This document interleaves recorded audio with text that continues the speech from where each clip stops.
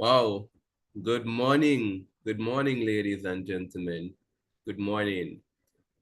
It is a bright, beautiful, lovely Tuesday morning.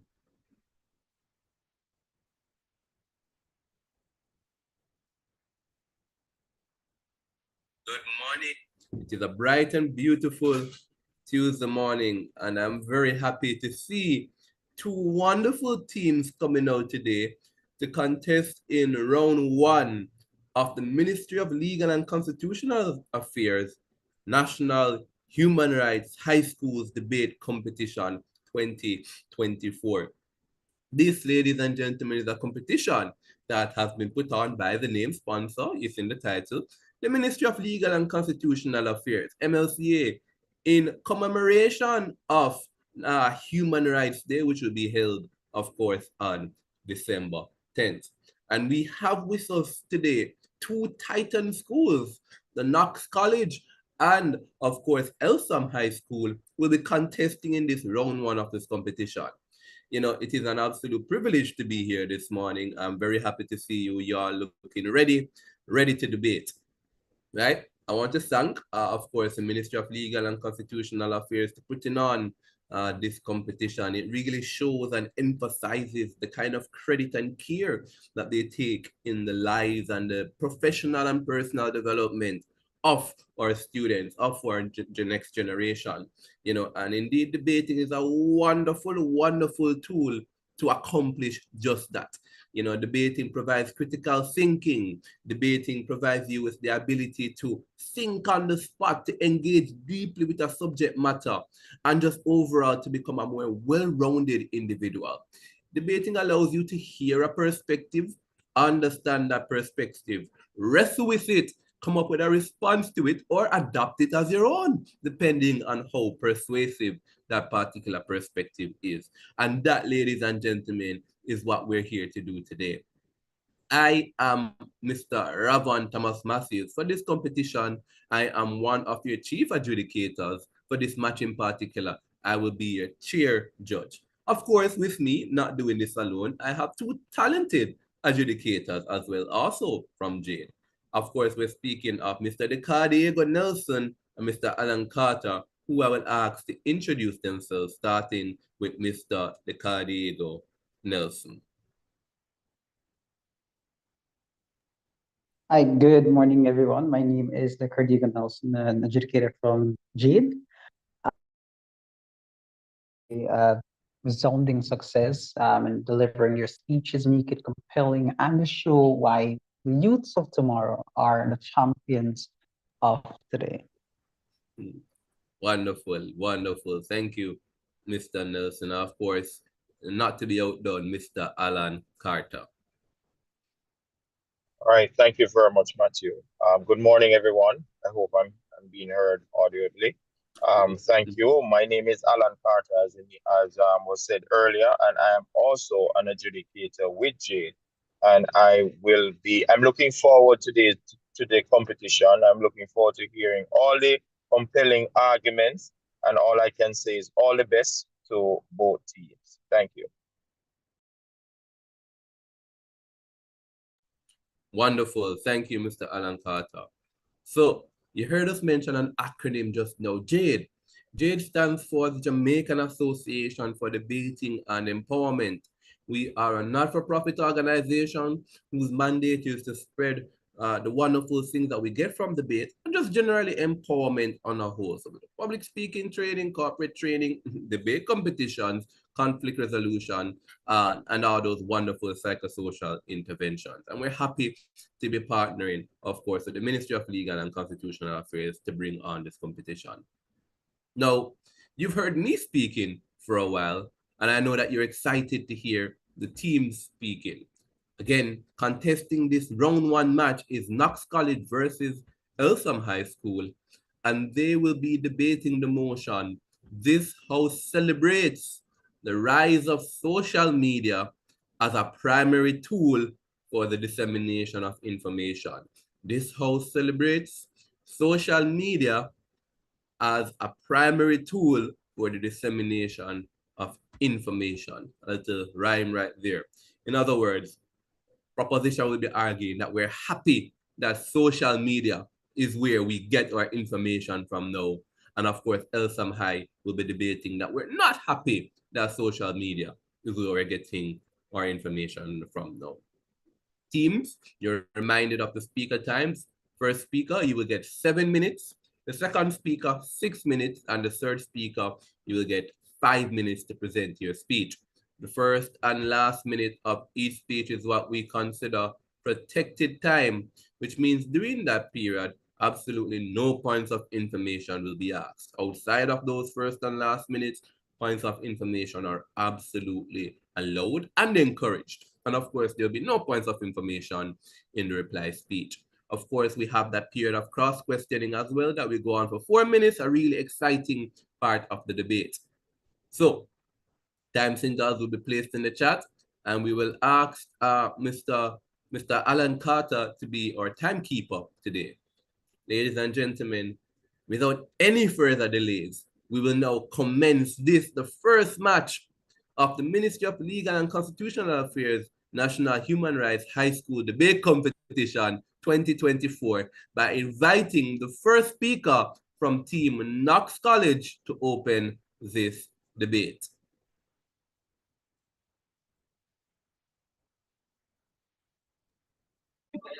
Mr. Speaker, panel of adjudicators, my worthy opponents, ladies and gentlemen of this honorable house, good morning. My honorific title is Ashiana Stewart.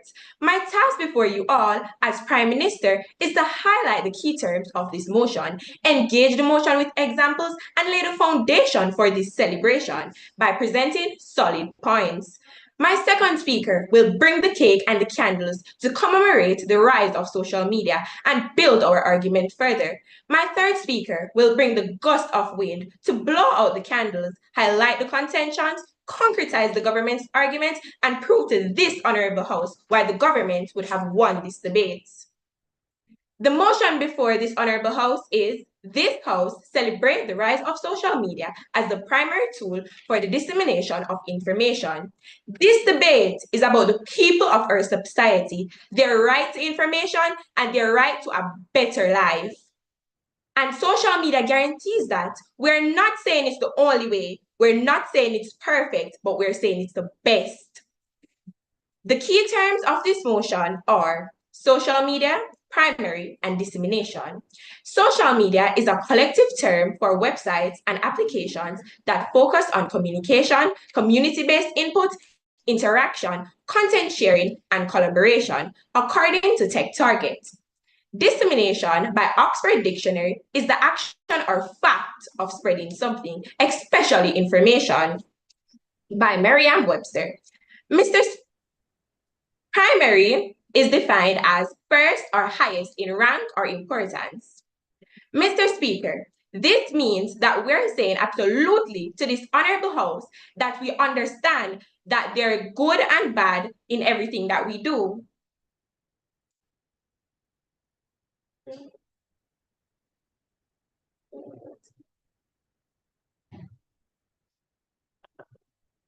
Mr. Speaker, we're saying to this honorable house that we understand that there are different outlets where we can gain information.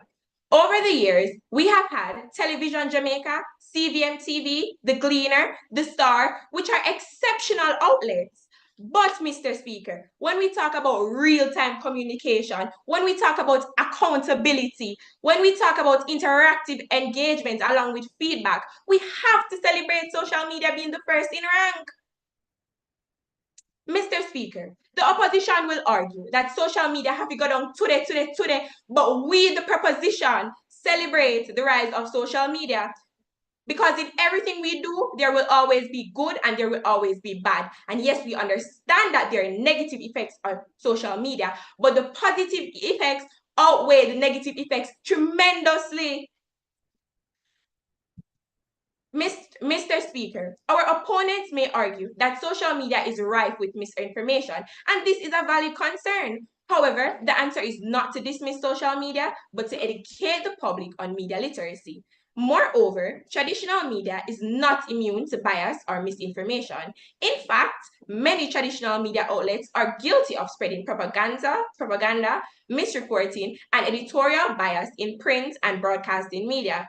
Taking, for example, the incident that happened at Christiana Moravian Primary. But on primetime news, they stated that it happened on Christiana Lee's primary. Though initiatives such as fact-checking efforts have been made to combat and reduce the spread of misinformation on social media platforms. According to Professor Dunn at UWI-Mona, Jamaica's first television station, JBC TV, was established in 1963. In the 20th century, only one person in the community had access to a television that aired Jamaica Broadcasting Corporation. Everyone had to gather in that house to watch a television in black and white that signed off at 12 a.m. Although Jamaica's traditional outlet medias have grown tremendously in the 21st century, however, it is not the main source of receiving and retrieving information. 1. Social media has contributed significantly to the modernization of the world's media. With the use of social media, nobody now catch up on nobody yard for see like a news, TV show, or cartoon. There are platforms such as X, formerly Twitter, Instagram, YouTube, and TikTok to inform persons about local and international news. Mr. Speaker, whether Mr. Roy first studied wrong or right, we don't have to believe what him say. The government could feed us with whatever they wanted to feed us. But with the use of social media, that is not the case anymore, as social media is transparent and everything is uploaded. We see the good, the bad, and the ugly.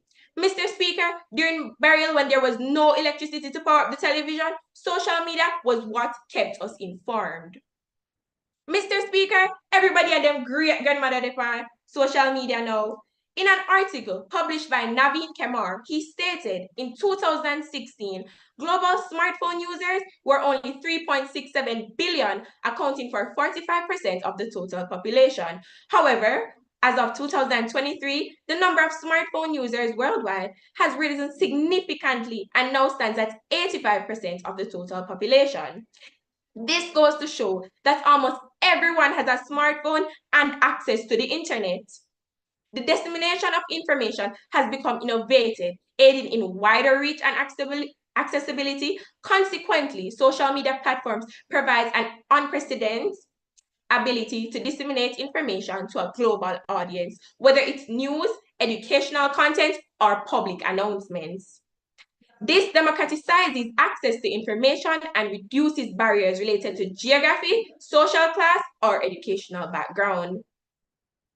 Mr. Speaker, cyber communities enable anyone with an internet connection to share their voice through the mighty comments icon, contributing to a more diverse and inclusive dialogue. Unlike traditional media, which can be gatekept by corporate interests or government controls, social media allows marginalized groups, independent journalists, and activists to reach an audience and challenge established narratives. For example, hashtag Black Lives Matter gained prominence on platforms in 2020 like Twitter and Instagram, allowing activists to highlight issues of police brutality and systematic racism. 4. Social media provides cost-effective information sharing. For individuals, organizations, and even governments, social media provides a low-cost platform to share information. Traditional media, such as print or TV, requires significant financial resources. Mr. Speaker, to advertise on our traditional media are too expensive compared to the cost of a phone, laptop, and And internet that connection. is time. Thank you very much to the first speaker from Team Knox College. We now swing the debate over to Team Eltham High School and invite their first speaker to give us their first speech.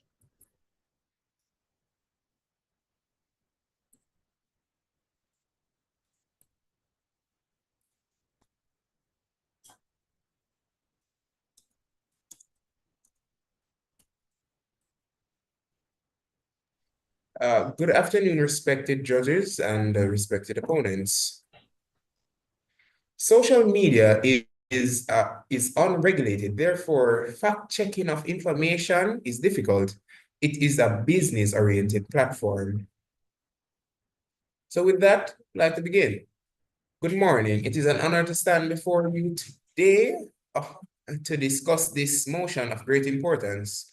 But I would like to state our status as being heavily against the motion that the House celebrates, which is the rise of social media as a primary tool for the dissemination of information.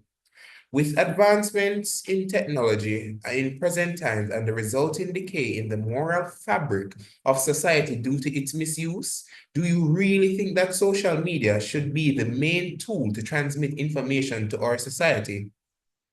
Social media is a narcotic drug that hypnotizes people to deviate from norms and traditions and natural values.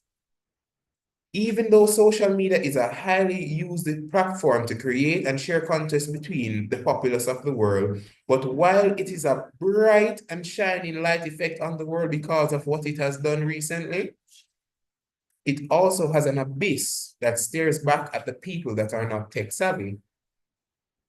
Firstly, there are fake information pages that spread propaganda to those who with less information on a topic. An example of this would be during the time of COVID-19. Researchers have found that so much fake information was spread about the disease and fake medical reviews that were reported that people believe that as long as a person went to a hospital, that they would die from COVID, even though no hospital staff or doctors had said that and when official reports came out, doctors were saying that COVID deaths were the majority, yes, but not all deaths during COVID were related to it.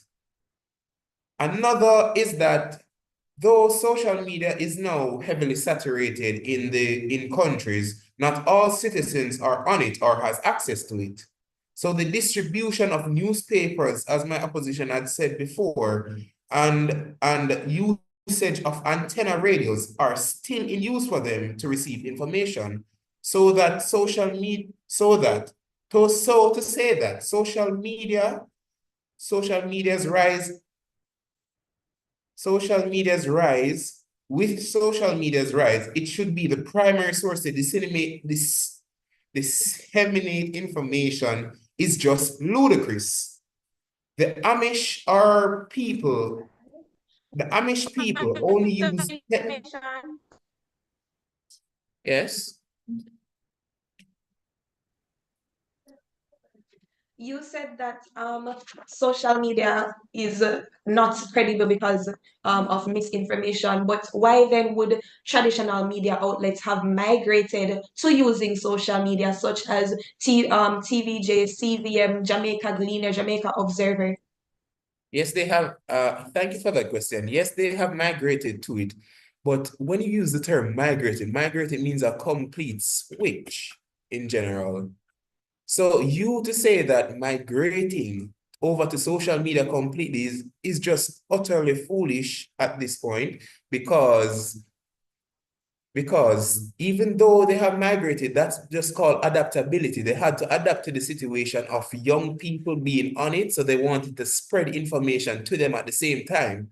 But people that's not really technology savvy or social media energetic would not have adapted to the full changeover. They would still watch their Sunday morning television, their Sunday evening television, or their night station as well. So carrying on. What the Amish people only use technology in certain areas. While the Amish do not entirely reject technology, some communities use solar power or batteries only for essential needs. They do not even use television, much less Wi-Fi. So my opposition from an analytical and intellectual view, is a whole community not going to receive information because of the versatility of social media? Another case of this. Point of information.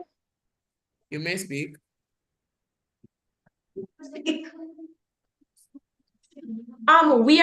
We're not saying, what are you trying to say? Because we're not saying that traditional media outlets won't still be there. We're saying that it will be the main source, hence the meaning of the word primary. With dissemination, you said it as primary. It is said in the motion as primary. I thank you for that. But I would like to continue with my speech right now. It's my final minute. Uh, with advancement in technology and a rise in the scale of hacking that has flourished, with social media, sensitive information is regularly inputted into these apps, and with little effort, all that information is possible to be seen by them or by others of their choosing. What is to say that the account of an important figurehead of a country's account cannot be stolen and manipulated into spreading false information to its citizens? And let's talk about the studies that have shown that technological advances that identity theft have reached an all-time high, as most businesses no longer require face-to-face interactions or a call to do transactions, but everything can be done on the World Wide Web. With all that is said and done, social media has its pros and cons, but to choose it as a primary source to disseminate information can cause catastrophic impacts that will occur that might bring some of the darkest days imaginable to man.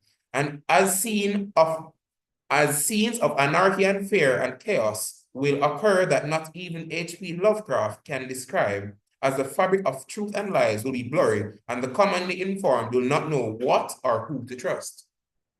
And with that, thank you. Thank you. And thank you very much to the first speaker from Team Eltham High School. We now invite the second speaker from Team Knox College to extend the case for Team Proposition.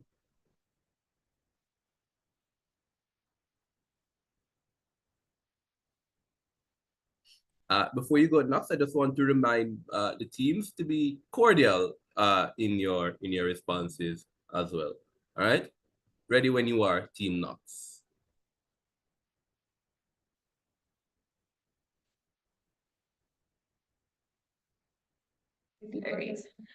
Good morning, ladies and gentlemen. I am Janae Scott, the second speaker of side opposition. My duty today is to strengthen our position regarding this motion, and I'll begin by re-emphasizing an important point. Mr. Speaker, it is important that the opposition remembers that we are not trying to say that social media is currently the only source of disseminating information, nor are we trying to discredit the contributions of the traditional media outlets over the years. However, we must move with the times. If the majority of the population is moving towards using social media for everything else, why does the opposition believe that news outlets should stay within their usual realms? Like the Jamaican proverb says, no sanky, no sing so. The opposition has argued that social media is rife with information. However, the main fact that traditional media outlets have had to adapt to using social media makes the point of the opposition null and void. The first point I intend to introduce, Mr. Speaker, is that social media stands as a powerful and vital tool in our society today. It allows citizens to hold powerful entities, including public figures, governments, and corporations, accountable and aware of public concerns. In a way that traditional media cannot always achieve, social media provides a platform where stories and concerns that might otherwise be buried gain traction. This results in public pressure and sometimes even meaningful change. Consider, for instance, the situation during COVID-19 when a minister of agriculture was recorded partying outside after the scheduled curfew hours.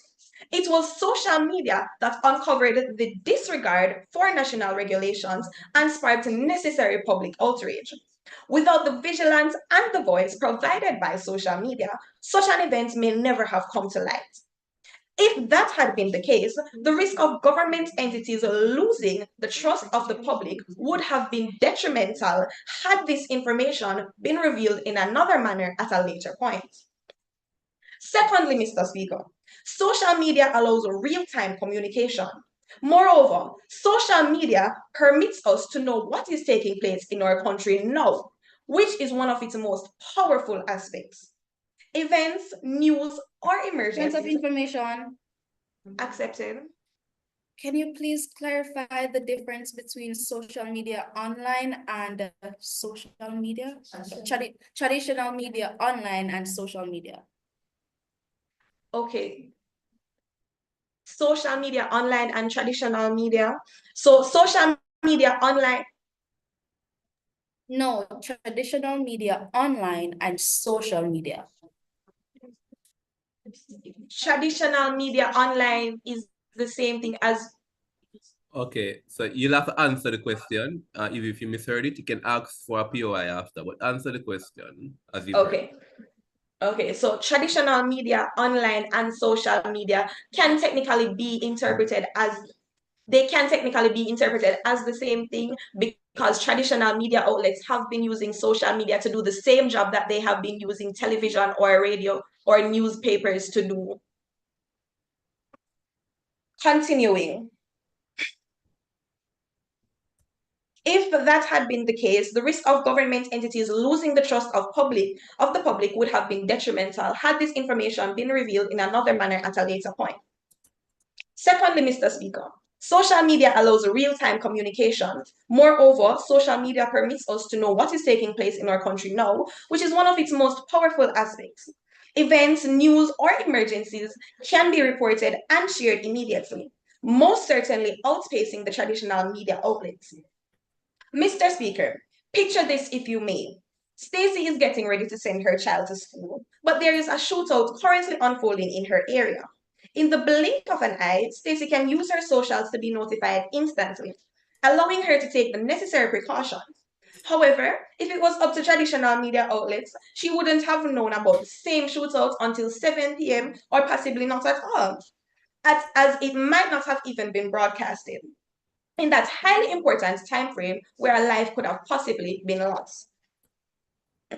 The limited 50 minutes duration allotted for news broadcasts does not allow for every piece of information to be broadcasted. This is the exact reason why this House celebrates the rise of social media as the primary tool for the dissemination of information. Consequently, we need to recognize its value and harness its great potential. On to my third point, Mr. Speaker. We can look at the impact of social media during natural disasters such as Hurricane Beryl, when traditional media outlets, including the Jamaica Gleaner and Jamaica Observer, took days to provide updates on the storm's damage and progress. Social media filled the gap. Platforms like Twitter, Instagram, TikTok, and Facebook provided real-time updates even before and after the hurricane, thus ensuring that the Jamaican public was informed and in a timely manner. Are members of the opposition expecting citizens to wait for print news or find a generator to access television broadcasts in the midst of a storm? If so, then I must state that this expectation is unrealistic and unreasonable. Social media, in this case, empowered citizens with critical information right when they needed it the most. Moreover, Mr. Speaker, social media allows for interactive engagement, creating a space for two-way communication, where users are not just passive recipients of information, but active participants. Citizens can comment, share, and question the information they receive, fostering a more dynamic and participatory ecosystem. This constant feedback loop encourages a more informed and empowered public. Members of this honorable House, let us even stop to recognize the fact that most traditional media outlets have also migrated to using social media platforms, not only to broadcast news, but to also interact with the And that population. is time. Thank you very much to the second speaker from Team Knox College. We invite the second speaker from Team Elsom High to extend the case for that side of the house.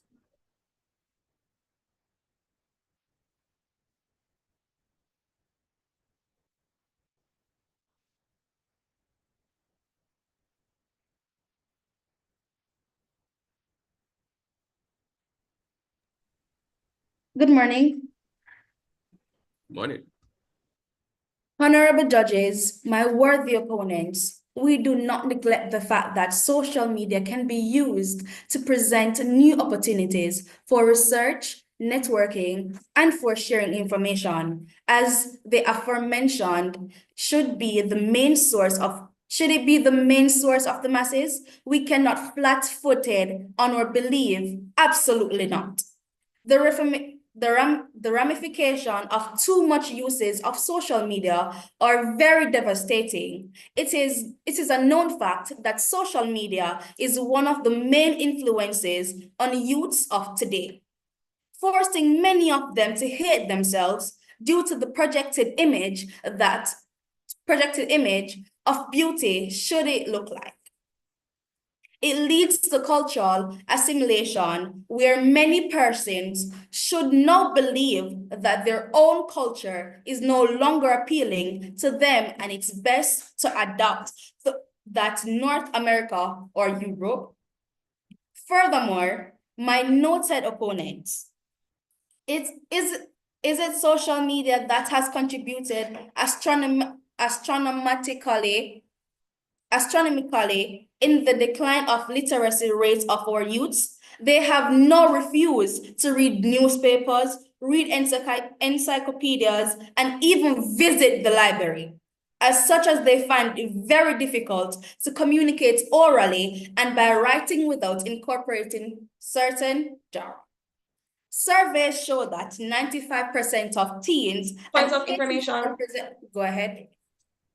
What does the declining literacy rate have to do with the motion? Repeat. What does the decline in the literacy rate have to do with the motion? Because social media don't help students to read. It doesn't. It declines literacy because we're not visiting the library to read. We're not visiting the library to understand certain things. We're not reading at all. So the literacy is declining. The social media is literal. You can go on social media and type up whatever and you get that and you just read it. You don't have backup information. The sources are not credible, most of them, majority.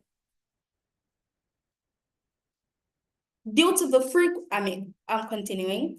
Due to its frequent use, many of our people are suffering from the shortage of sleep and they are exposed to inappropriate content and they now have believed that certain acceptable behaviors should be normalized due to social media's presentation of information.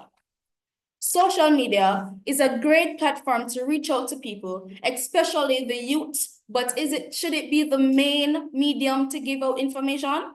In today's era, where the media landscape is riddled with false narratives and misleading content, these have never been the name crucial time to embrace accurate reporting. Its significance cannot be emphasized enough. It's one thing to get breaking news instantly as it unfolds. Point of information. No, I'm sorry, declined. It is one thing to get breaking news instantly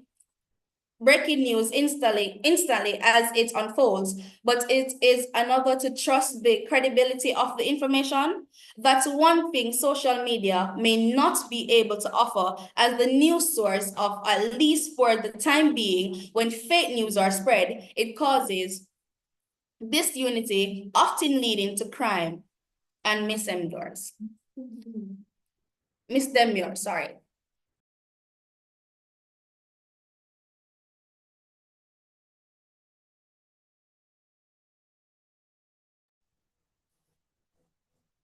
I'll accept the points of information now.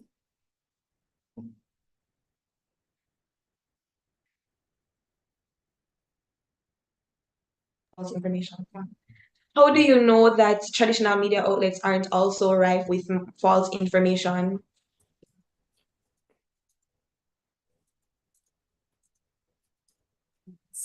Can you repeat?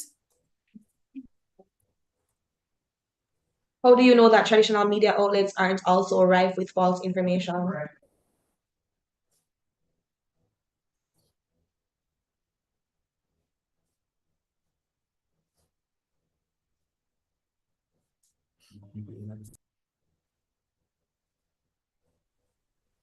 You go to the sources.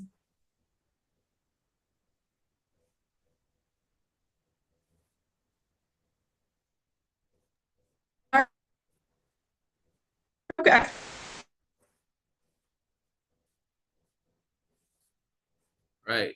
Have you concluded your speech, second speaker from Elsa? Ricola, that's the end of your speech? Awesome. All right, thank you very much to both teams for an engaging debate so far. Now we're going to engage in a period of cross-questioning. This period of cross-questioning is going to last for 4 minutes, yes?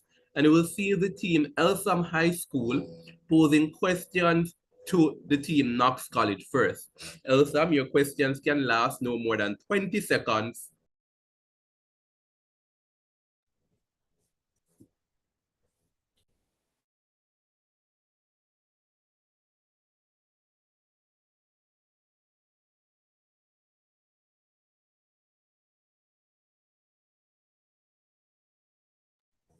Yes, indeed. So Elsam, your questions can last no more than 20 seconds. Knox College, you will have 40 seconds to respond.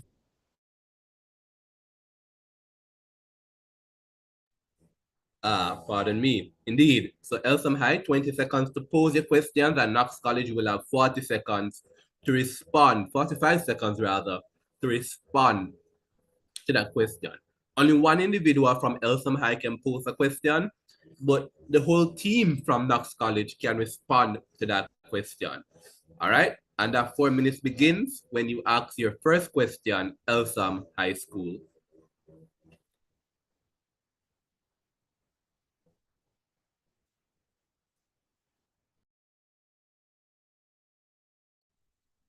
Yes, good morning, opposition. I wrote down a few key facts, a few key notes that you had made in your speech. I was looking into it and it said you used a lot of factual data. You also said that newspapers were also basically outdated, and you used a lot of locations and even social media names. I thought that the speech was not meant to be as factual as you were putting it. Is there a question? Yes, you must pose a question, Elsam High School. So you can phrase it as a question. Okay.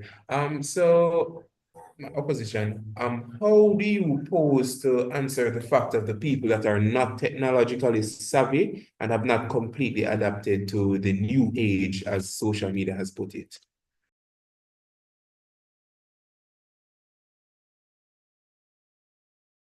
Can you please repeat?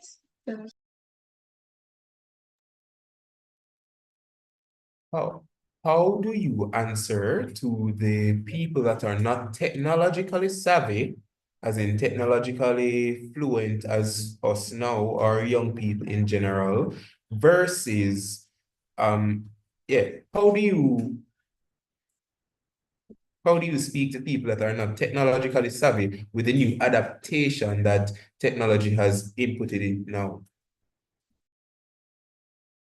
The persons that are not technologically savvy are a mere small subset of the population, and they can be assisted by persons who are technologically savvy. How do you discriminate that if you don't mind? How do you determine that if you don't mind me asking? Pardon, you broke up at the end. How do you determine what exactly? How do you determine that the information that you have about it being a small population, factual?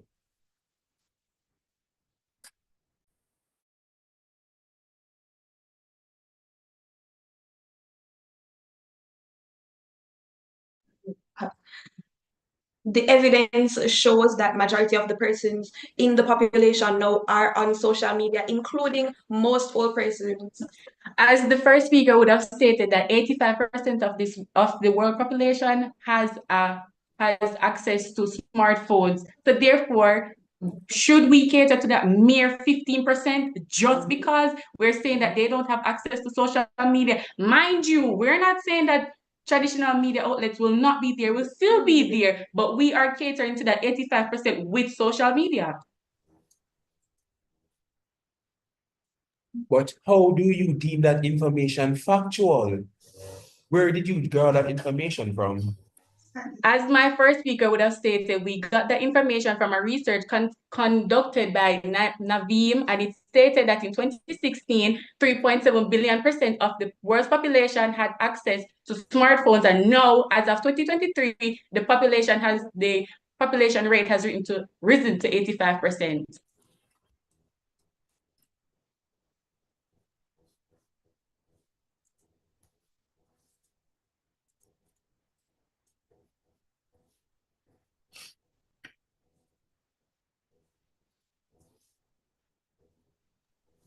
Okay, I would like to thank you. Right, and that concludes the cross-questioning for Team Elsam High School. We'll now flip this arrangement 180 degrees and invite the Team Knox College to pose some questions to Team Elsam High School.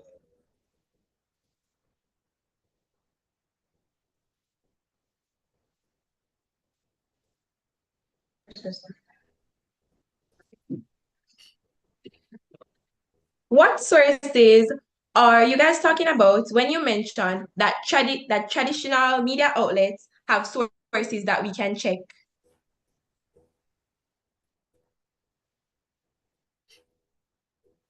Could you please repeat? Your second speaker would have said that to check if traditional media outlets have factual information, there are sources that we can check. What are the sources that we can check? I would say for that one that journal media is built on the premise of fact checking. So essentially, the I'm sorry, but topic you of guys are breaking journalism. up. You guys are breaking up, so we really can't hear what you're saying.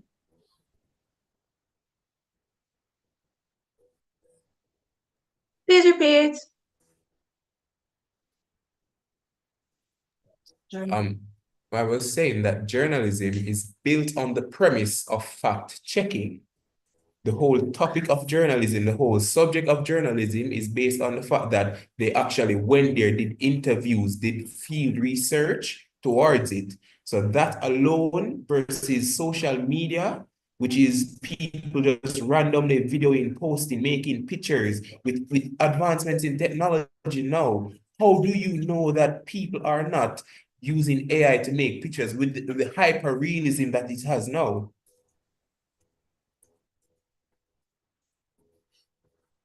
Right, a follow-up question or another question, Knox College?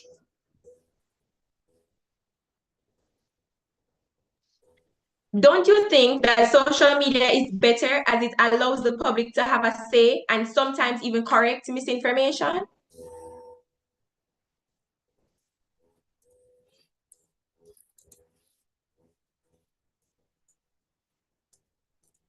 Yes, but not the fundamental media for communication.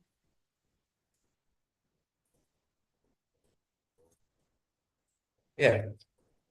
Yeah, but not the fundamental use for information. You literally have radio call shows and TVJ interviews that goes to people into the communities, into the direct area of operation, into the direct area of hotspot, black zones. That with no Wi-Fi, with no Wi-Fi, no water, no light. Most of them don't have it because if you don't have light, you don't have access to Wi-Fi. Not everyone can afford service. And that's not a small population. That's a large population. So you can't just run, that cannot be run about with that as well. There are financial situations that go based on what interview does But as that is well. only Out of 12.8% order, of you must Jamaica's allow, population. hold on, Knox, you must allow the 45 seconds to response, then you can ask a follow-up question or another question. So Elsam High, you may continue with your response.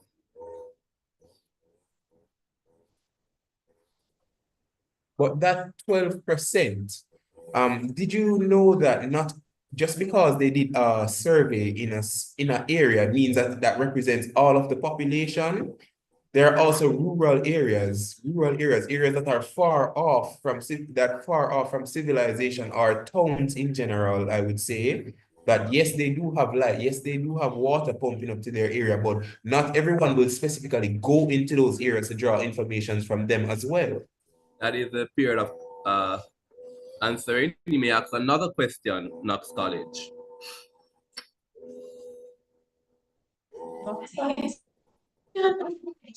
What about the vox pop that media houses do to get their statistics? What's repeat what you said? What about the vox pops that media houses do to get their statistics? That too is limited.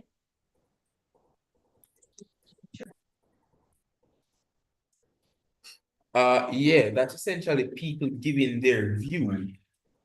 Sometimes one voice can represent many, and in situations like that, it actually does. Because if a whole situation, if a whole community, if a whole area is doing what is something is happening to that area,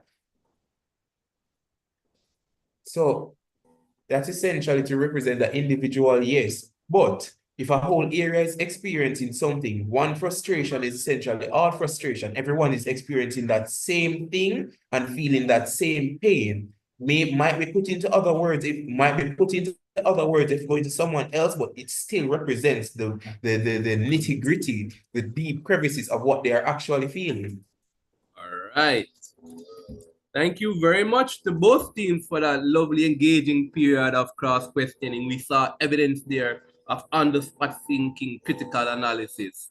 The debate will now pause for 1 minute to allow for the finishing touches to be placed on those reply speeches.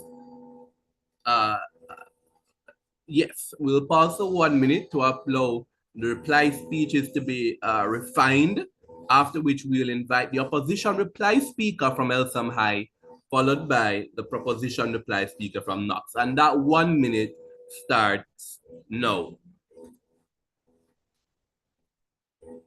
Sir, can you please repeat that? You were breaking up. Yeah, absolutely. Is my background noisy? Can you hear me clearly? Okay, Yeah, yeah. it's a bit noisy, but you were also breaking up at the moment. You weren't Okay. noisy, you weren't noisy. No problem at all. Yes, I was indicating that we're going to pause for a minute. Then we're going to invite the opposition reply speaker, which will be your reply speaker, who will be followed by the proposition reply speaker from Knox College.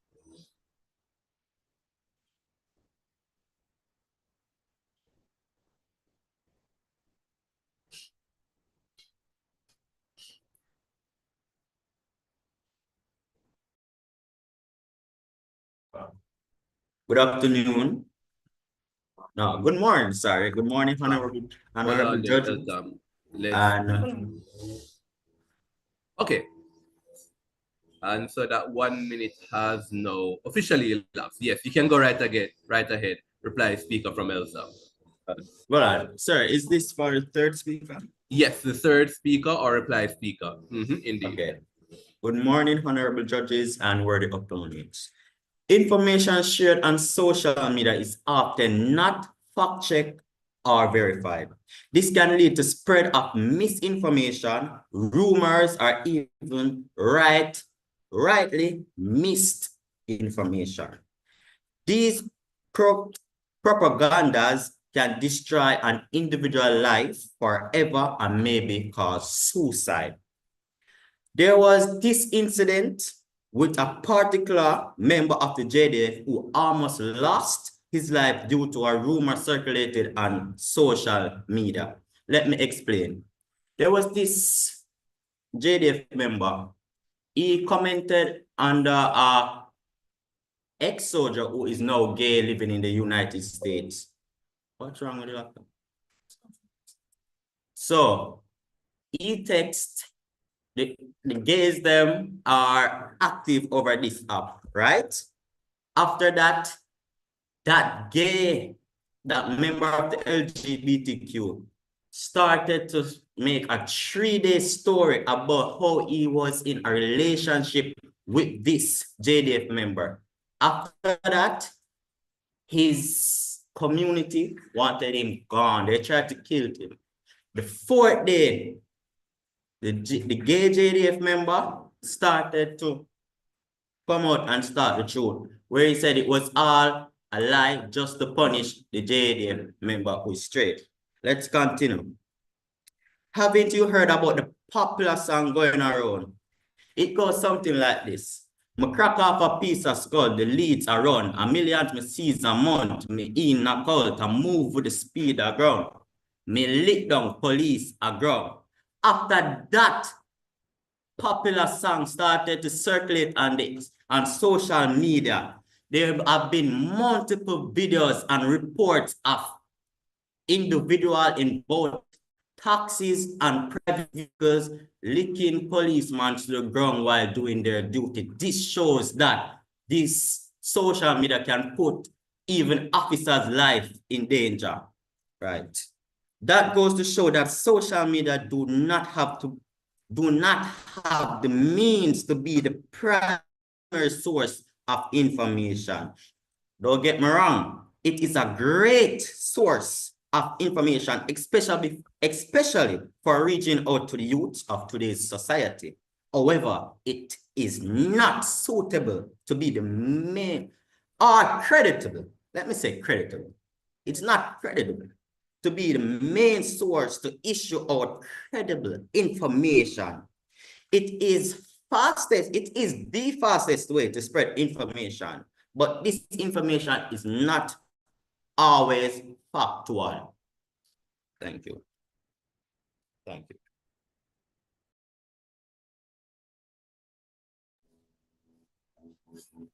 And thank you very much to the third speaker from Elsam High for giving a real underground estimation on that particular issue. We now invite the final speaker of this debate from Team Knox College to close out this match.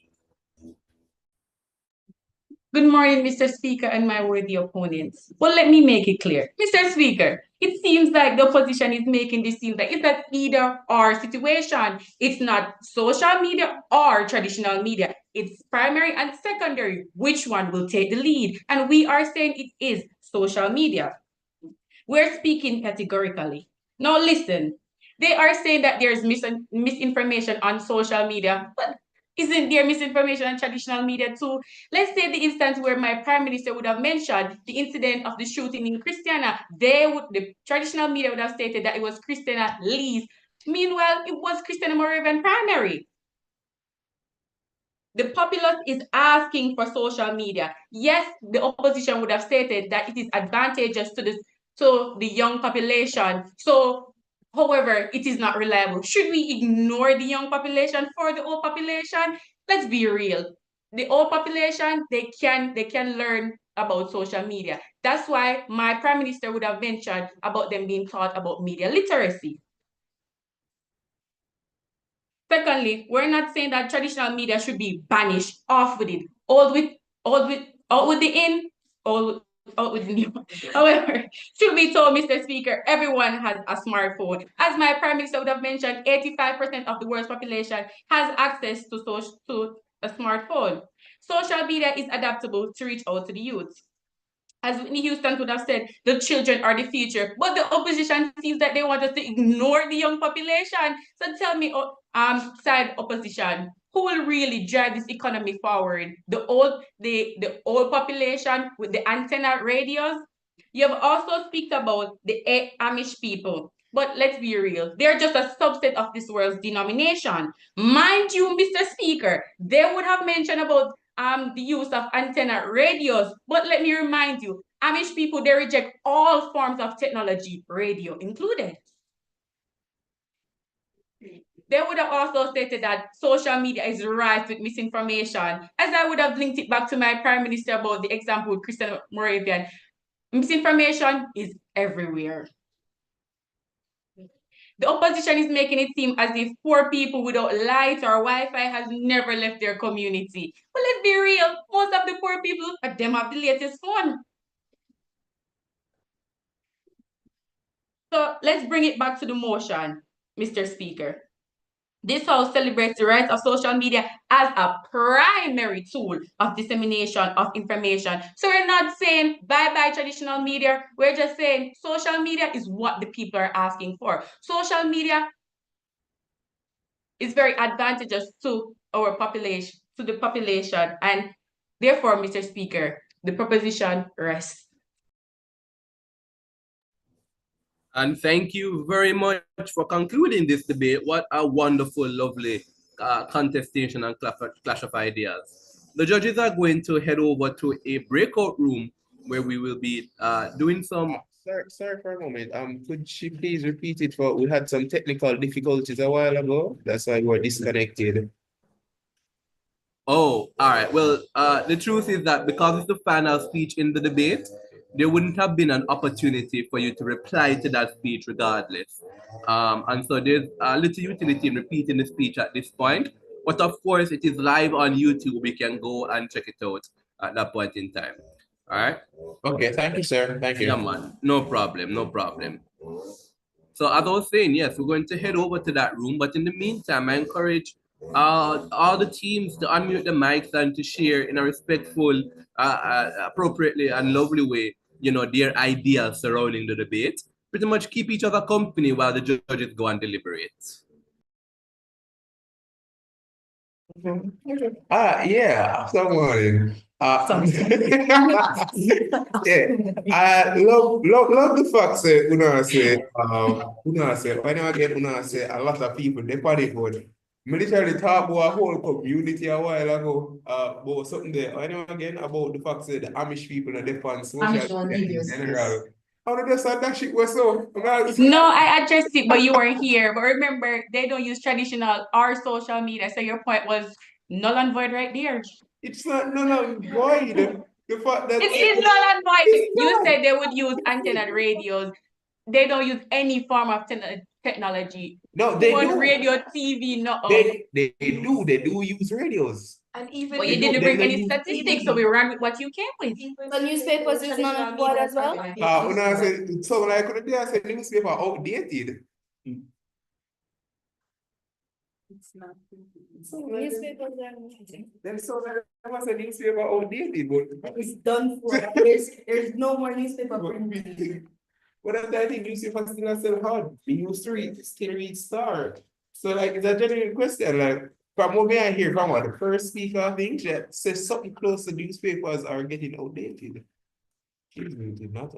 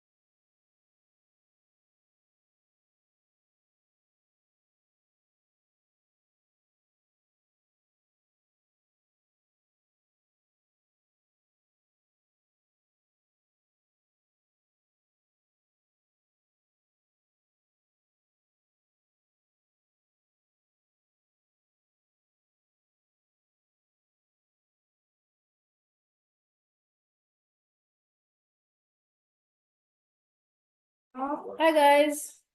Which form are you guys in? Lower six, all of us. Oh, okay.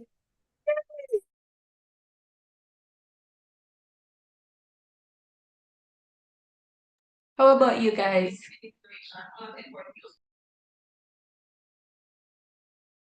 Repeat what you said. I said, what farm are you guys in? We have 2 upper 6 and 1 grade 11.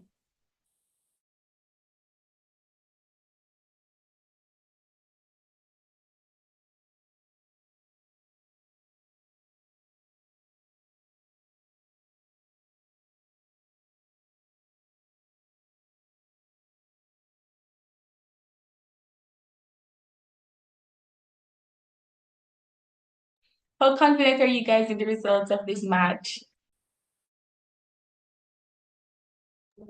Repeat. I said, how confident do you feel about the outcome of this match? Andre, how confident do you feel? With my closing speech, I'll never heard you. I'll never hear phone about with my closing speech, bro. Real. Full.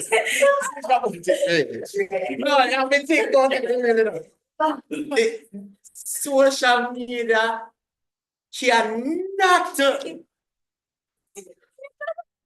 cannot be the primary source of information. Yeah, was just and tradition, this tradition, that. Yeah, No. because it is really social media or traditional That was media. that's the word moot. What you say? That wasn't moot.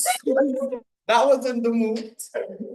That wasn't the moot. No, yes, but uno never Rude, get me the moot again. I'm be sure.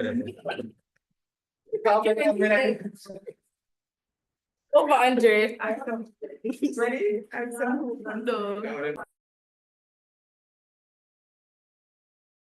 How confident you guys feel? Well, we'll see when Ravon comes. Okay. We'll see when your Ravon comes. Okay. We'll see. Yeah, we will see.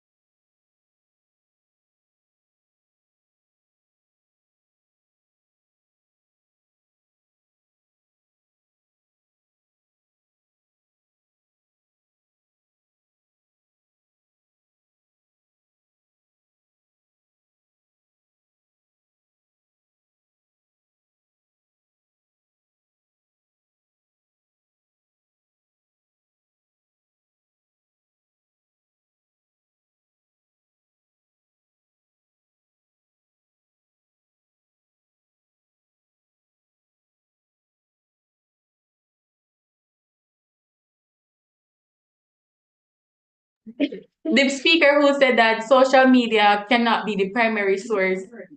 It is already the primary source. Yes, let's say that. But let's say for their benefits. Aren't you on social media? Repeat.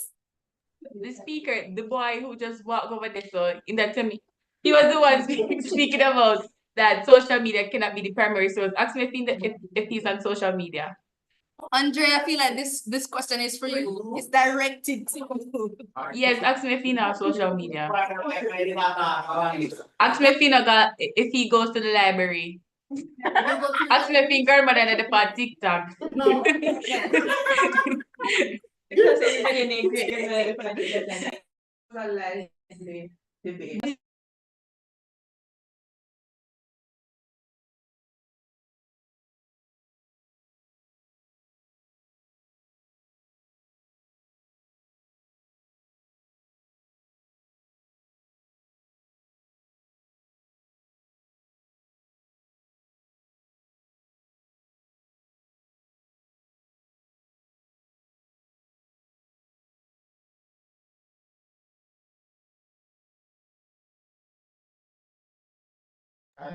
Oh, by the way, hi. the point you made about going to the library and stuff. I don't have that much. Excuse me, go ahead. The point you made about going to the library. Are you aware that like the books in the library are kind of outdated? Wait, for your SBA and your IA, do you go to the library for research? You go to the library? Yeah, The books are Hold on, outdated. guys. Oh, no, they're not. Yes, they are. Quick But question. Would you say? And Would you this is say? why the library is Yeah, something that is constantly updated. You don't have to No, ask you yourself, don't. Wait, your room. Hold on. the library Which has to library be you go to? updated. Update the library. Exactly. It's more expensive to Yeah. continuously update the library than to just go on social media. And you can see many samples. Where do you go for samples? Where do you go for examples? Do tell. Examples. Yes. Examples. Me use Not both in the social area, media yeah. and the library, if I'm being honest. Sometimes, see there, sometimes the library gives some outlandish ideas where you can put into perspective and actually use. Because all the time you can going on social media give everything with mainstream, and once you get the mainstream ideas, just thinking about it, everybody else will have them ideas. That's weird. So library does give you a different introspect on it. Miss Deputy, where you going? Oh, question to you guys. When we had asked the POI and the girl, you said the sources, you said we should check the sources. What sources do TVJ use that you know of that is disclosed to the public? What? What? Repeat. I can't hear her. Why is it- We're saying that you mentioned that television. You're hearing us now? How many people in this one meet? I don't know enough. We don't know. They're just watching you guys argue. Yes. Are you repeat. hearing us? Each other's Yeah, we're conclusion. hearing you now. Yes, we're saying you guys stated that social media is rife with misinformation, right? And she mentioned that there are sources that check with the traditional media outlets.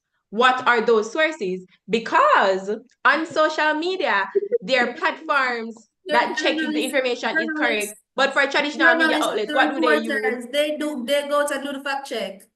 The fact is The interviews that they do, isn't Hold that on, the hold same on. interviews that the Gleaner, the Star, CVM, TVJ, and everything on social media do? Yes, it is. It's the same information that is broadcasted during the news. Yeah, Always the same. you have to hold on. You then go When in you, at the when you go on field. Insta, Social when you exactly. when you go, what do you think they do then? When you go on social media, don't you see the news before 7 p.m. news? No, look what are. Hold on, no. Yeah. So see here, the thing with journalism, listen, though, like I was we're saying, not- they actually have to be in the field to get the information. Versus, we get some that know the page them like this, so they put on Instagram and such, where essentially them get information from other people and post. Them are viral with transmit information, but none of them get the information. And literally somebody send them it. And that's the thing. We don't know if a 300 person send that person, they will get it, and then that person there send it to the I think what you're misunderstanding. I think what you're misunderstanding is that TVJ, CVM, the Gleaner, the Star, they're all on social media. Social media. They migrate to social media. So what you are saying, but that's and it. I'm saying to you, it's the same information. And those are the sources that people are going to follow because they are credible. And see, hold on. Them are gonna follow it, yes. But realizing in this time, people more follow the trends than following the facts. Cause trust me, when my colleague did say before about the lit down police, that song was so popular. May I say, see here, people nowadays are follow the trends are more likely the algorithm of the social media site itself. Them set it out a way. So if you look for a specific thing, them just put something Wait, catchy hold on. along with it. Remember, so with the algorithm, they, so them pick and choose what come by your feed. But also TVJ no do that, them pick and choose which news to broadcast. If you see traditional media do it too. They do. They Them do. pick and choose. You think TVJ broadcast Exactly. everything that happens in 24 Yes, hours? they do.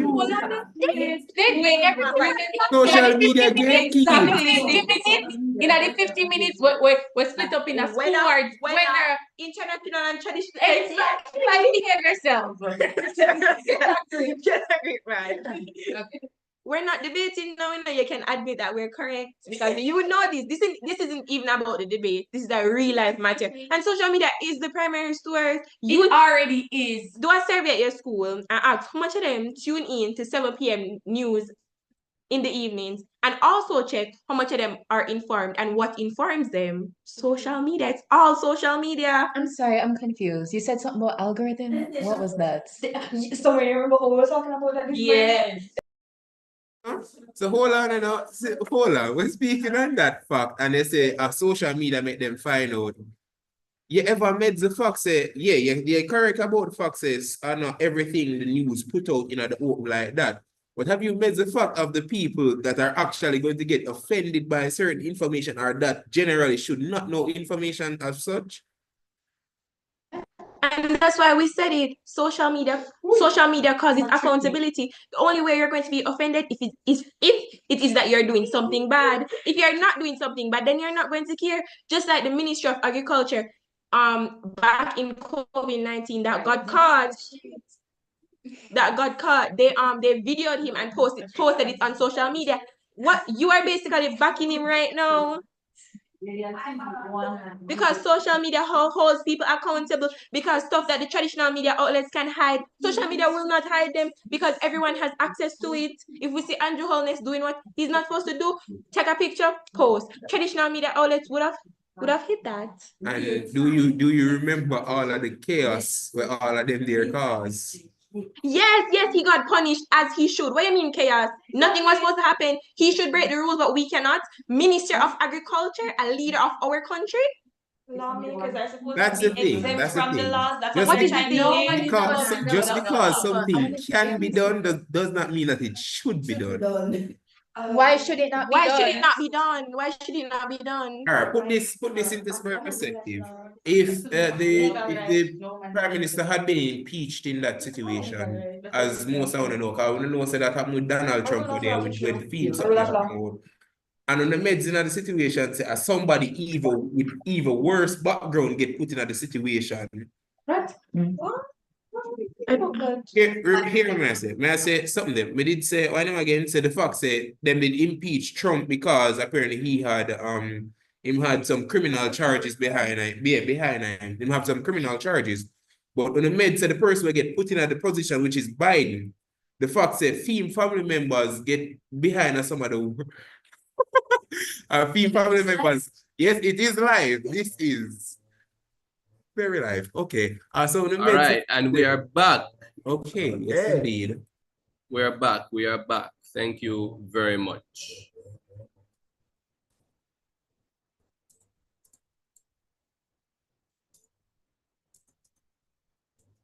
Right, so the judges are back. We have the answers as to who will be moving on to round 2 of this competition.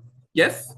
So just want to apprise everyone of the motion once again. It is this house celebrates the rise of social media as a primary tool for dissemination of information. Yes? Again, in layman terms, the motion is questioning whether we are happy that social media is a primary tool for the dissemination of information. You know, a really important word to note here, a one-letter word is a. Yes, not indicating that it is the primary, nevertheless, but a primary. But you know, that didn't weigh very heavily on the actual debate. You know, the contestation of the debate follows regardless. So what do we get from the teams? We identified a few clashes. Yes, we have reach, we have misinformation, inclusivity, we have real time, we have identified as clashes in regards to this debate. So what did we hear? Well, first off, we heard Knox College come and preempt an idea. Yes, they conceded one that there are good and bad outcomes of social media. Yes, but the good outweighs the bad. We like that kind of setting up of the debate. We think that is exactly the kind of debate that we're expecting. That's good. Yes, It's not a matter of wildly defending social media in as much as to expound that there is nothing wrong with social media, but it is simply to prove that what is right with social media is better than what is wrong with social media. And we love that set up by Knox, right? Knox presents an idea that it is that the opposing team, Elsom High, is going to say that it is rife with misinformation. And indeed, that was a big topic of the debate. Yes, the misinformation that obtains from social media. And then we got into the meat and potatoes of the actual debate. We heard from Team Knox that we get a wider reach from social media. This appreciation that 85% of the population, yes, has a smartphone, has access to social media, and it has a wonderful and wide reach. Elsom High, though, would not have that just sitting down. Elsom High contends that yes, an 85% reach is good. But what about that other 15% of individuals? How do we contend with that 15%? We need to ensure that there exists some mechanisms to ensure that that 15% of individuals are accounted for, are heard, that they have access to information, and that fundamentally not having a smartphone means that they don't have access to this kind of social media news, and that's bad. Well, Team Knox contends with that in two ways. They contend that one, that's a minority of the population. We heard that coming up again in this appreciation of the Amish community, that this is a minority of the population, and it's not really the best thing to do, to pander only to that minority of the population. And they gave us another line of argumentation, which we thought was more sufficient. Yes, the argumentation that we're not outlawing or diminishing traditional information, traditional media, but those individuals can indeed still get access to traditional media. And they went a bit further again and explained that even the individuals who are older, who simply can't have access to electricity, light, and all the measures that exist to mitigate against that reach, that there are solutions to solve it. They can leave their communities. And in fact, they contend that it is not a reasonable thing to say that they don't have access to these particular things. But even if they don't, they can leave their communities to get access, which mitigates it some. We heard as well that the elderly people in the population can get help from the younger people in the population. And so that they even treated, I think, and the panel thought unanimously, with that 15% in a satisfactory manner. Now we get to the context of misinformation, an idea that was initiated by Knox College, preempting that idea. Yes? Elsom contends that misinformation is liable to happen in social media as a primary source because, quite frankly, everyone with a phone is now a journalist. They contend that once you take up your phone and you point it at somebody, yes, you can now spread all sorts of misinformation. They contend as well that, quite frankly, in the age of artificial intelligence, it doesn't take anything for someone to just fabricate this kind of information and present it as truth and factful. Now, even though Knox College preempted the idea of misinformation, the panel thought that they didn't do enough to actually engage with the idea. So yes, they were smart enough to say that this is something that is going to come up in the debate, and that's going to be mitigated by the fact that one, it's about educated people. We're not sure how educating people leads to the results because it wasn't warranted, it wasn't impacted out, and so we're not sure. It was merely a claim. Yes, and as we taught in the training, we don't give much credit to claim. So simply saying we can educate the individuals so that they don't spread misinformation or they don't consume misinformation. I'm not sure which one it is because, again, it wasn't warranted out, it wasn't impacted out. Not a sufficient countermeasure to this idea of misinformation. And then to posit that traditional media is just as bad, that there's propaganda and bias, again, a claim not warranted out, and that's significantly undermined by Elsom High telling us that, quite frankly, traditional media, that there are checks and balances in place to ensure that traditional media is less biased. Now, again, the question of warranted, would I like to hear a little bit more about those checks and balances? But we heard it a little bit. We heard a little bit about how it is that these are actual real life individuals going on the spot in the active location, videoing, taking recordings. These are journalists, and that there exists some mechanism that we're still not sure about, but a mechanism to ensure that these individuals are somehow going to be more just, less biased than social media. we buy it, we buy into the claim in as much as it was experienced, that yes, Vox Pops and that these are individuals who go in there and that journalism and traditional media is built upon the foundation, yes, of unbiased. And even though it wasn't warranted out, we as judges took the position of tabula rasa, which is to say that how much would a reasonably well-read citizen know? And it's reasonably expected that an individual or citizen would know that, that traditional media, such as radio and TV, journalism in those realms, are expected to be non-biased. So sans proper warranting out from that idea, we employed the virtue of tabula rasa and we credited that particular point to Team Elsam. Yes, so on the question of misinformation, we get Elsam winning out ever so slightly against Knox. So we have one clash reach being won by Knox, one clash misinformation being narrowly won by Team Elsam.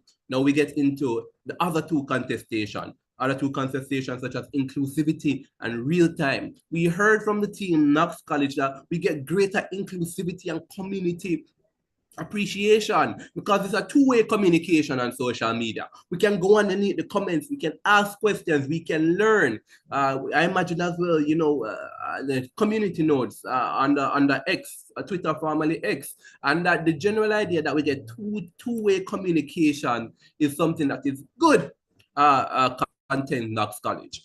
We get the warranting. We wanted to know the benefits a little bit more of inclusivity, and we tried the Knox team a little bit more from that. We get why we get inclusivity. We get the warranting of how we get inclusivity.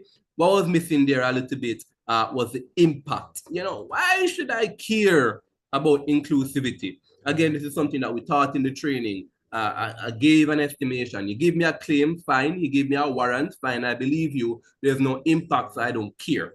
And that's how we saw coming up a little bit out of this particular point, and inclusivity. Fine, we get more inclusivity. Why should I care? Yes, but again, we must contend that inclusivity is a good thing, especially in the context of Elsam High not telling us why we don't get more inclusivity or why inclusivity is a bad thing. So we had to credit that particular idea to Knox College. And then again, the idea of real time. We get a little bit more on real time. We get warrant and impact on this particular claim. Knox College tells us that we get more real time because individuals can immediately go on their social media. A notification pops up. They know what's happening. And we get the impact. We get the impact in terms of an example that is an individual, Stacy. Yes, Stacy makes a return. There's an individual, Stacy, who goes out that there's a crime scene happening, and because of the real-time nature of social media, immediately they know what's happening and they can make decisions accordingly. And so we credit that idea to Knox. Yes. Now, other ideas that came out of the debate that we think were interesting, but again not sufficiently warranted out. Yes. Ideas such as, for example, that social media is bad because it doesn't just exist for news, but there are other negative things that happen in social media. I think this is a real issue to be contended with. We got that from Team Elsam. Elsam High contends that one, quite frankly, social media is bad because individuals will go on social media and will project beauty standards. So it's not just news information that's being disseminated. It's a platform that exists otherwise. And the other aspects of that platform are problematic. Elsam tells us that one, it forces us to adapt other beauty standards, and that's bad, right? We don't know why that is bad. We don't know how social media proves what on social media forces us to adapt these beauty standards. We don't know why adapting those beauty standards is bad. Similarly, they said that we causes us to adapt Eurocentric ideas. We don't know what a Eurocentric idea is. We don't know why a Eurocentric idea is bad, and I don't know why I should care about not adapting that. And similarly, we hear again, a shortage of sleep, social media reduces literacy rates. Yes, we got some warranting and impacting out of that, which wasn't so bad, but then the inappropriate content is on it. A lot of claims that were not warranted weren't impacted out, that we couldn't credit very much, right? And so the last thing I'll say is I warn Knox College not to limit again what we think are admissible ideas in the debate. Because indeed, these ideas that came out from the second speaker, Ricola Garden, from Team Elsam, were indeed powerful ideas, because social media, while the motion is saying about the dissemination of information, social media isn't a news outlet by and large itself. And so you have to contend with the other negative aspects of social media. And so it was absolutely relevant to the debate. And indeed, if these ideas were warranted out and impacted out, then that could have been detrimental to the Knox case for refusing to contend with those ideas because of the perception that they weren't relating to the motion. All right. Now, ladies and gentlemen, I would have said a lot. And so, I want to again applaud both teams. It's clear and evident of the fact that you took the information that we presented in the training and applied it as best. And I know that with experience, as you go further in this competition or as you engage in other competitions, that it will get better. Because practice indeed, ladies and gentlemen, makes perfect. And so with all of that said, we have concluded that the team winning this debate and the team that will be pushing on to the second round of competition is the team in proposition Knox College. And I want to say valiant attempt. The team Eltham High School clearly showing so much potential, and we're really excited to see you in further competitions and to working with you so that you can be even better next time around. And congratulations to Knox College. Well played to team Eltham High. The scores are Knox College ending on 267 points and Eltham High School ending on 259 points, an 8-point difference between the teams. And the best speaker from this debate comes to us from the winning team, and that is Ricola Gordon from Team Knox, the second speaker from Team Knox. Actually, hold on, let me get my notes right. So the name might be incorrect, but the title is the second speaker from Knox, Janae Scott. There we go. Janae Scott, the second speaker from Knox, the best speaker for this debate. All right. Thank you very much to both teams. And we will press on into the second round of matches scheduled to start immediately at 11 a.m. Congratulations to both teams. Well played to the teams, Eltham High. Congratulations to Knox College. All right.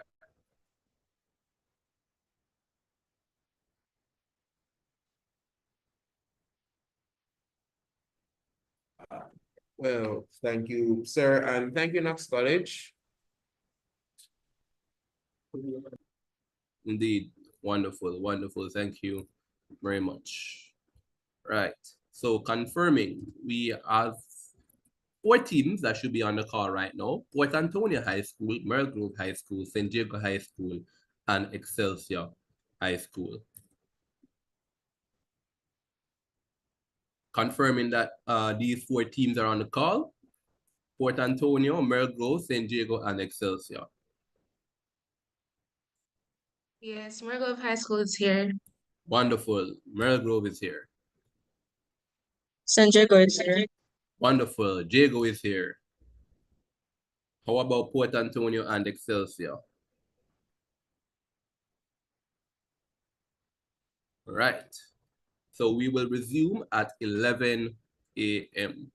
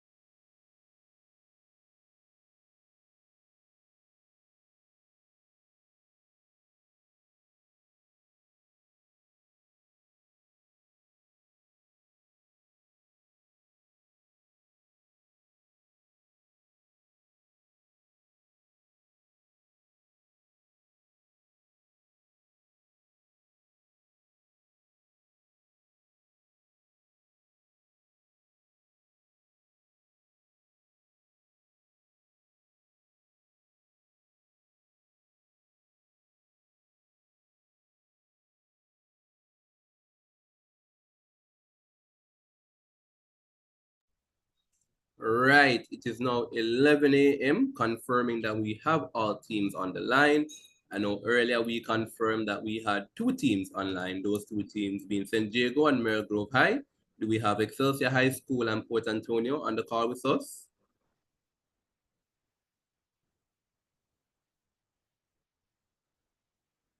Could you repeat that, sir?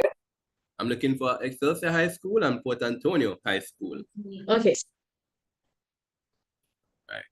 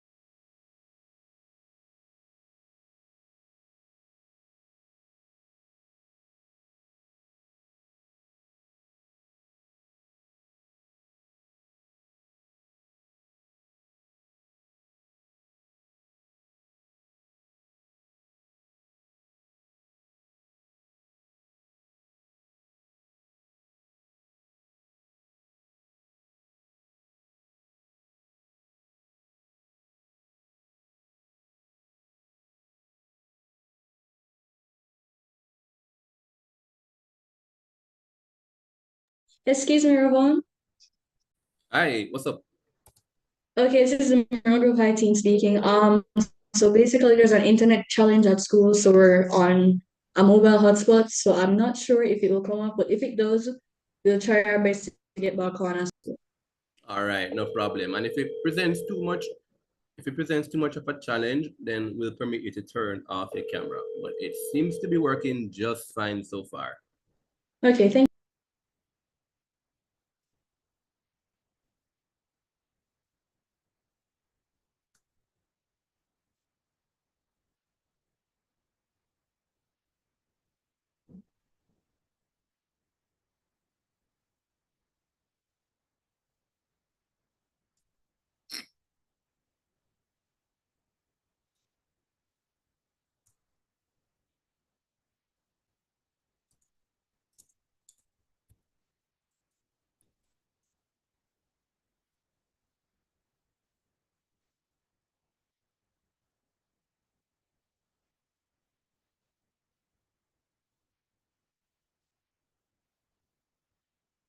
All right, so I got some good news. Excelsior High School will be joining us early. Will be joining us shortly, rather. Definitely not early. They'll be joining us shortly.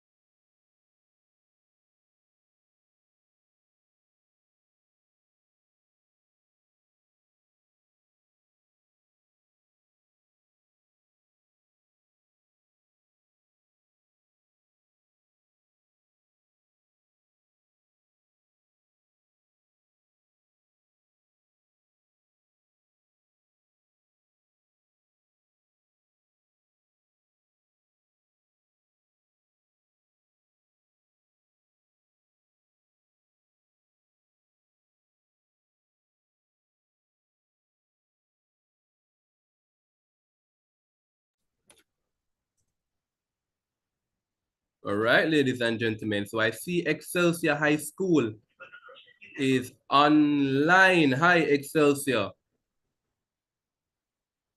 Are you here and ready? Good morning. Oh, that's wonderful. That's wonderful. That's wonderful. All right, so Excelsior is here. All right, so that means that we have a match ready. And that match, of course, is going to be San Diego High School versus San Diego High School versus Excelsior High School. Yeah. Yes, I'm going to play the motion. I'm going to tell it to write me speeches for the government. Right. So do we have Excelsior High School? Can I see your camera?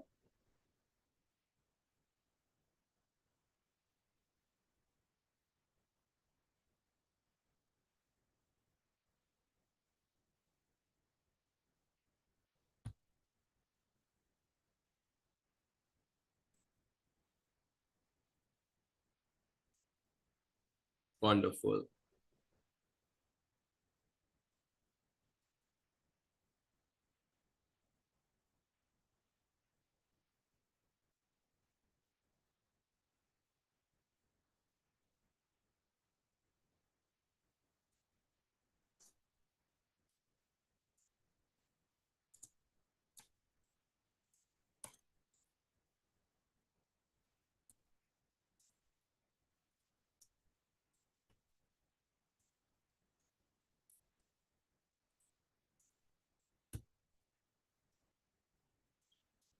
All right, so we have Excelsior High School here, and we have San Diego High School here as well. Wonderful. Right.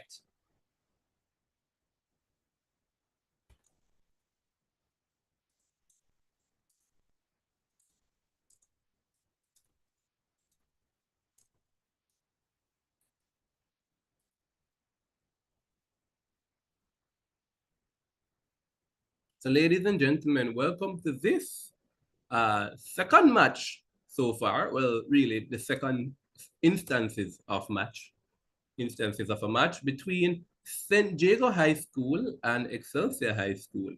I know that the team Mergrove High School is here, ready to debate and to get underway.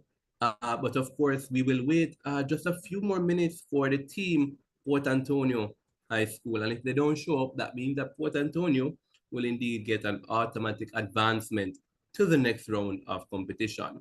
Nevertheless, we have two teams here scheduled to play off against each other, those teams being St. Diego High School, who are in proposition, and Excelsior High School in opposition, and they will be debating the motion. This house believes that parents possess a right to determine the kind of education to be given to their child. Again, this house believes that parents possess a right to determine the kind of education to be given to their child. Yes? Right. So again, I am Ravon Thomas Matthews, and I'll be serving as a chief adjudicator for this competition, along, of course, with Mr. Jermaine Barrett. Now, it is a wonderful thing to be here today, and I want to thank, of course, the Ministry of Legal and Constitutional Affairs for putting on this competition. This competition, of course, in commemoration of a special day that is going to be happening on the 10th of December, right? And that day, of course, being Human Rights Day. Yes? And so the grand finals of this competition will culminate on December 10th. That is a way off. That is a way off because the teams will have to fight tooth and nail. The teams will have to fight tooth and nail to make it to that grand finals. Yes, and we want to thank the Ministry of Legal and Constitutional Affairs once again for putting on this competition, showing the dedication to the improvement, the empowerment, the professional and personal development of the lives of the Jamaican youth. And of course, the topic and theme of this entire debate competition, necessarily the importance of human rights. And I know these two teams are ready and raring to go.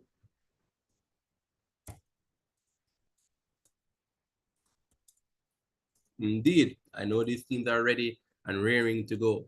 So earlier on in today,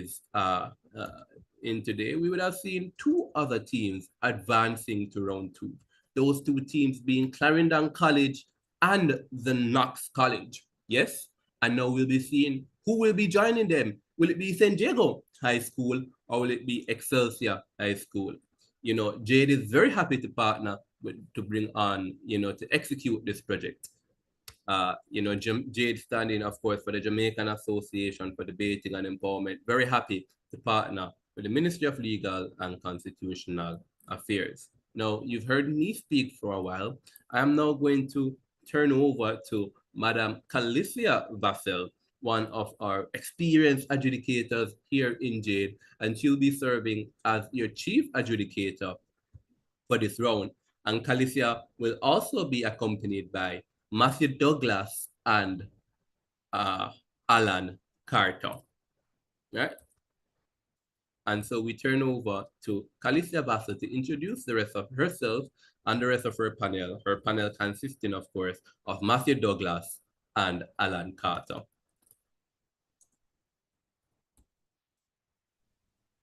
Good morning, everybody. Thank you for that, Ravon. As aforementioned, I am Calicia T. Vassell. I'll be serving as your chief adjudicator. I will be accompanied by Matthew Douglas and Alan Carter, who I will now turn over to introduce themselves, starting with Matthew.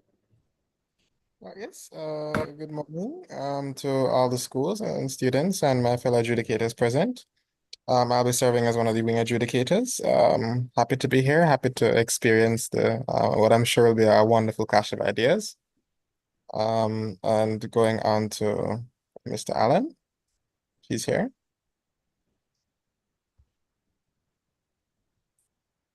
All right.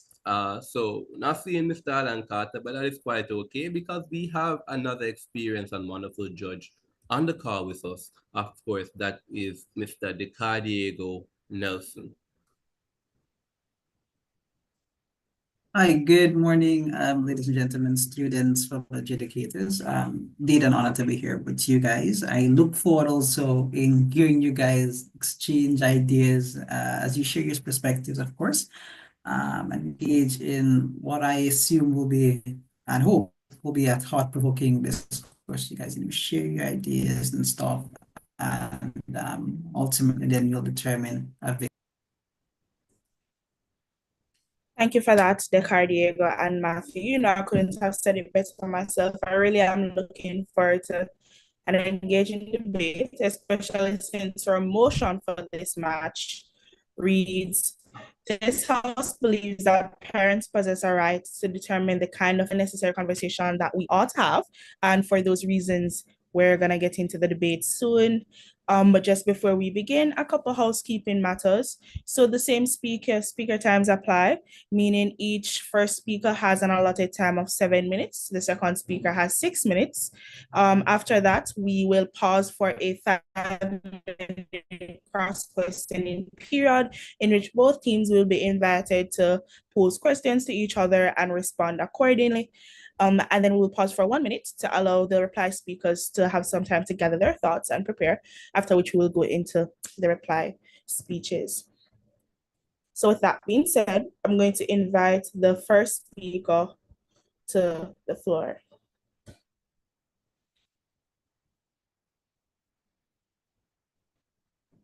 Is the first proposition speaker ready? Are you hearing me? I am. Are you hearing me clearly? I am. Okay. Should I begin? Yeah, man, your 7 minutes are on the clock, so whenever you're ready. Esteemed judges, fellow debaters, and timekeepers, today we, the proposition, come together to affirm that this House believes that parents possess a right to determine the kind of education to be given to their child. Let us begin with an analysis of this motion. Education is the process of learning through a structured set of courses and content designed to develop knowledge, whereas the phrase kind of education refers to the quality, discipline, and pathway to accessing education. Think about the differences between what is called traditional and non-traditional high schools. For example, typically, The former attracts not only the best and brightest students, but they recruit the best teachers and administrators. This is an undeniable fact, especially when you consider how the government places PEP students in those schools. High average students tend to be placed in traditional high schools, where low-performing students get placed in non-traditional and typically underperforming high schools, even if the school was not one of their subject and school choices. Furthermore, Campion College, for example, is a traditional high school that focuses their resources and design and utilizes curricula that create students who will work in corporate jobs. But a non-traditional high school like Kingston Technical perhaps utilizes curricula designed to make students into more hands-on workers in society. In fact, a big contrast between St. Jago and a school like Kingston Tech is that St. Jago does not offer CSEC subjects like industrial techniques, electrical and electrical technology. It should be noteworthy that the kind of education and individual experiences, even at the high school level, to a great extent, affects their vocation as adults. So choosing the kind of education is synonymous with influencing what they become in life. A right is a legal rule that determines what a person can do.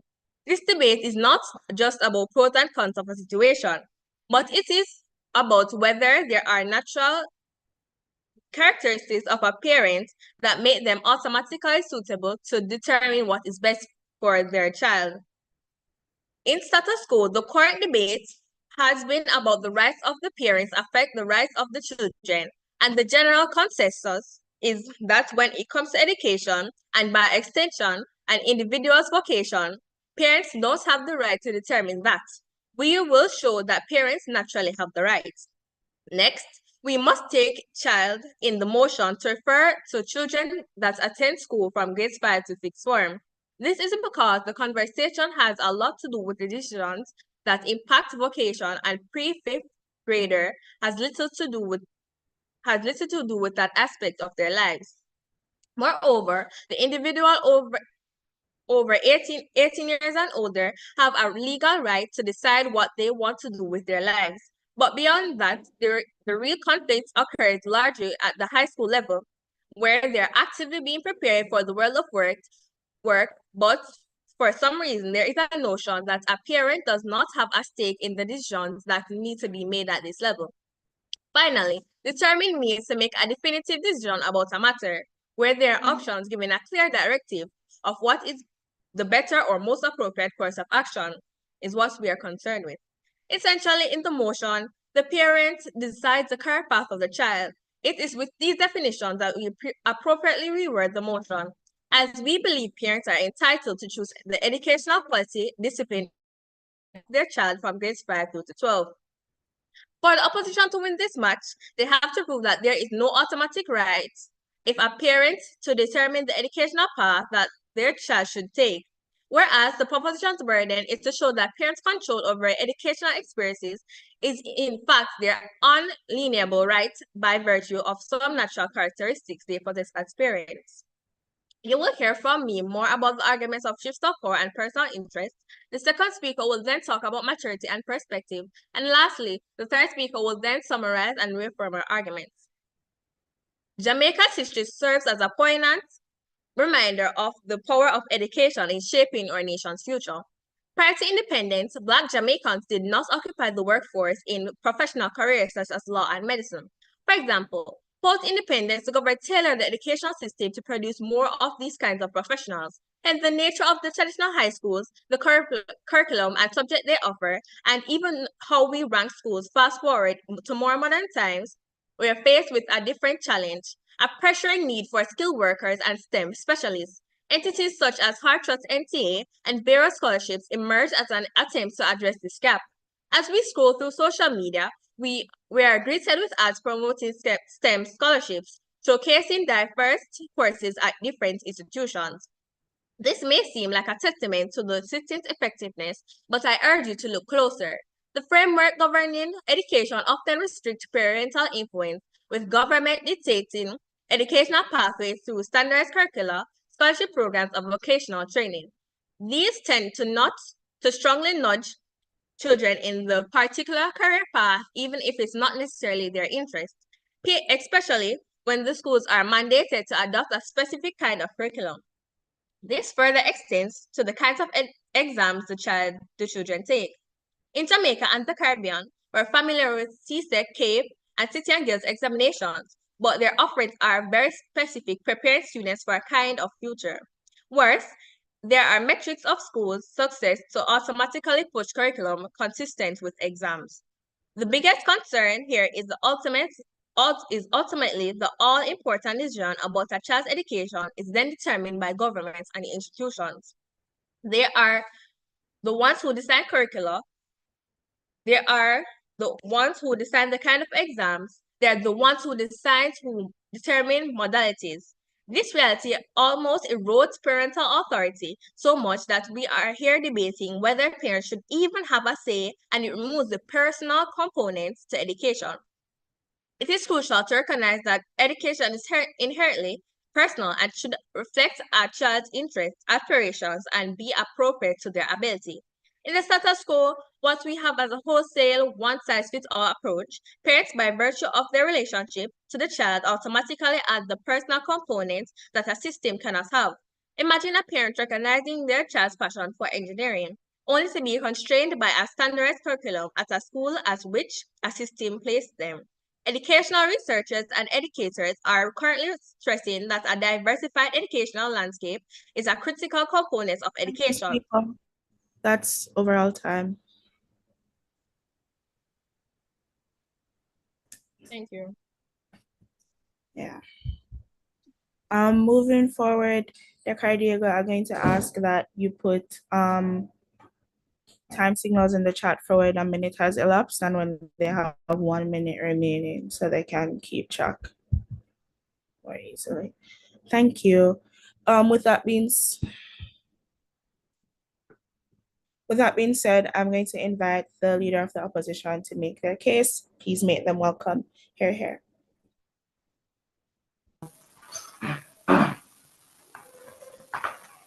Esteemed adjudicators, viewers, opponents, and my fellow teammates, a pleasant morning to you all. The motion for today's debate reads, this House believes that parents possess a right to determine the kind of education to be given to their child, in which we strongly oppose. Before I continue, I would like to just address some claims made by the Prime Minister. So we, the opposition, refute the characterization of education and not in terms of vocational and non-traditional high schools. However, we really think that this debate focuses on the national curriculum itself and the education under that curriculum, which can sometimes be controversial. For example, sex education. This is what we think the debate should be about. And I will continue. Firstly, Mr. Speaker, let us look at what is truly meant by a parent determining the kind of education that is given to their child. This looks like parents having the authority or the go-ahead to shape the curriculum by choosing subjects, topics, and possibly excluding certain perspectives of knowledge based on their personal beliefs or values. How would this manifest in real life? This looks like parents telling administrators or educators of a school that a topic such as sex education, for example, should not be taught to their child. Now, Mr. Speaker, to open the case for side opposition, I'll be adding two substantive arguments as to why we do not believe on this side of the House that parents possess a right to determine the kind of education to be given to their child. My first claim, Mr. Speaker, is that parents do not possess this right, because it would infringe, diminish, and be conflicting with the already legitimate and fundamental rights of human beings, such as the right to education. The right to education, a constitutional right in Jamaica, is a positive right, which means that the state is to actively do or provide something so that these rights can be activated. Now, Mr. Speaker, let us look at the role/purpose of education at large. Education is not just about imparting academic knowledge, memorizing formulas, and doing simultaneous equations, but is essentially about developing crucial aspects of individuals such as critical thinking, good social skills, and preparing individuals to thrive in the diverse and modern world at large. Now, the reason why we do not believe that parents possess the right to unilaterally decide and tailor the specifics of their child's education is that we tell you that it is straight out wrong and immoral. Firstly, we must look at the underlying principles and societal responsibilities embedded within the concept of education. Education serves as a public good, a societal commitment to equip each individual with the skills, knowledge, and perspectives that enable them to thrive and contribute positively to their society. Hence, Mr. Speaker, the reason why parents do not have the right to determine the scope and content of their child's education is that it would undermine this purpose. By letting parents' personal beliefs dictate educational content, we are risking a child's exposure to a narrow worldview, which can lead to intellectual stunning, Point of bias, information. adaptability in a complex, multicultural, and multifaceted society. This restriction at large, such as such a young age, will stifle a child's capacity to necessarily think critically, explore diverse perspectives, and form their own independent beliefs, all of which are essential to moral autonomy and intellectual freedom. Having Point of explained information. that, accepted. We are not contending that parents should create the school curriculum. We are saying that parents have the right to determine the educational path that their child chooses, so they direct the interest that their child pursues. We on our side of the house, we are counting by them doing that, they are stifling their child and really not equipping them properly for the world at large. And I'll continue. We do not say it is immoral on this side of the house, where we tell you that any action which limits the potential of a child to develop freely and holistically is inherently wrong. We also tell you that any action that yields great consequence in a society is also immoral. And if society position disagrees, we say that they are justifying acts such as the promotion of prejudice, discrimination, religious extremism, denial of health education, and prevention of socialization. When parents impose their personal biases and shield children from particular knowledge or perspectives, we tell you that they are not acting in the best interest of the child. This is fundamentally a self-serving approach as it prioritizes the parents' beliefs over the child's fundamental right to a comprehensive, unbiased education. Such limitation prevents the child from achieving self-actualization, a core ethical principle in human Point of development, which information. every individual not accepted at this time should have the opportunity to realize their fullest potential. Now, let us consider this from a justice perspective. It is unjust to deny children a well-rounded education because of personal or ideological preferences that may not serve them in the real world. In a just society, every child has the right to a fair and balanced education, which should be protected from individual biases. Allowing otherwise would lead to educational inequality, where some children are deprived of certain critical knowledge and skills that others are freely have access. This is particularly harmful in a diverse world where adaptability, empathy, and critical reasoning are more important than ever. By insulating children from parts of reality, we are effectively denying them the tools to engage meaningfully with the world. Mr. Speaker, education is meant to liberate and expand, not restrict and confine. When we permit such control, we are giving parents the power to inadvertently limit a child's development based on subjective beliefs, essentially bind them to a limited worldview. This is from a intellectual oppression, that stifles growth rather than promote it and is therefore ethically reprehensible. In conclusion, Mr. Speaker, it is immoral, wrong, and unjust to grant parents such authority over their children's education. The opposition momentarily rests.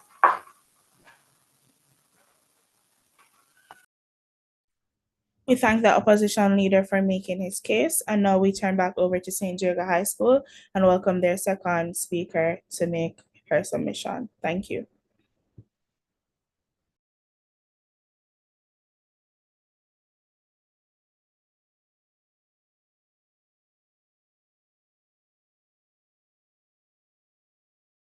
Good morning. Are you guys hearing me?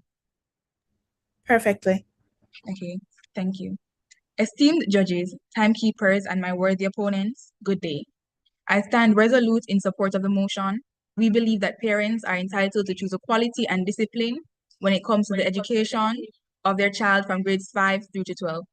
Before I dive into my substantive arguments, I'd like to provide some rebuttal to arguments presented by side opposition so far. They stated that our position is immoral.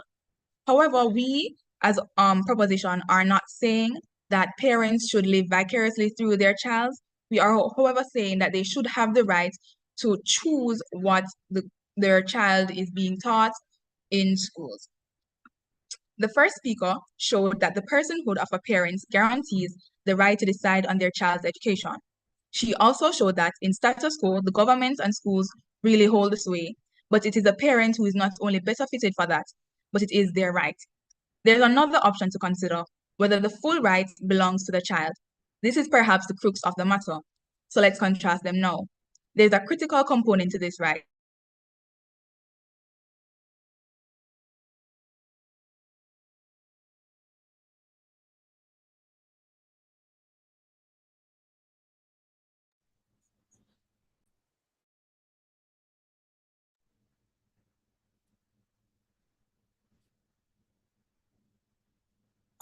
One moment, please.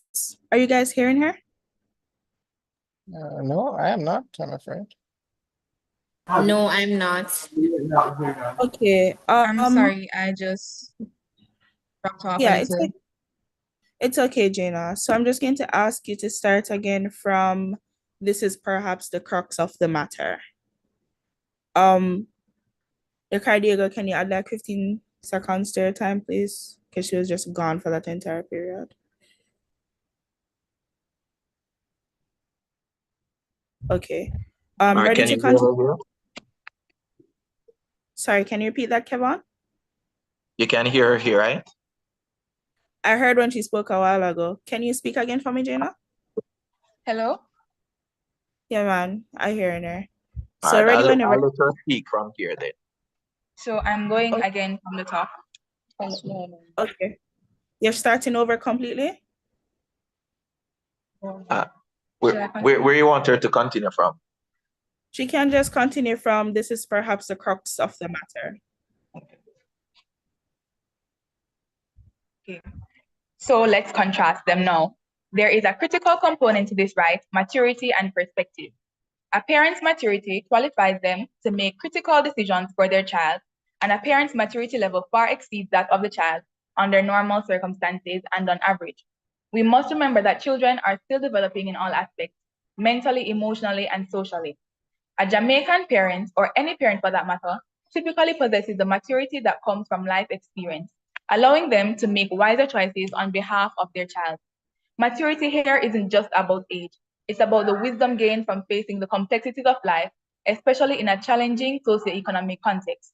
Consider the decision-making that parents often face.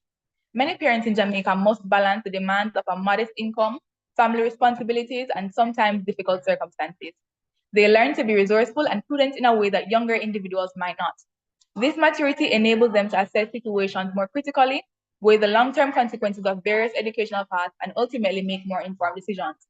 They can then discern what's best, not only based on what's currently popular or fashionable in education, but on what will serve their child well in the real world.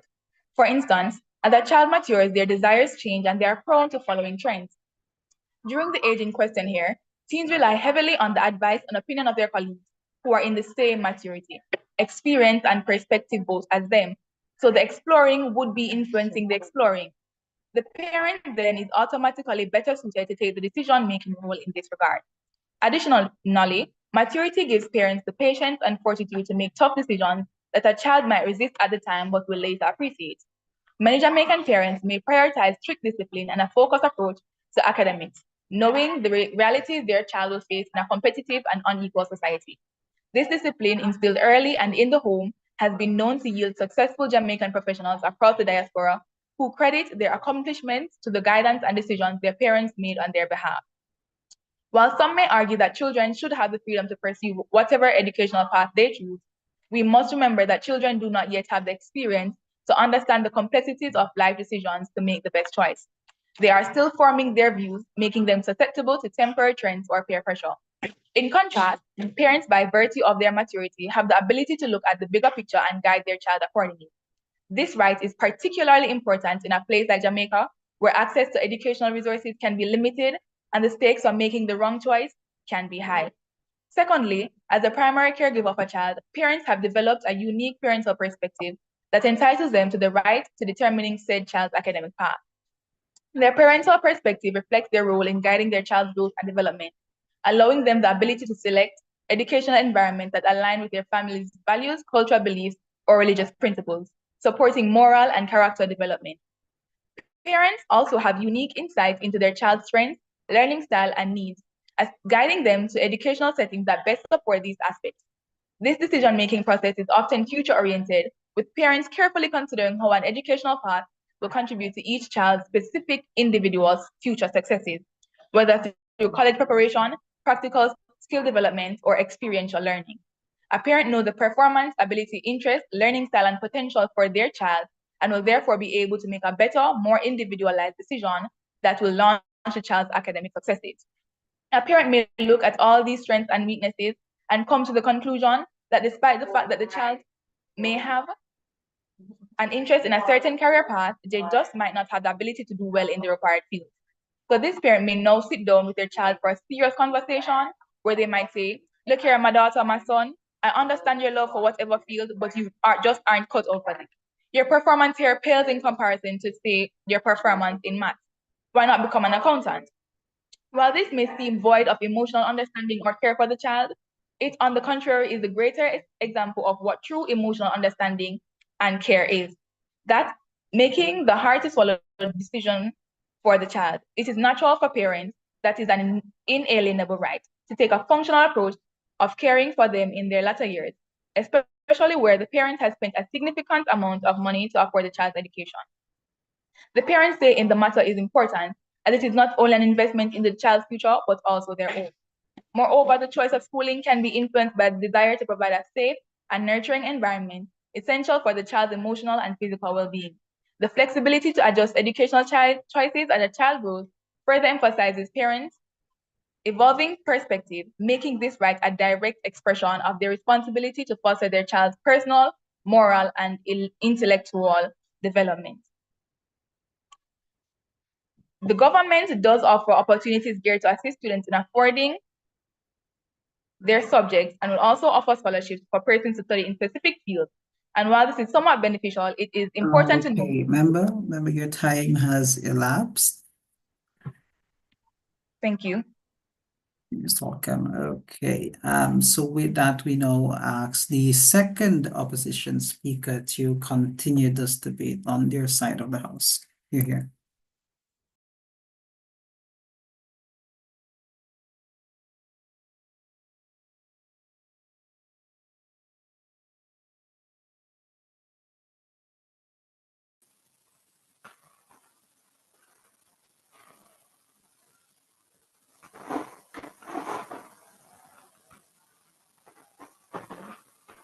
Esteemed adjudicators, my fellow colleagues and opponents, good morning to you all.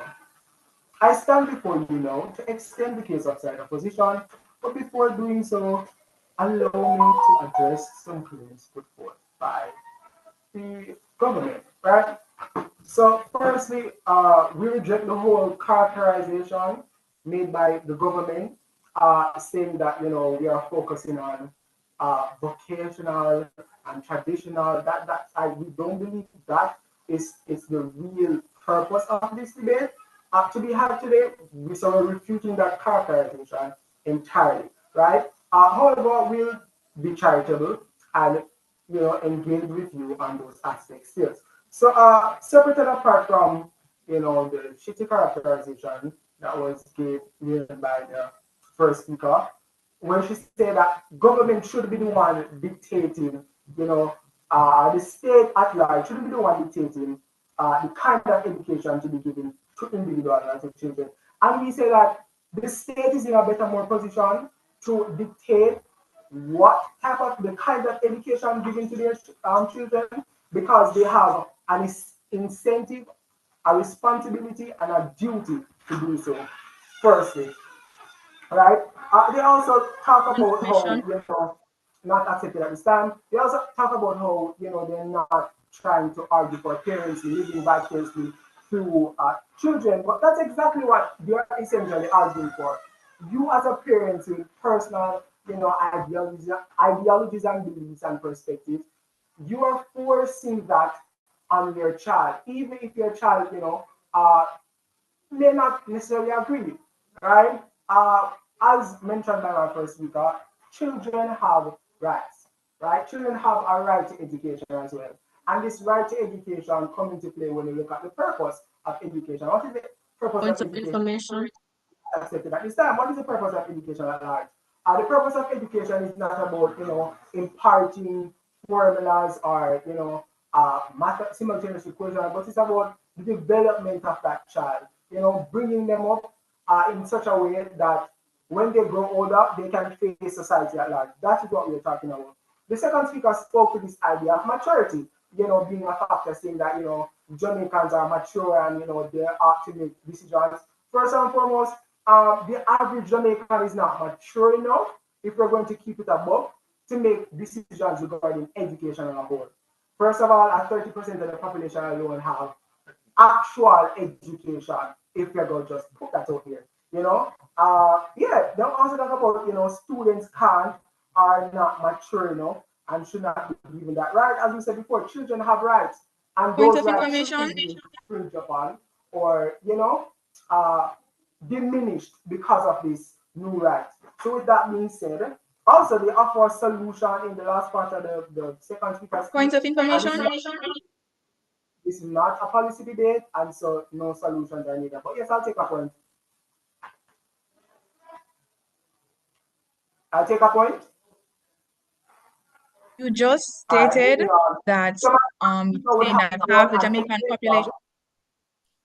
Point of order, Speaker. St. Jago's second proposition speaker is proposing the point that you said you would take. Go ahead, Jana. So you said that half the Jamaican population is not educated enough to be making the decisions, but that's not the point we're arguing. We're saying that as parents, they are experienced, they have gone through the school system at some point, and they should have the right to say what they want their child to experience because they've experienced it before. Yeah, but I think that much person doesn't really have we still fall back on the same argument, you saying that Jamaicans are mature enough to make decisions for sure. Like I can tell you, in this in this context and normal Jamaican context, a lot of children responsible for their own education right off the bat. I can tell you that much. But to get into my speech, so my first speaker would have done an excellent job at showing you why we on this side of the house do not believe that parents possess that right. No, and why that right does not exist. Now it is my duty as a deputy opposition leader to advance the case, right, by adding one more impactful substantive to this debate. Now, what is that? I tell you that parents do not possess the right to determine the kind of education given to their child, as it is impractical and against the overall well-being of society. Now, why is it impractical? Let us consider the different people that different people have different perspectives, values, and beliefs. Education should be a reflection of society at large and not something narrowly tailored to reinforce only values taught at home. In a pluralistic society, education must prepare children to understand and engage with different or a variety of perspectives, not just those passed down within their family unit. This is where the idea of socialization branches becomes essential. The family serves as the primary branch of socialization, where the children learn about values, beliefs, and norms, and values in their household. Here, parents instill personal beliefs, whether they may be religious, cultural, or moral. However, education, right, when we talk about the state and we talk about education at large, within schools, this represents the secondary branch of socialization. Schools are not there to simply echo the values taught at home or what a parent might choose, but is rather to expand a child's understanding to the world beyond those walls of what those walls look like. For example, a school's responsibility is not to reinforce Christian values if that's what a child is raised with, but to enlighten that a child about the diversity in society. That can done. Yes, your time has elapsed. Yes, right. Time has elapsed. Right, so we now move, I believe, on to the cross section where each team will be provided a time in which they can ask questions of their opposing side.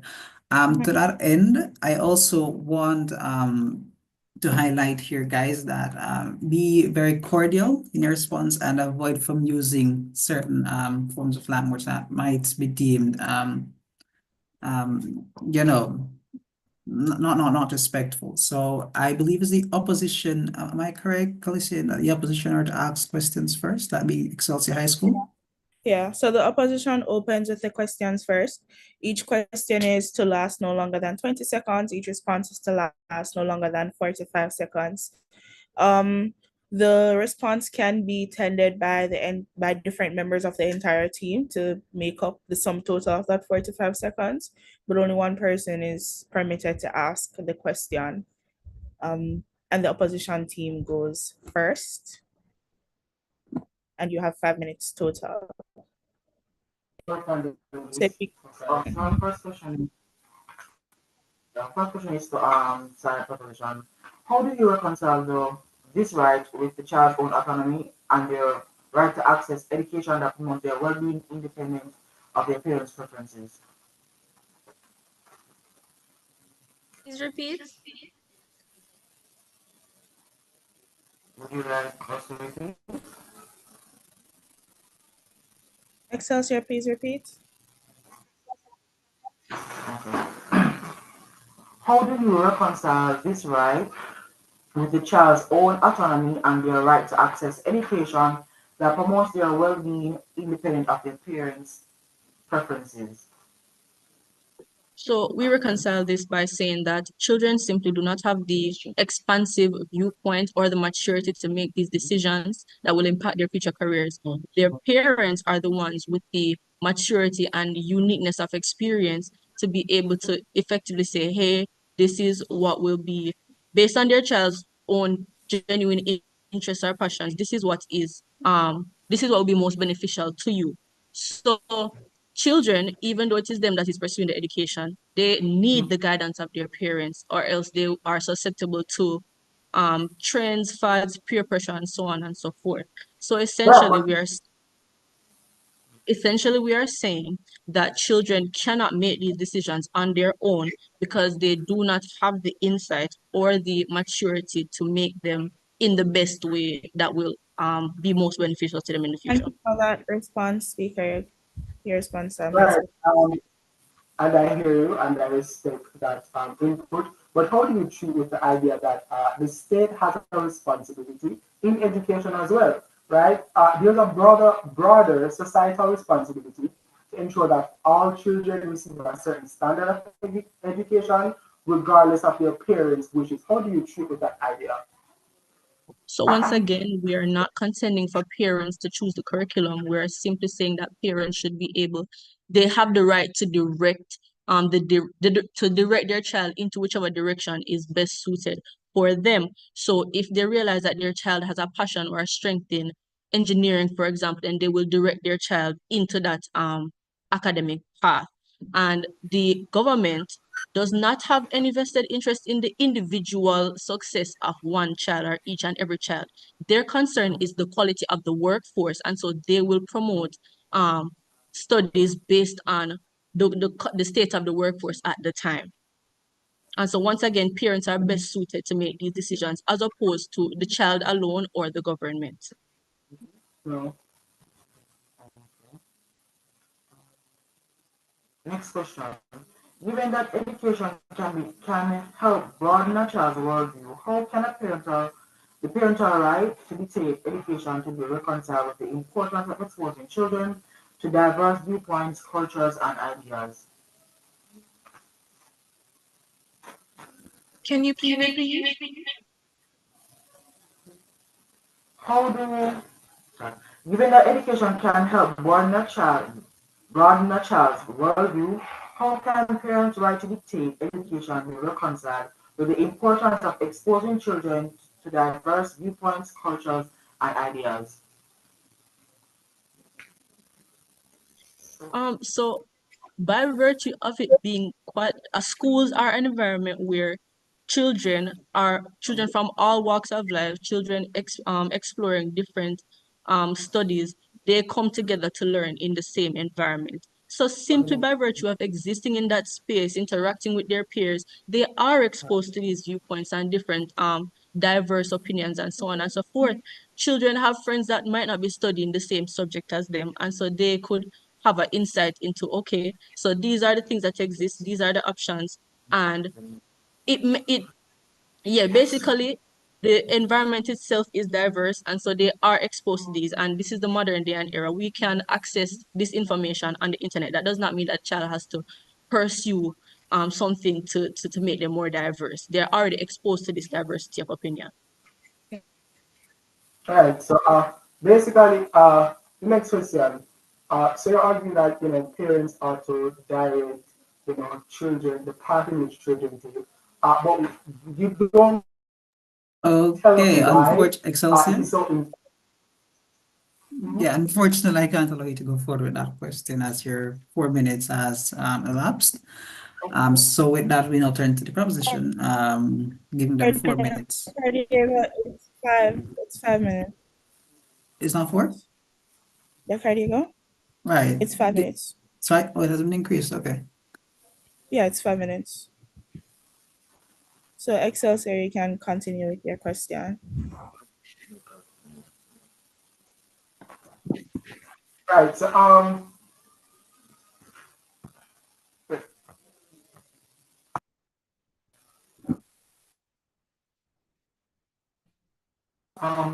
right. So so side government or side proposition, you guys are arguing that parents are to, help guide the child in the direction in which they think is better because they are more mature. But you don't tell us why that warrants the parent possessing a right to do so, right? So we know, say, like parents can tell, oh, this is the better thing to do, do, but you don't explain to us why it should go as far as being all right. Why is that? This is because, firstly, by virtue of parents being literally in the workforce right now, they have already gone through the school system and have the experiences to be able to say, hey, this is what would be most beneficial in terms of pursuing an education. Pursue something that you are good at instead of something that society is telling you should do or something that your friends are doing. And so, additionally, it's not exact the what the child wants, because children are at this age maturing and they're just going to do what they have an interest in the moment. That interest can fade over time. The parents are investing into this child's education, and so therefore they should have a right to say, hey, this is what my child is good at, this is what I can predict him or her being best at in the future, to help provide them with finances that can help sustain them as adults. And naturally, parents know their children. So more than anyone else, they would have the ability to see into what it is that their child is actually good at and steer them in the right direction.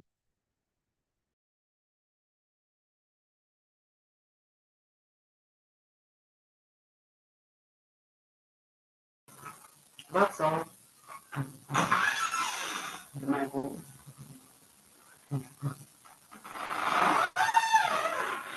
Thank you for posing your questions, Excelsior. And now we're going to turn over to St. Jago High School to pose their questions to the team in opposition. Thank you.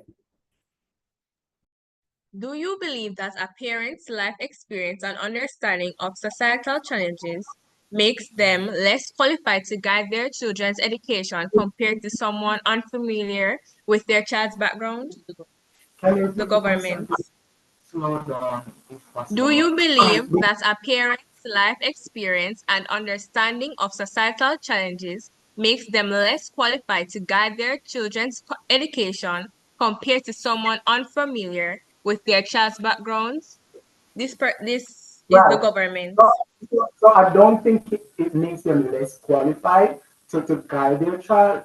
That's not necessarily where we should be, focusing on, especially for kids today. I don't think they are any less likely to guide their child. The debate is not about whether or not they should have the right to guide their child. It's whether or not they get to choose determine the kind of education. Why is it that parents are to get this right to determine the kind of education? You can guide your child without having the right to.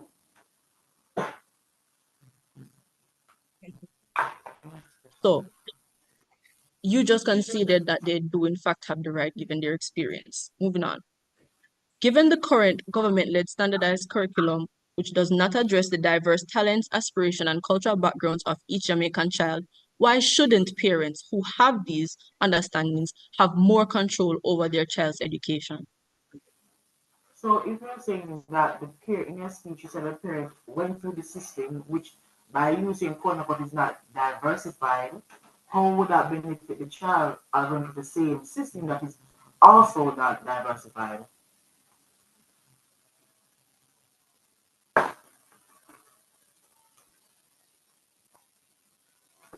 In the status quo, government and educational institutions are primarily decision makers for a child's education. How can these institutions have a deeper understanding of the individual needs, interests, and talents of children compared to their parents who raise them daily? I mean, we tell you that one. Uh, Once again, the government has a responsibility. The government has a duty.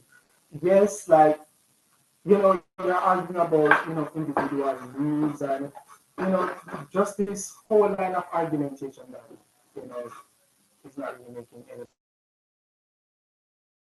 Given the amendments to the Maintenance Act, which recognizes parents' long-term investment in their child's education, should they But not have the right to direct how that lives, investment is used? right? And we don't believe that government is only concerned about raising children or for workforce purposes. We don't believe that to be true. We reject that notion completely, right?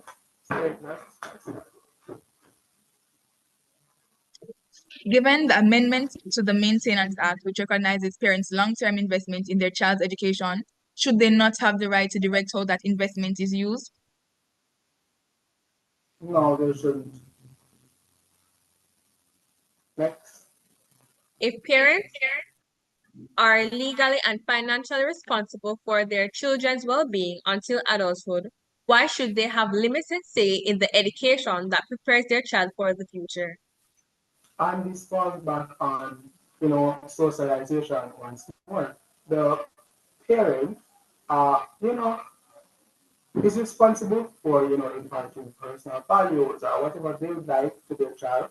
But when we look at the state and the school, they also have a responsibility to ensure that, uh, certain goods such as, healthcare or education is being given to the society at large for the betterment of the society at large. That's something. So, in status quo, the government makes educational choices based on the needs of the workforce. And so we are asking, how can this one-size-fits-all educational policy ensure the success of every child, given their unique needs and potential career paths? And we already rejected the notion that we don't believe the government, can do the whole idea of education based on, the workforce. We don't believe that to be true. So really try for engaging on that aspect. How do you justify the exclusion of parents from decisions about their children's education when they often possess insights that reflect the realities of their communities and job markets? Parents still has the no, I'm sorry. I said it was sorry. Honestly,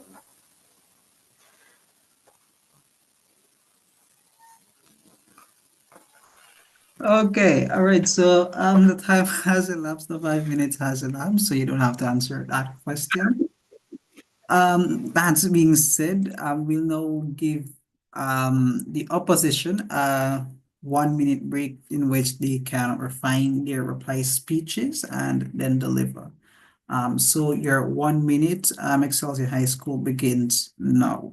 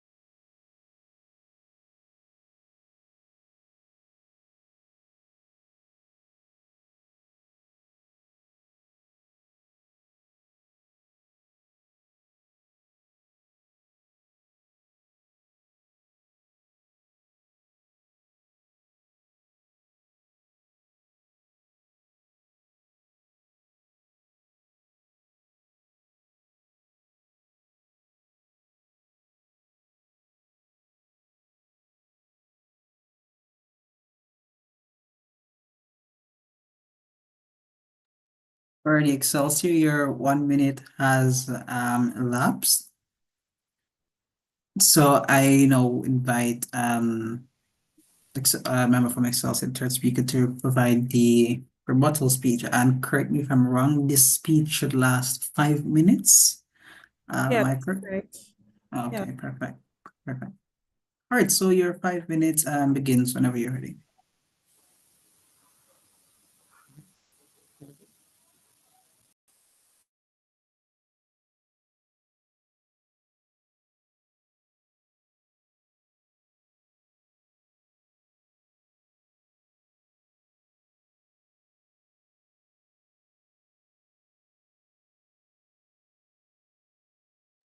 Excelsior still with us? Right. You hear me? Yes, I can hear you. Go ahead. Right, I'll give you the speech. Can you close the door? Take my speech, please. Close the door. Right. So good morning, this morning, ladies and gentlemen. You know, right now at the end of a very interesting debate. Right. So let us just start from the top. Sorry, your audio is a bit muffled, so it's a bit difficult to hear you. I have a question as well, Madam Chair. What wasn't the current speaker, the second speaker, just now? I was. That as well, yes. Sorry, Yes, I, right. So I spoke to the should I do? Sorry. Should I not making it known, but I spoke to Ron. I explained the situation to him that I don't have additional data. I will be ironing, Okay, great. As long as you have passed it with him. Yeah, sorry for not letting you know. Yeah, man, that's fine. You can proceed now. Right, so essentially, you know, side proposition, they came to us with this, characterization that we didn't necessarily agree with. The characterization that parents should be given the right to guide their child, in some sense, and make better decisions for their child because, their child, the children are not mature enough. And, talking about different types of schools, like traditional schools, vocational schools, we already make that we don't think that is the true debate that should be had, that I don't think that is the essence or the original interpretation of the actual notion. However, we still engage in, that saying that even if we're talking about, parents should be having the right to determine the kind of education in their world, that looks like parents guiding the child. I will tell you that no, the state is better equipped to guide children. Well, not to guide children, but better equipped because one, they have an incentive to do so. They have an incentive to ensure that society at large thrives, right? I will look at this in a more general context. Will tell you that, I said before, the average Jamaican parent is not mature enough to make these decisions about what a child ought to learn at school or what kind of education should be given to their child. We already make that very clear from this child. We don't believe that the average Jamaican, especially in a more this context, is wise like a side proposition would like us to believe, right? And that's stem to the whole idea of maturity, right? We will also say, the whole idea of kids not being mature enough, and to that we say that in status quo in life actually, not a student responsible for them own education. Not a student responsible for them own education. Parents have to be careful like that. They go home, parents have to be checking book, so to go as far as parents should be, that right should be exist, or parents should possess that right. It's totally fascinating in my opinion. But yeah, we also look at well, yeah, look at some of the harms that come about when we allow parents to specify or essentially force, like, idiosyncrasies on their children. We tell them, say, this look like education being this personal thing. So, going home, well, not going home, but education now being a thing for the, sorry, education being a thing to now reinforce family values or family, what a parent think that is better for their child. We don't believe that to be true, right? We say, right, we don't believe that to be true.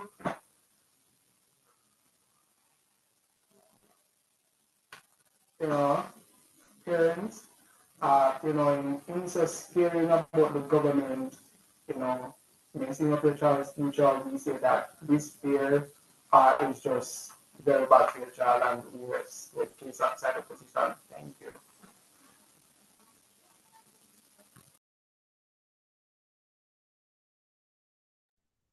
We thank the third opposition speaker for making his submission and closing off the opposition bench of the debate.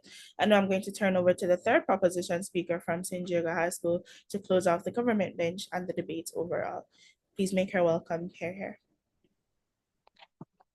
Esteemed adjudicators, worthy opponents, and teammates, good day. As a third speaker for the proposition, I will summarize our case, reinforce our stance, and address the key points raised by the opposition. To begin, let me reaffirm our core contention. Parents, given their life experience, vested interest, and commitment to their child's success, do have the right to determine the type of education their children receive. Education shapes the future, and as the primary caregivers, parents are best positioned to guide their children's educational path more than any other entity. Over and over throughout our questioning, the opposition has conceded that parents do in fact have a say in the educational choices of their children. Your burden is to prove the exact opposite, which is that they do not. What you've been doing thus far is essentially saying, yes, they do have a say by virtue of being the children's parents, but so does the government. The opposition has continuously claimed that allowing parents to make educational choices is immoral and that the government is the best authority to make these choices. They argue that children should have a more autonomous role in choosing their own education. However, we firmly contend that this argument fails to recognize the developmental limitations of children, the critical purpose of parental guidance, and its foundations. Additionally, the government is not interested in each child's individual success. As will be explained later in my speech, they are concerned with the country's workforce, not each and every child as an individual, as opposed to parents. First, let us address the issue of personal interest. The opposition would have us believe that parents may live vicariously through their children based on outdated perspectives. However, this ignores a key fact. Parents, especially in Jamaica, have a vested interest in their child's future stability, which benefits the child, the family, and the broader society. While the opposition argues for children's autonomy, it remains true that young people simply lack the life experience to fully grasp the long-term impact of educational choices that directly impact their future careers. Many of us, influenced by social media, once dreamed of unsustainable careers like being YouTubers and influencers. Had it not been for our parents' guidance, we would now be suffering from what we could not see at the time. The vast majority of people in these careers cannot sustain themselves and live a pretentious lifestyle on social media to convince everyone otherwise. The point is, children are easily swayed by what is in front of them, which is, in this technological day and age, quite literally everything.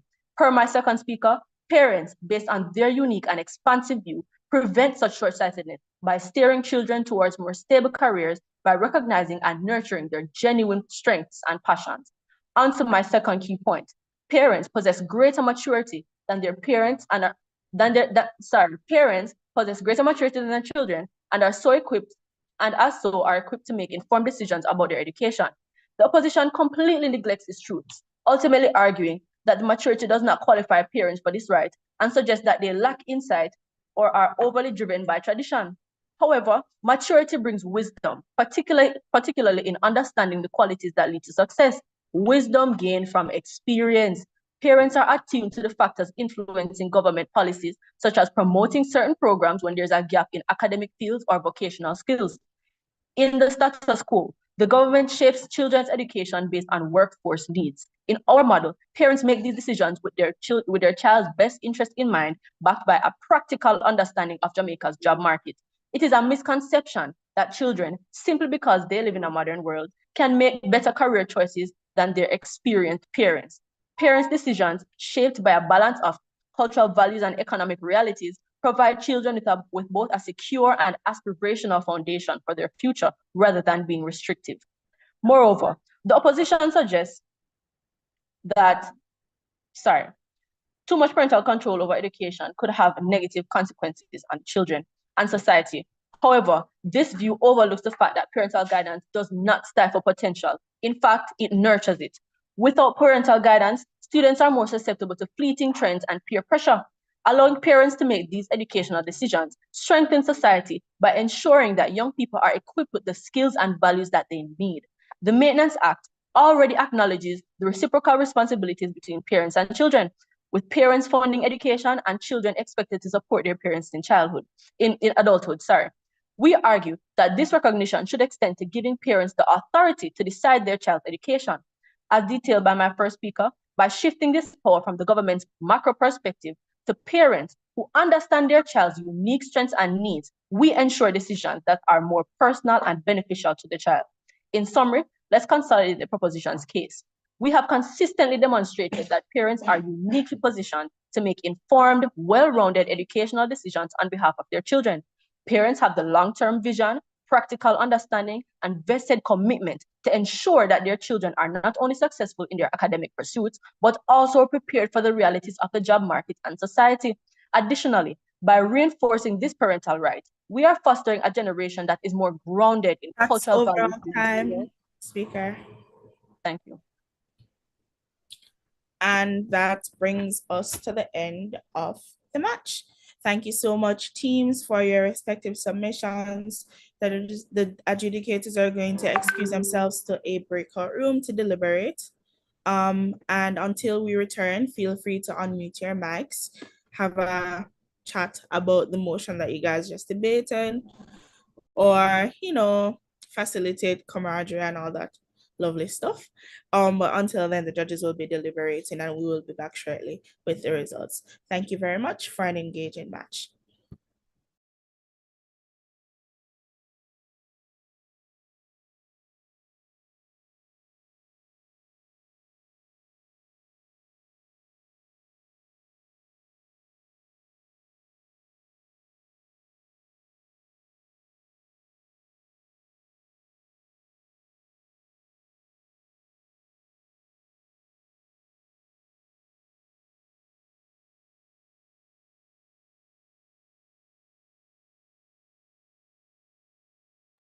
Alrighty, so while you guys continue to talk, the judges just make your way over to room 1, and we'll facilitate the adjudication there.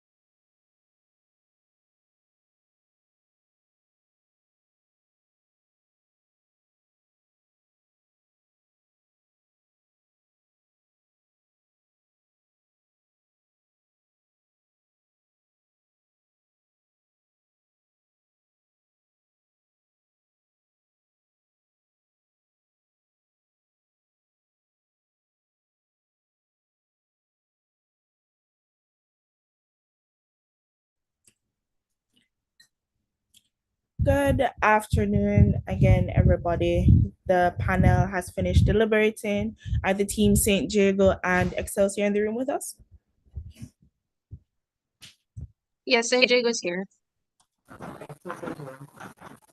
Excelsior is here? Yes. Beautiful. So let's get into it. So the panel thought that it was largely a very engaging debate, lots of contending ideas, but primarily we do also believe that the debate really centered on two particular axes, or clashes: the state versus parents in terms of who should have the right to decide the sort of education that children receive, and also parent versus child on the matter of who should have the right. Should children be have complete autonomy for the right to education, or should parents be involved in that to a particular extent? But let's start with the former. So the state versus parents. So we hear from proposition that, well, on the matter of who should control the sort of education that children receive, parents are perhaps more equipped for a multitude of reasons. And this is what they tell us. They tell us that parents are more equipped to control the educational outcomes of children simply because they've been on the earth longer, they've been through the education system, they've been in the workforce. And so by virtue of those simple facts, they have the requisite wisdom to make informed decisions, having gone through the systems themselves. They also tell us that parents have invested a very significant amount of money into into children's education, and by virtue of that, it's only fair that they would want to have a say, or that they should have a say in the outcome of their children's education, insofar as children choose a career path that is a good return on the investment that parents have put into them. But we hear a sort of contention from the the opposition, where they tell us that, I mean, in as much as parents are experienced and they have this wisdom, ultimately they may impose some sort of um ideologies on their children that are really reflective of their own values and belief systems, and this might narrow the sort of education that children can receive, and it gives them a really limited view of the world. And the state is perhaps more equipped to decide the educational outcomes of children on the premise that their primary role is to give them an objective and comprehensive education that is reflective of a pluralistic society, which the panel thought was a particularly good idea, and a good mechanization of the state's role in parenting. But in as good as the idea was, we hear from proposition that we still get this sort of diverse educational environment because, one, parents aren't choosing the curriculum, they're merely guiding children to make correct choices or better choices. And also, given that parents aren't choosing the curriculum is still as diverse as it is in status quo. Children still go to school, they're still exposed to the information by virtue of interacting with their peers, perusing the internet, and just by being in the general environment. And because of that, they still have access to a diverse and comprehensive education, simply because that isn't being eradicated because parents aren't the ones choosing the curriculum. On the matter of parents versus state, we also hear from proposition that parents know best, not just because of their experience, but also simply because they view the child and the child's individual educational needs through through an individualistic lens of not just an entity who is trying to facilitate a particular favorable outcome, but as somebody who has been with the child every step of the way. Is therefore, by virtue of that closeness, better equipped to understand the child's capacities and their capabilities and what might serve them best in the future. So, on the matter of state versus parents and all the varying ideas that we had under that particular clash, the panel ultimately decided to credit it with proposition because of their substantiation of their stance and how well they mechanized it. On the second primary matter, regarding rights, specifically parent versus child, we hear from we hear from opposition this sort of really sophisticated, nice idea that essentially posits that children should have complete autonomy over their right to education. And insofar as parents get involved in that educational outcome, they are therefore infringing on how holistically that right is executed and how much autonomy children have over it. But what we hear from St. Diego in a matter of contesting that particular notion is that yes, that is the case, but ultimately, that is a trade off that they're willing to make simply because, I mean, when children have complete autonomy over the right to education and the outcomes thereof, we see that the outcomes that they get aren't nearly as positive or as constructive as what they get when the parent is the one in charge of the educational outcome. And this is what proposition tells us on that matter. They tell us that, well, truthfully, the way that children execute or take control of their right to an education, it probably isn't really autonomous, simply because at that age they're susceptible to peer pressure. They're susceptible to opinions on the internet and that sort of thing. So the decisions that they're making are truly autonomous in as much as they're being influenced by external sources. We also hear from proposition that children typically have very fleeting and fickle interests. And as a result of that, parents are probably better able to really guide them simply because they have a more objective view and are more informed about what their children are truly capable of and are truly good at, as opposed to children who tend to gravitate to whatever interests them at the moment. Um, we hear from opposition that parents may use the opportunity to control these educational outcomes to live vicariously through their children, contributing to a limited education and a limited outcome. But once again, proposition contests this by saying that's not the case at all, because in as much as parents can guide children, ultimately they're not controlling the entire education system, and children can still learn other things based on their own volition.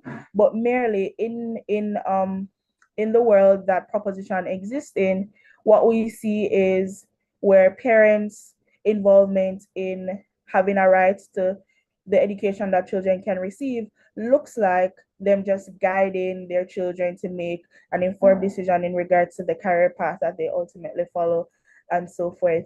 And in as much as opposition does not adequately contest this idea, the panel was forced to accept it as the context that was set in this debate. And by virtue of that and the substantives that we would have received from both proposition and opposition and the weighing thereof, we ultimately had to give this particular clash to the team St. Diego High School as well in proposition. And that being said, the scores are as follows. The team in opening proposition St. Diego High School ended with a total of 275 points, and the team in opposition Excelsior High School ended with a total of 266 points. So our champions here today for this particular match is the St. Diego High School, and a valiant effort to Excelsior High School. Congratulations, St. Diego. And additionally, the panel thought conclusively that the best speaker for this round was the third proposition speaker, Kiona Cunningham from St. Diego High School. Woo! Adjudicators, and well played, Excelsior. And with that being said, that brings us to the end of this match. It's been fun. And now we're going to close off this one and move on to the next one. Thank you so much, Excelsior. Thank you so much, St. Diego, and their respective coaches. And I'm going to turn over to the next set of adjudicators after consulting with Ravon. So thank you so much, guys, and have a great day.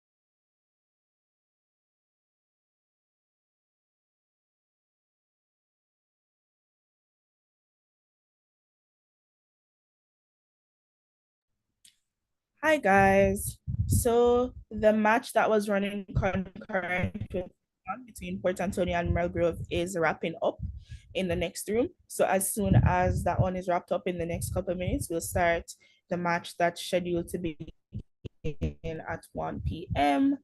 between Herbert Morrison Technical High School and Happy Grove High School. So just give them a couple minutes to wrap up the next one, and then we'll kickstart the next.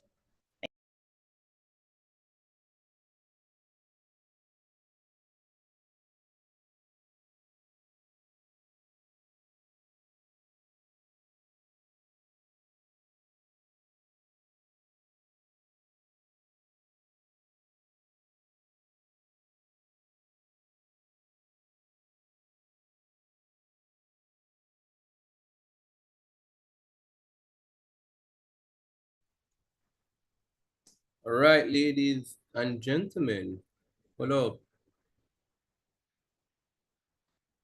Okay, this is the main room. So just so you guys know what's happening over here in the main room, currently we are deliberating. We're going to be giving the results over in room 2.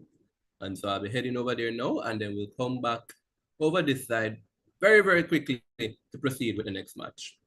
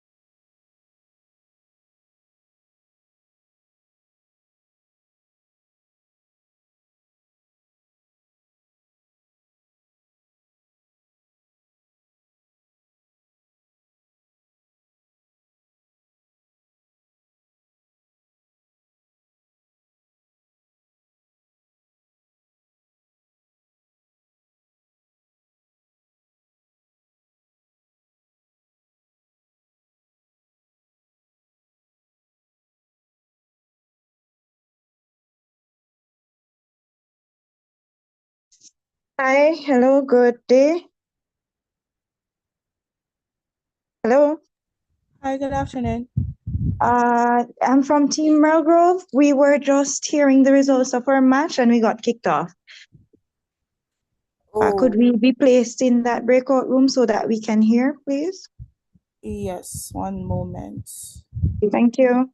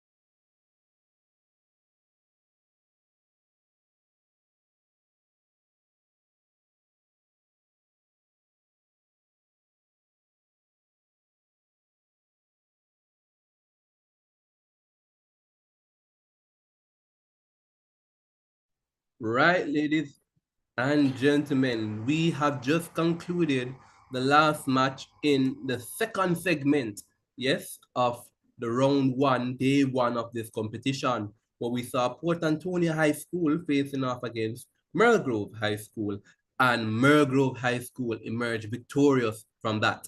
And we have now the last match of the day, which will see Herbert Morrison Technical High School facing off against Happy Grove High School. And I assume and suspect that we have both teams on the call with us. I see live and in living color team Herbert Morrison, and I see Happy Grove High School. Hi, teams. Welcome. Good afternoon. It's good to have you here. Can I ask both teams to unmute to turn on their cameras so that we can see them?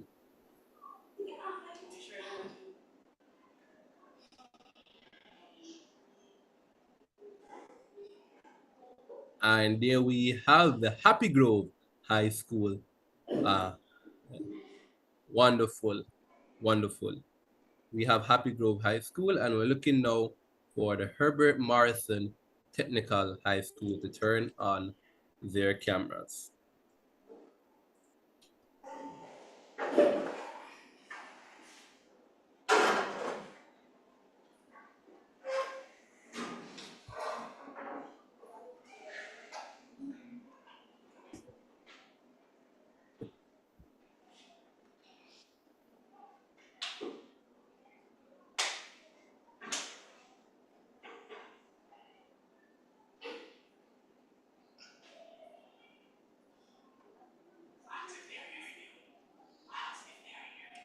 Can you hear us, sir?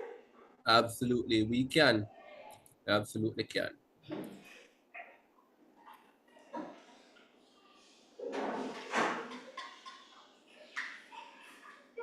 Right, and we're looking for the Herbert Morrison Technical High School. Are you with us? Yeah, we're here. Okay, and I've seen your camera though, Herbert Morrison. Oh, we're coming. We're coming. Okay.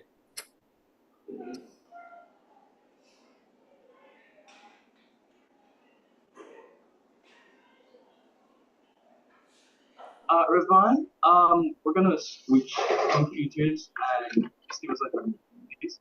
All right, very well.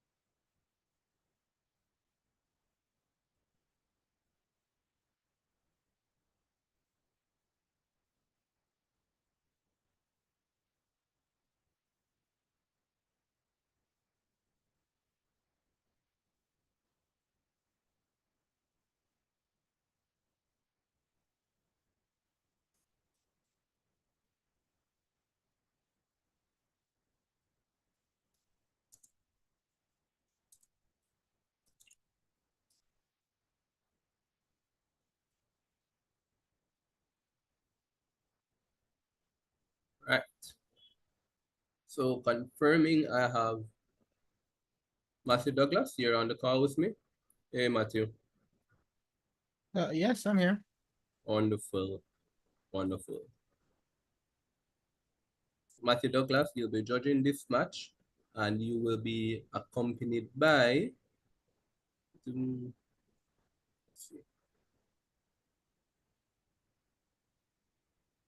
Joshua Atkins. So Matthew and Joshua, you'll be the wing adjudicators for this round. And just to confirm, you certain me judging Herbert Morrison isn't at all.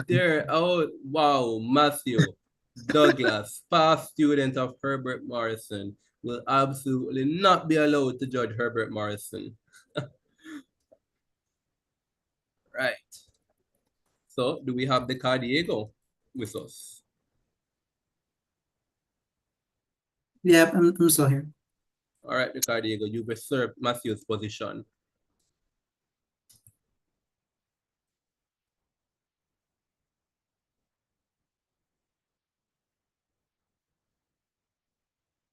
So we're waiting now on Herbert Morrison to rejoin us.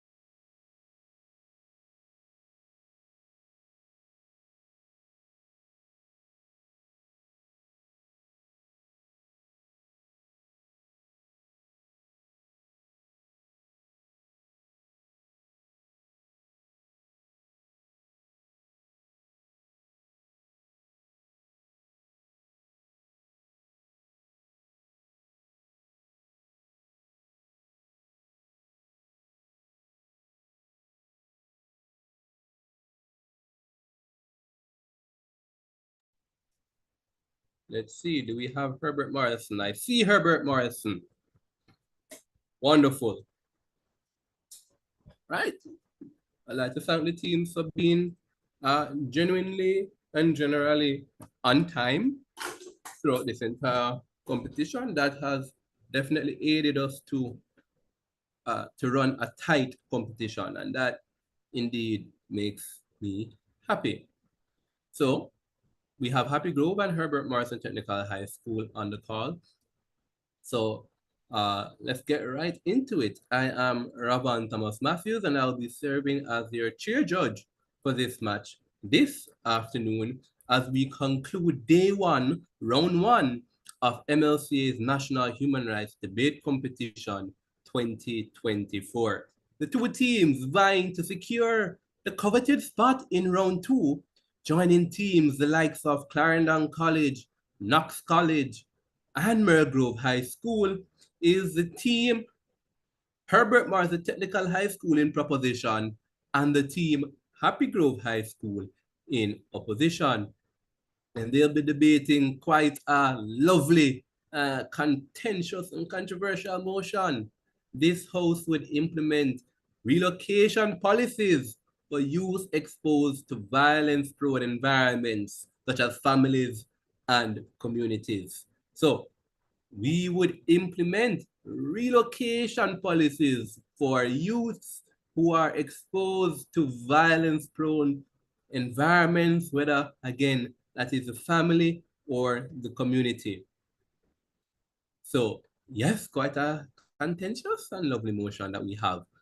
These teams debating to secure that spot in round two. So I will now invite my wing adjudicators to introduce themselves, starting with, of course, Mr. Joshua Atkins, followed by Mr. DeCardiego, Nelson. Good afternoon, everyone. My name is Joshua Atkins. I serve as the Deputy Programs Manager, the Secondary Division at Jade.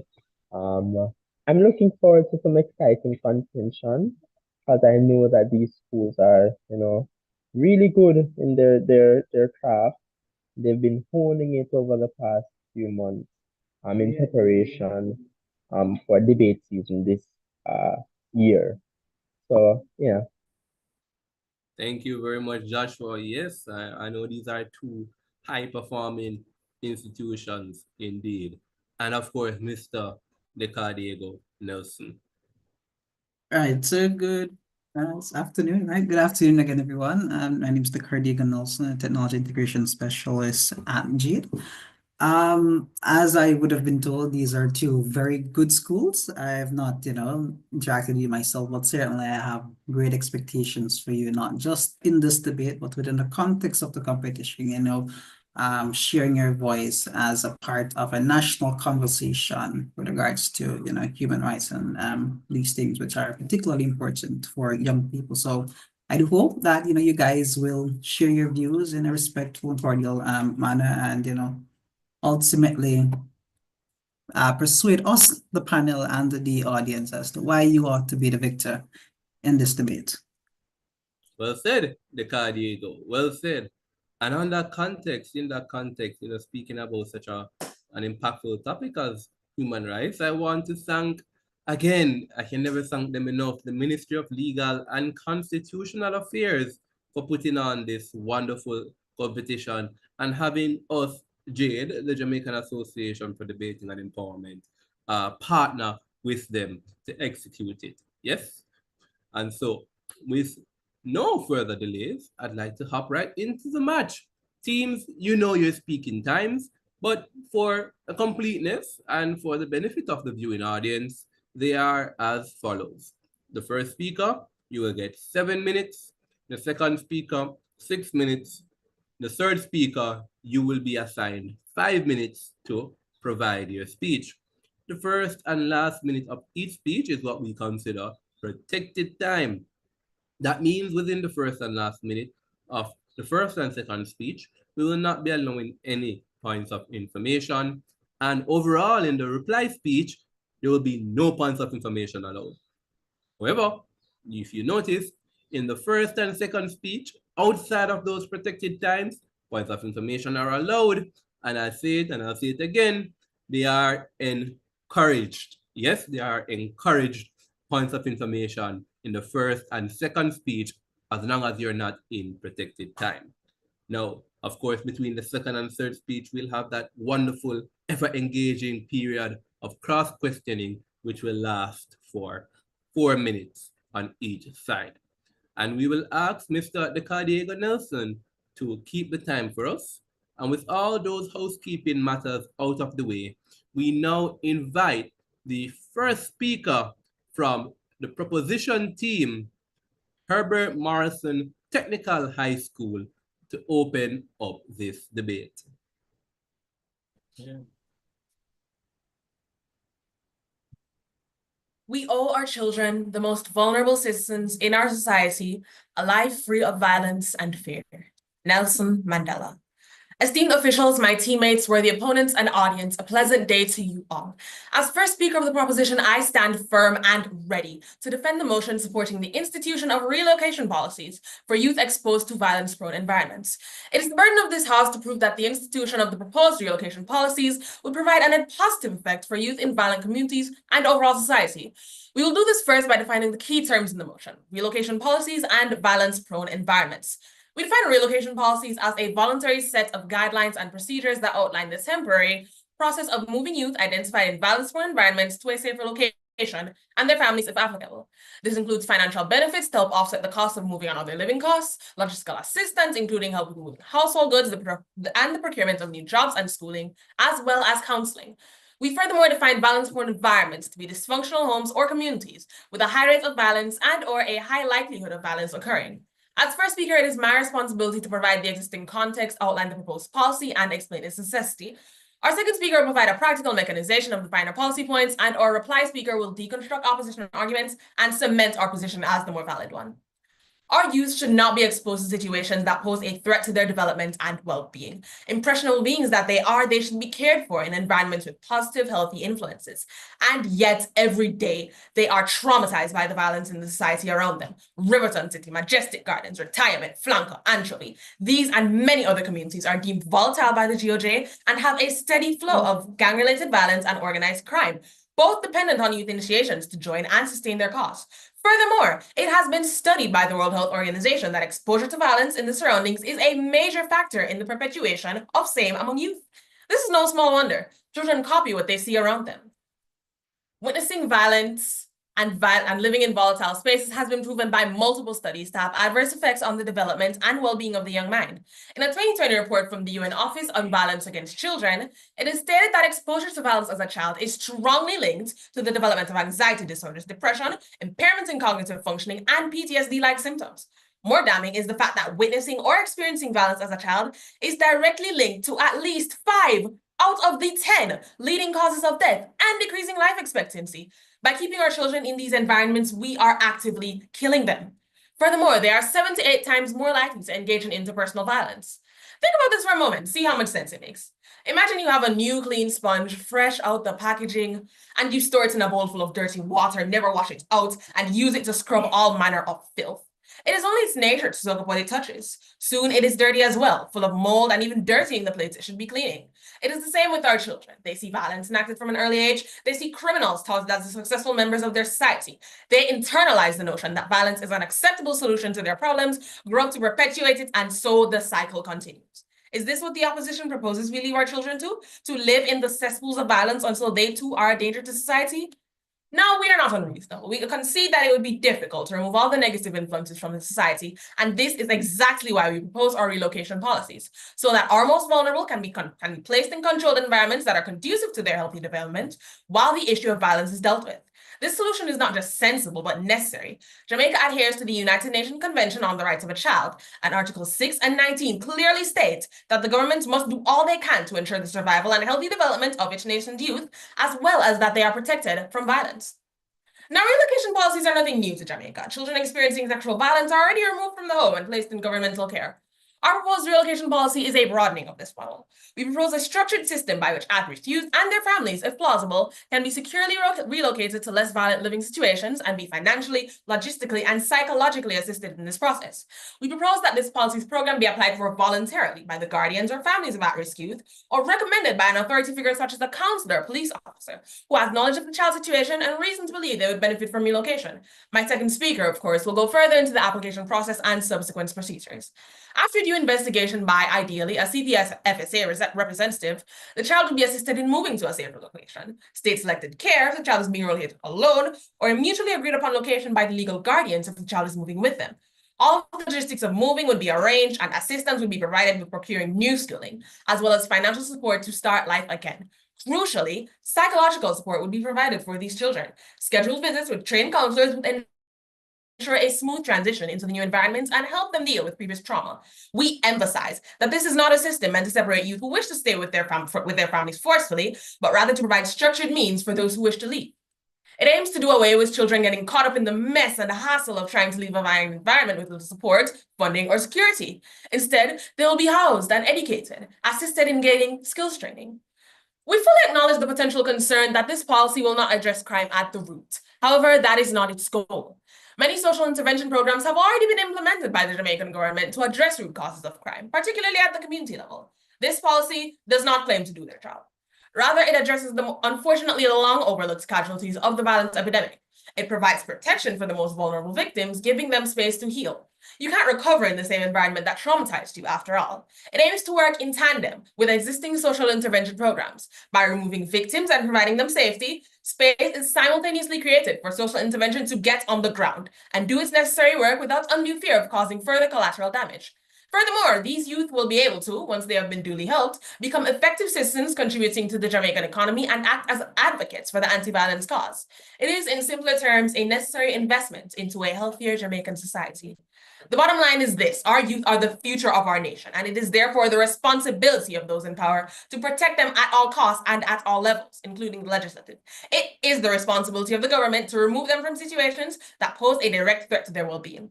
By instituting our proposed relocation policy, our youth will be more protected from the effects of violence, able to heal from what they have already experienced, and positively contribute to our nation. I thank you.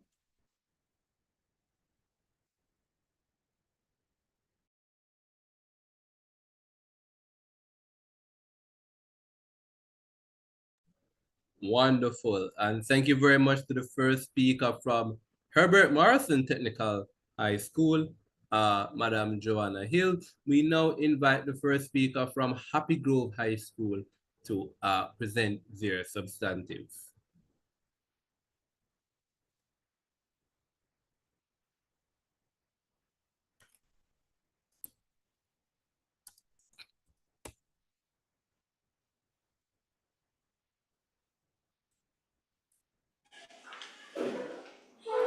Mr. Speaker, esteemed judges, honorable members, and my fellow debaters, good afternoon to you all. This proposition contends that relocating youth from violent-prone communities is necessary for their safety. However, the opposition acknowledges the real need for urgent action, but argues that relocation isn't the problem. While the proposition highlights the dangers youth face in these areas, the opposition maintains that the relocation policy fails to address the deeper socioeconomic issues at play, such as poverty, lack of educational opportunities, broken homes, and insufficient community resources. These issues have left youth with limited options and at times driven them toward gangs and crime for economic survival. Now, Mr. Speaker, let me lay out our opposition stance. Imagine uprooting a tree from its natural soil and replanting it somewhere foreign. The tree may survive, but its roots will struggle to hold. In essence, the sense of belonging and the ecosystem that supported it will be compromised. Just like this tree, our youths are a part of their communities, and tearing them away is no simple or justifiable act. Instead of solving the root causes, relocation shifts the problem, putting these youths at a greater risk. For children of prominent gang members, relocation can lead to retaliation from rival gangs who target them when they cannot reach their parents. A danger reflected in the Jamaican saying, "If you can't catch Quagga, you catch him short." This underscores the potential for increased violence against relocated youths. We believe that policy should uplift and rehabilitate communities instead of destabilizing its young people by uprooting them from their homes. For clarity, let us define a few key terms. According to the UNDP and other international standards, a relocation policy involves governments and community-led initiatives that aim to move young people from high-risk areas to safer environments.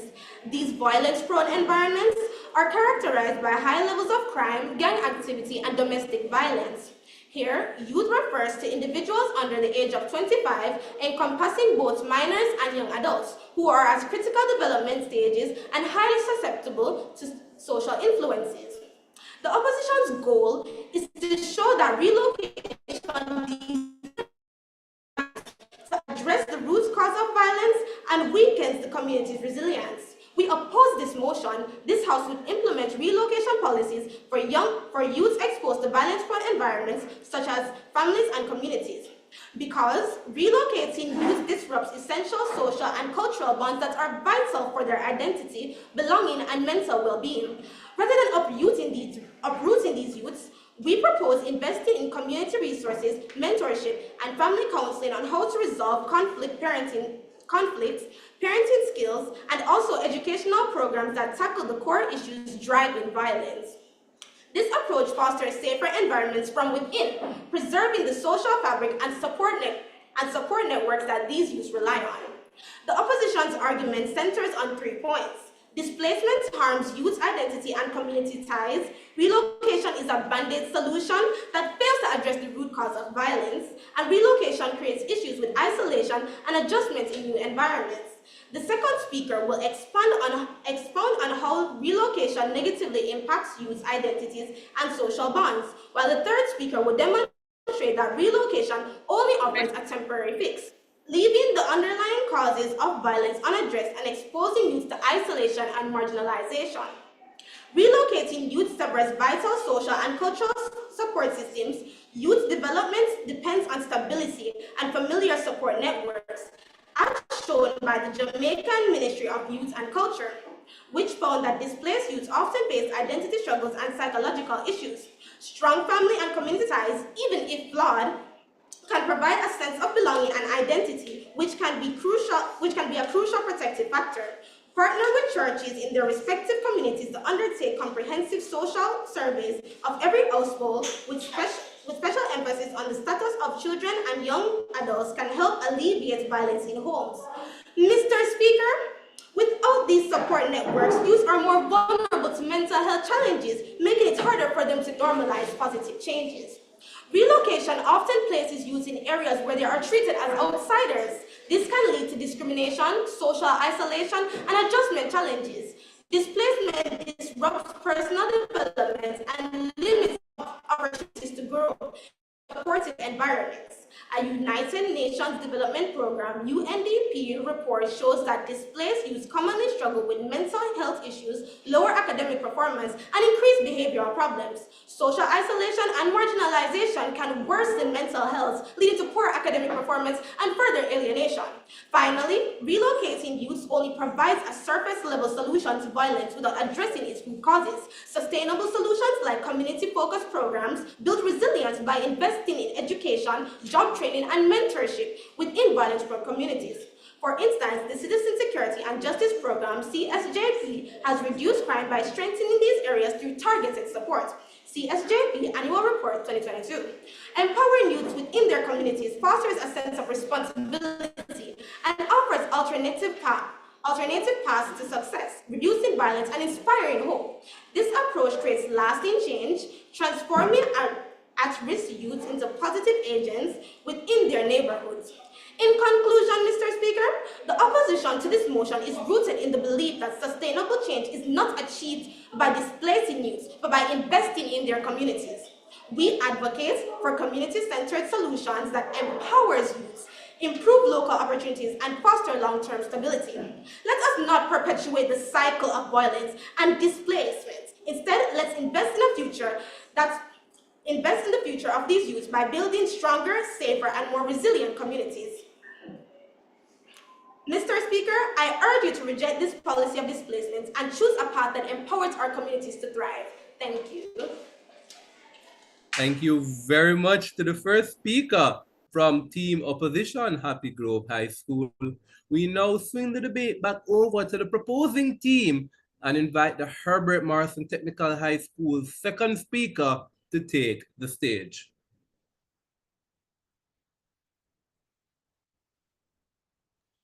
All right. Okay. All right. So we'll get into my speech in 3, 2, 1. So first I want to start a second speaker of the proposition. I want to get into some rebuttals. Now, why is the opposition under the assumption that we are removing these youths from their homes and incurring further psychological harm? Did we not claim and define the environment to be not only the home, but any violent environment? We are addressing the psychological repercussions these may have. It is within the policy, and we account for these. Now, let me get into the mechanization of the policy points that were presented by my first speaker.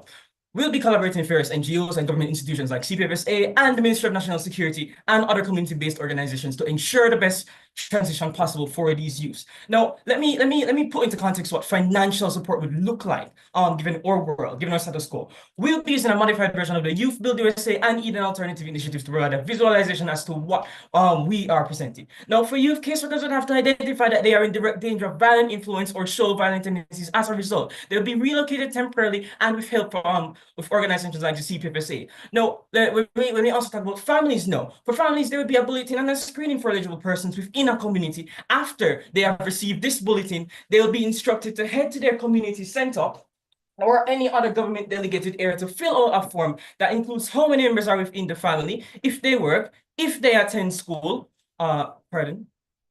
scroll this down. If they attend school, if they have, scroll down, please. Give me a part second. Yes. All right. where they work, if they attend school, if they have any health-related issues, etc. From there, the government would calculate how much each family is to be allotted. They will be informed as to when their funds have been deposited to their bank accounts. The government will allot a specific sum relative to the size and impending readiness of their relocation. This is relative to an impending social intervention program on the family scale, while for individual use, it would be on referral of a social worker. The assistance will cover expenses like moving fees, personal transportation, in the case that the family does not own a motor vehicle, housing subsidies in the sense that during the period of this temporary or permanent relocation, the government will provide rental assistance for these youths and or their families until they are ready to get on their feet. We will also account for, did I say contact information? For if applicable institutional contact information accepted. How will relocation policies be funded, and are these funds sustainable?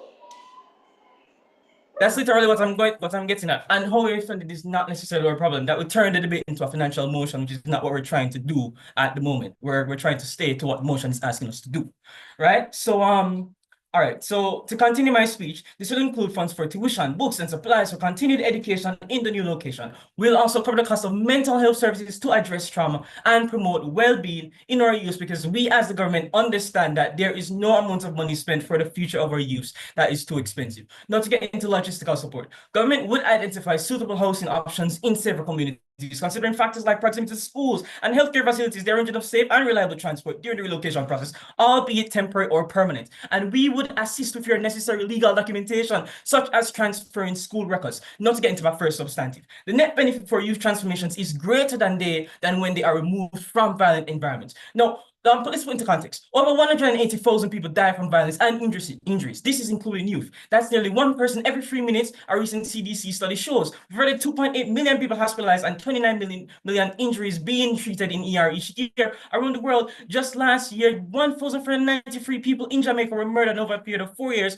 Only 79 of these were from youth. Youth have been implicated in 875 major crimes, Mr. Speaker, over the 4 years. Most have been incurred by those who grew up in violent backgrounds. Now, look at Police Commissioner Major General Anthony Anderson, where he said, these are individuals, if we do not act collectively, are getting into an early career of violence and crime. We are bringing this to the nation's attention because as a society, we have to decide how we are going to save them. We will be saving them, Mr. Speaker, and helping them to cut off the flow of youth into gangs and violence overall by removing them from the environment voluntarily.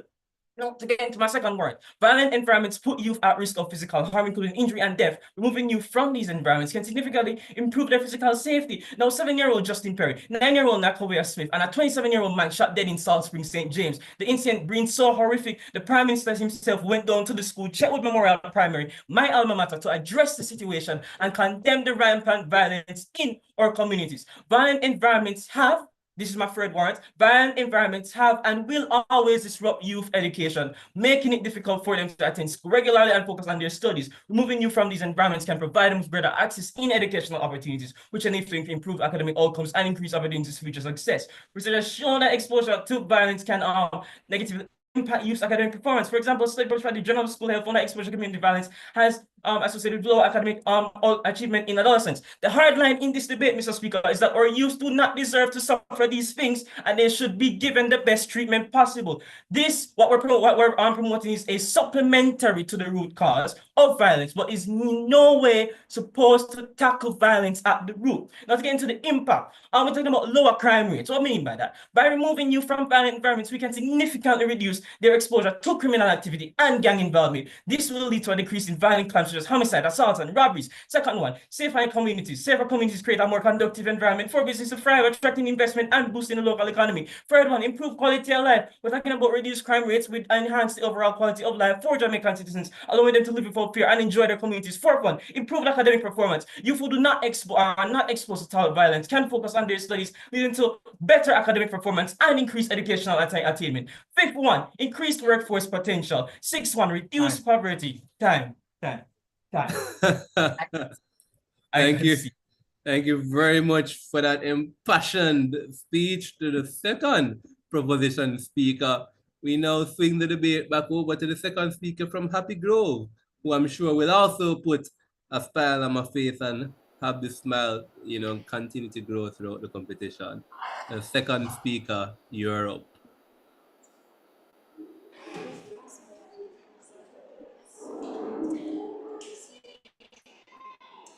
Mr. Speaker, honorable members of the House, today we stand firmly against the motion that this House would implement relocation policies for youth exposed to violent-prone environments. Though relocation might seem like a quick solution, it ultimately overlooks structural issues affecting these communities. Worse, it displaces vulnerable youth in ways that harm their academic, social, and mental well-being. I must rebut the first speaker's point that children copy what they see around them. Even if children copy what they see around them, while there may be negative role models, there are also positive role models everywhere we go, and are always negativity and positivity. The opposition must rebut the proposition's point that relocation reduces crime and provides long-term benefits. Here's why. Relocating at-risk youths doesn't necessarily reduce overall crime. It often displaces it. According to criminology studies, relocating individuals from high-crime areas merely shifts criminal activity to new areas without even addressing the root causes of crime. Research indicates that when young people move to areas with unfamiliar social dynamics, they may face alienation, unemployment, and even discrimination, leading to the persistence or escalation of criminal behaviors in new settings. As the second speaker for the opposition, I'll discuss 3 key points: the ethical implications of forced relocation, the long-term impacts on displaced youths, and alternative policies that address the roots of violence without the trauma of uprooting. First, consider the ethics of forcibly relocating youth from violent environments. When the government enacts such policies, removing young people from their homes, it infringes upon their rights to family unity and self-determination, treating them as objects to be shifted rather than individuals with a unique sense of identity and connections. According to the Child Protection and Family Services Agency of Jamaica, separating youth from their families and communities is a traumatic experience, leading to increased anxiety and distress, often compromising their sense of identity and stability. This approach inadvertently punishes young people who are already victims of circumstance, forcing them to adapt to unfamiliar landscapes, often leads to severe emotional distress, violating the ethical principle of do no harm. In truth, this policy strips youth of their support networks rather than reinforcing them. Now, let's consider the lasting consequences on academics, social relationships, and mental health. Displaced youths often lose the structure and community ties that make them feel safe and supported. Imagine a child torn from their school, friends, and community. Studies show that displaced students frequently struggle academically, resulting in lower educational attainment and diminished future prospects. The UNDP report accepted. Okay, could you you keep preaching displacement, so could you explain to me what displacement is given the status quo? Repeat that. You keep preaching displacement, so could you please explain to me what this displacement is that we have not addressed given your status quo? Well, what I mean by displaced youths is that you're moving youths that have trauma and are not sorry. What I mean by that is that displaced youths with trauma that you are moving to other places without fixing the core of the issue first. Continuing. The UNDP reports that displaced youths often experience facing new stereotypes and struggles in forming social connections. These setbacks are not short-term. They can extend into adulthood, affecting career opportunities, relationship building, and their ability to contribute positively to society. Finally, instead of uprooting vulnerable youths, we propose alternatives, community-based interventions that work to reduce violence at its source. Programs aimed at empowering communities like partnering with NGOs offer essential resources for youth mentorship, trauma-informed education, and skill development. Organizations such as Rise Life Management Services in Jamaica work with at-risk youths, guiding them to resist criminal influences by partnering with such NGOs. The government can create real opportunities without displacement. The Prevent a Dropout program by Hear the Children's Cry was highly successful, offering interventions like family support to at-risk grade 9 students. Of 30 students initially unlikely to graduate, 29 completed the program and graduated. Lastly, Mr. Speaker, expanded social services include mental health resources and educational programs. In conclusion, instead of a relocation policy, let us invest in solutions that uplift and protect youths where they belong. I urge this House to reject the approach of displacement and to champion policies that empower, strengthen, and transform these communities at their core. Thank you. And thank you very much to the second opposition speaker from Team Happy Grove.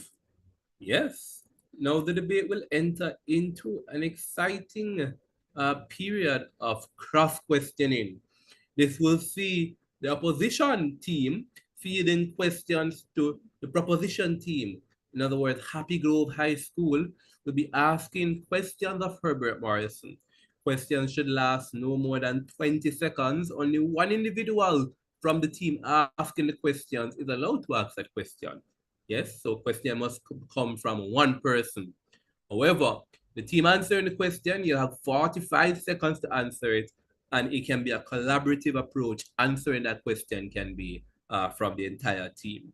So I hope that's clear. If so, we will invite the first question to be fielded from Happy Grove High School, and your time starts when you ask your first question. Your second speaker stated that there is no limit to the amount of money that the government should spend on the youth. But let us be realistic. Can our government really handle that amount, wasting that much amount of resources every year to help children from violence-prone environments? Do we really have the resources that can do that every single year?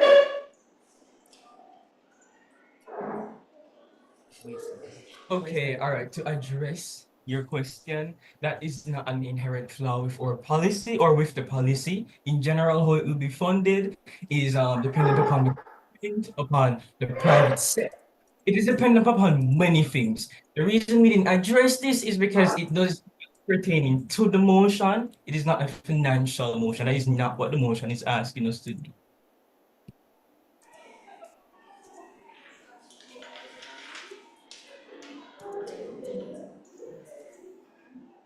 Have you considered the potential economic impacts on both the original and new communities these youth will be transferred to?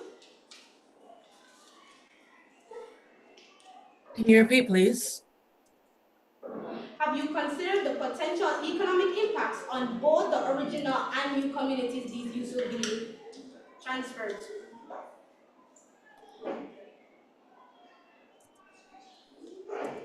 All right, to address this question, as for the old communities, we primarily intend to remove youth, which do not contribute significantly to the economy. And as for the new communities, as far as I see it, as I've mentioned in my speech, their economies will grow because an influx of healthy, educated citizens into the communities that have been psychologically assisted to deal with their trauma, as we emphasized in our policy, will only produce net positive gain for the economy, both of the communities and the country at large. How will the policy address the trauma of disruption caused by uprooting children from their homes? Firstly, we emphasized in our policy that we will move families if necessary, and at any rate, the policy requires it to be carried out by an authority figure, which will in most cases, be the legal guardian, unless the child, of course, is in a violent family situation. In which case, we have outlined several times that we provide psychological assistance at every step of the relocation policy. So for moving and for settling into their new environment, they will be experiencing scheduled visits with counselors to ensure that they are transitioning well into their new environment and to ensure that they are handling their trauma well. Are there long-term plans to improve original communities, or is relocation a permanent solution? Okay, so we have emphasized that with social intervention programs that they will be the ones addressing it, not the relocation policy. It's more to move victims and give the social intervention programs the space to work in those communities to basically uproot the cause of violence. That's the purpose of the social intervention program. So as it were, the relocation policy is not a solution to the problem itself, but it works in tandem with the social intervention programs, which are at their core the solution to the problem. So when the social intervention programs have been implemented, have worked successfully, then if they so desire, the relocated youths can move back into their communities to continue to be positive influences.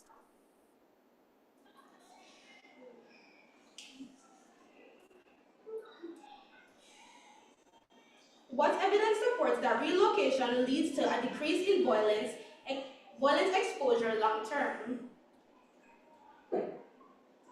I'm sorry, can you repeat that, please?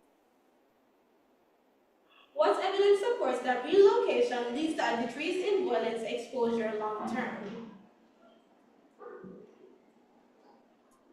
Speak up louder.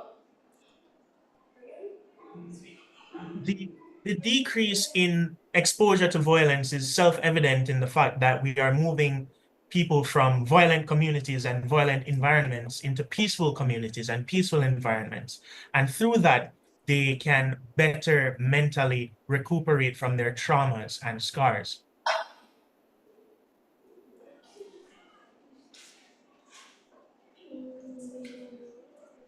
How will relocation impact a youth's academic performance and social development?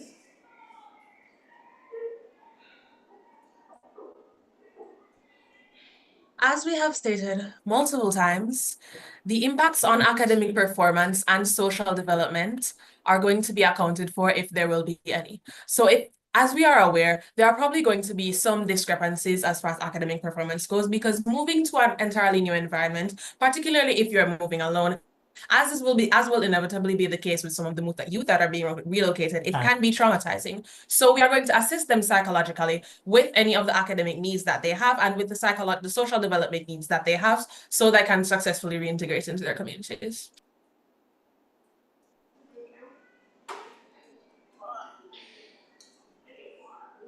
All right, and that is time. Thank you very much. We'll now turn the tables and invite Herbert Morrison Technical High School to field some questions for Happy Grove High School to answer. And the time will begin when you ask your first question.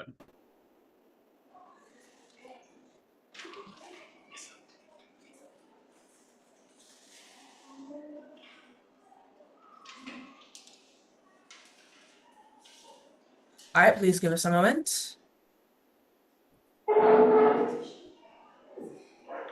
And our first question, your second speaker mentions that all environments have both negative and positive influences, but violent environments, as defined by us, the proposition, and as not contested by youth opposition, contain an abundance of violence such as to outweigh the positive influences in that environment. So how then can you claim that there is a net benefit in keeping youth in such an environment? Okay, so we will not be keeping those youths in those environments. In negative environments, violent environments, we'll be improving upon them by giving implementing community policies such as mental health institutions and after school,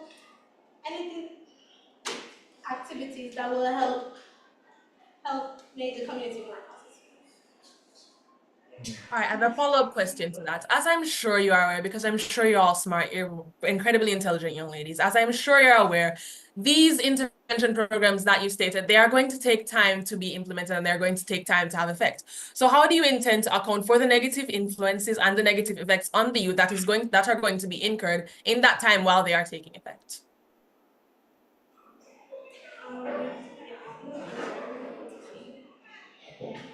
Policing, community policing will be, and curfews will be implemented within the communities, and also there will be some kind of guidance or guardians over the children of that community, the youth of that community, to make sure that they're safe while things are being implemented.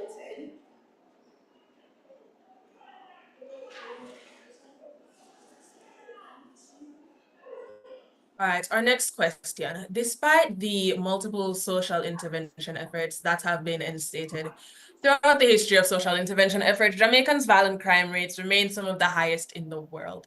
Given this, do you seriously believe that the current measures alone and the measures that you intend to implement are enough to ensure the safety and this positive mental health of our youth? Yes, I believe so, because this same practice has been implemented in other areas, such as was stated in my speech in the United Nations Development Program.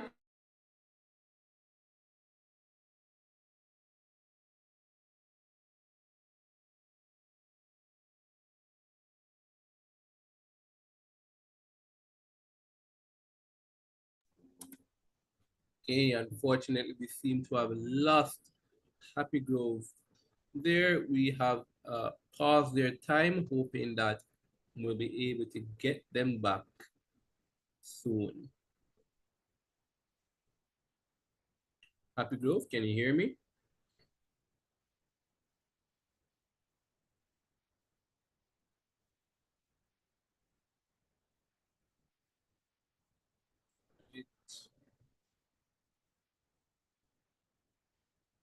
We lost Happy Grove. They were not on the call anymore. So we're going to wait just a minute for them to rejoin.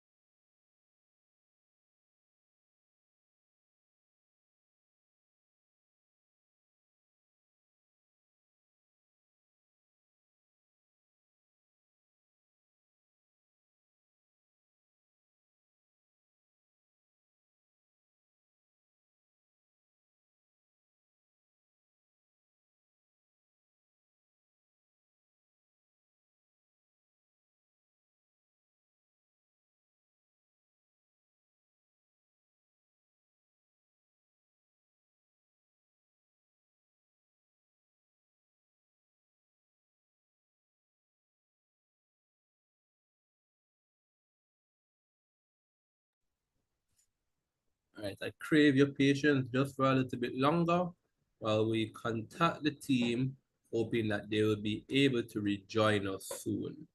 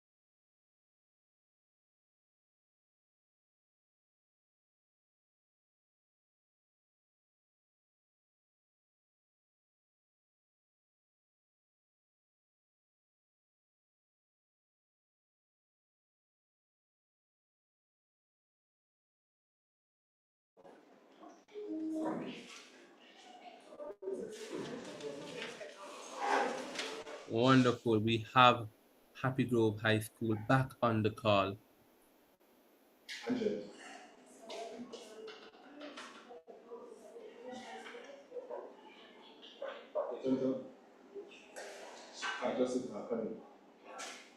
Are you hearing us?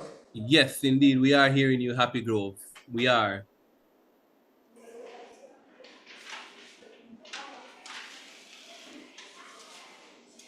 All right. So we'll continue with the cross-questioning period. Your time has been paused. Herbert Morrison, you may repeat your question and we will continue from there.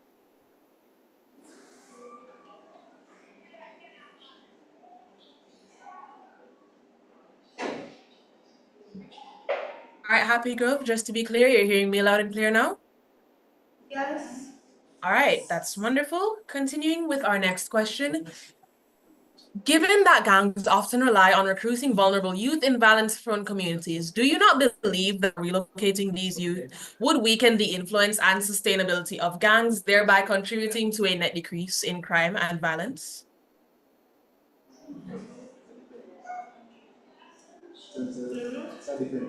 Relocation should only be a last resort for extreme cases. Otherwise, the policy of uprooting young people may cause additional trauma. Addressing community-level issues like lack of resources and support services can mitigate these dangers more effectively, providing safety without the emotional consequences of forced relocation.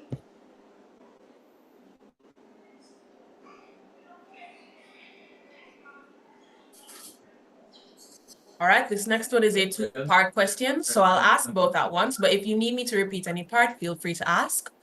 Are you aware of the long-term social repercussions of youth involvement in crime, both for individuals and the state? And if so, do you truly believe that your stance to remain negligent to that issue and allow them to remain in environments where they are very likely to become involved in crime due to the violence around them is inherently better than trying to amend the issue?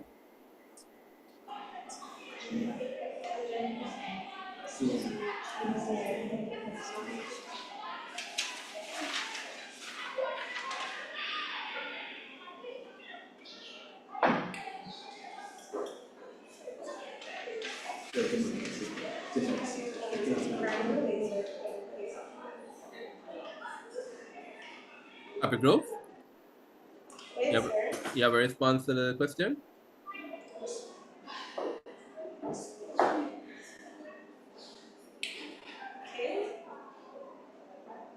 Knowing the high crime rates for young people in Jamaica, we will not be leaving our young people in violence-prone areas. We will be implementing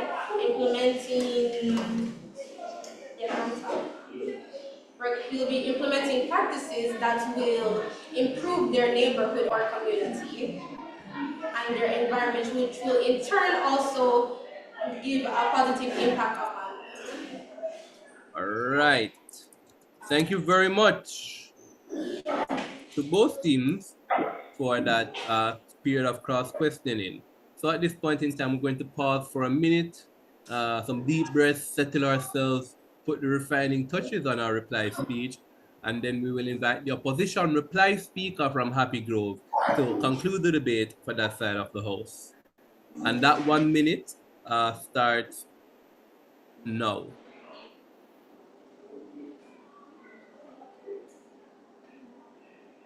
It's 1 minute to refresh myself.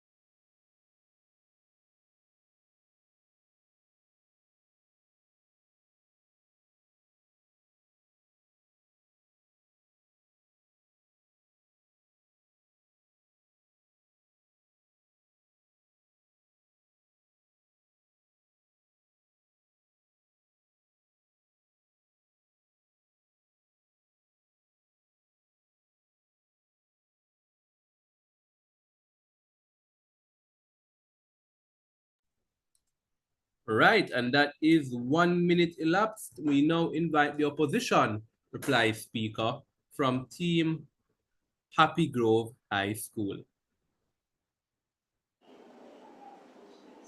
Mr. Speaker, honorable members, my opponents. Imagine a young Jamaican boy, let's call him Joshua, torn away from the only community he's ever known, his friends, his school, his sense of identity, all in the name of protection.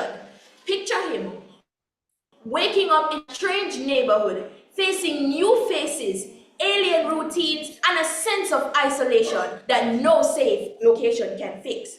For Joshua, relocation is not an escape from violence. It's a new kind of trauma, a stripping away of his roots, his resilience, his very sense of self.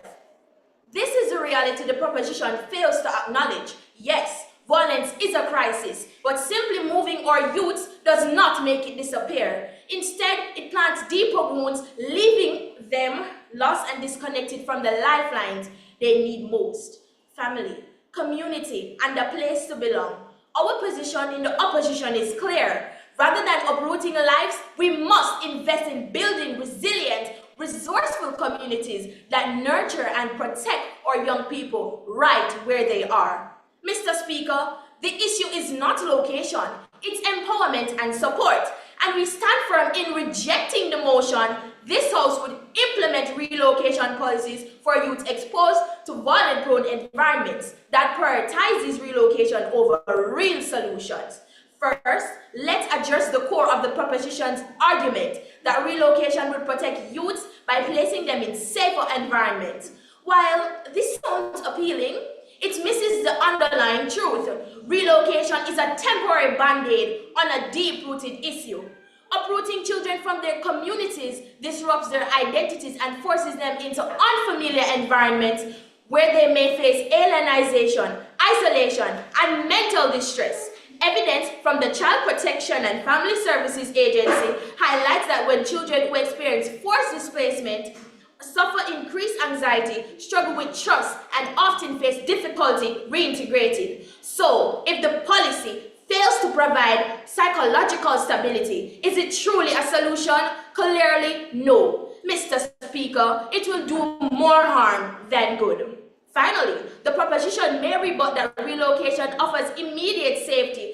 But Mr. Speaker, even if relocation offers temporary physical safety, the lasting damage to youth identities and support networks is overlooked. While they might claim relocated youths can adjust with new support systems, research reveals the opposite. Displaced youths often face identity crises, isolation, and resentment, undermining their well-being. According to the Caribbean Policy Research Institute, Jamaican students forced to move frequently struggle with academic consistency, face discrimination, and are more likely to drop out. Rather than providing stability, relocation disrupts education and perpetuates disadvantage, harming long-term opportunities for these youths. In summary, Mr. Speaker, let us invest in empowering communities from within. Relocating youths is not only costly, but it also diverts resources that could be spent on sustainable, community-based improvements. Programs like the Citizen Security and Justice Program in Jamaica demonstrate that when communities receive support to combat violence, real change occurs, allowing young people to remain safe and rooted in their homes. Rather than treating the symptoms by relocating at-risk youths, we should address the root causes: poverty, lack of education, and limited social services that can fix broken homes. By implementing community policing, partnering with local organizations, and expanding mental health support, requiring parents or caregivers to undergo counseling or therapy to address anger management, conflict resolution, parenting skills, and mental health issues, we can create environments where youths can thrive without the trauma and disruption of relocation. To close, relocation policies strip youths of their identities, ignore the root causes of violence, and divert crucial resources away from meaningful solutions. We believe a safer, more effective approach lies in empowering communities to become better environments for the young people who call them home. This is not simply about moving bodies. It's about building futures. Let's reject this policy of displacement and choose to uplift and invest in our communities. Thank you.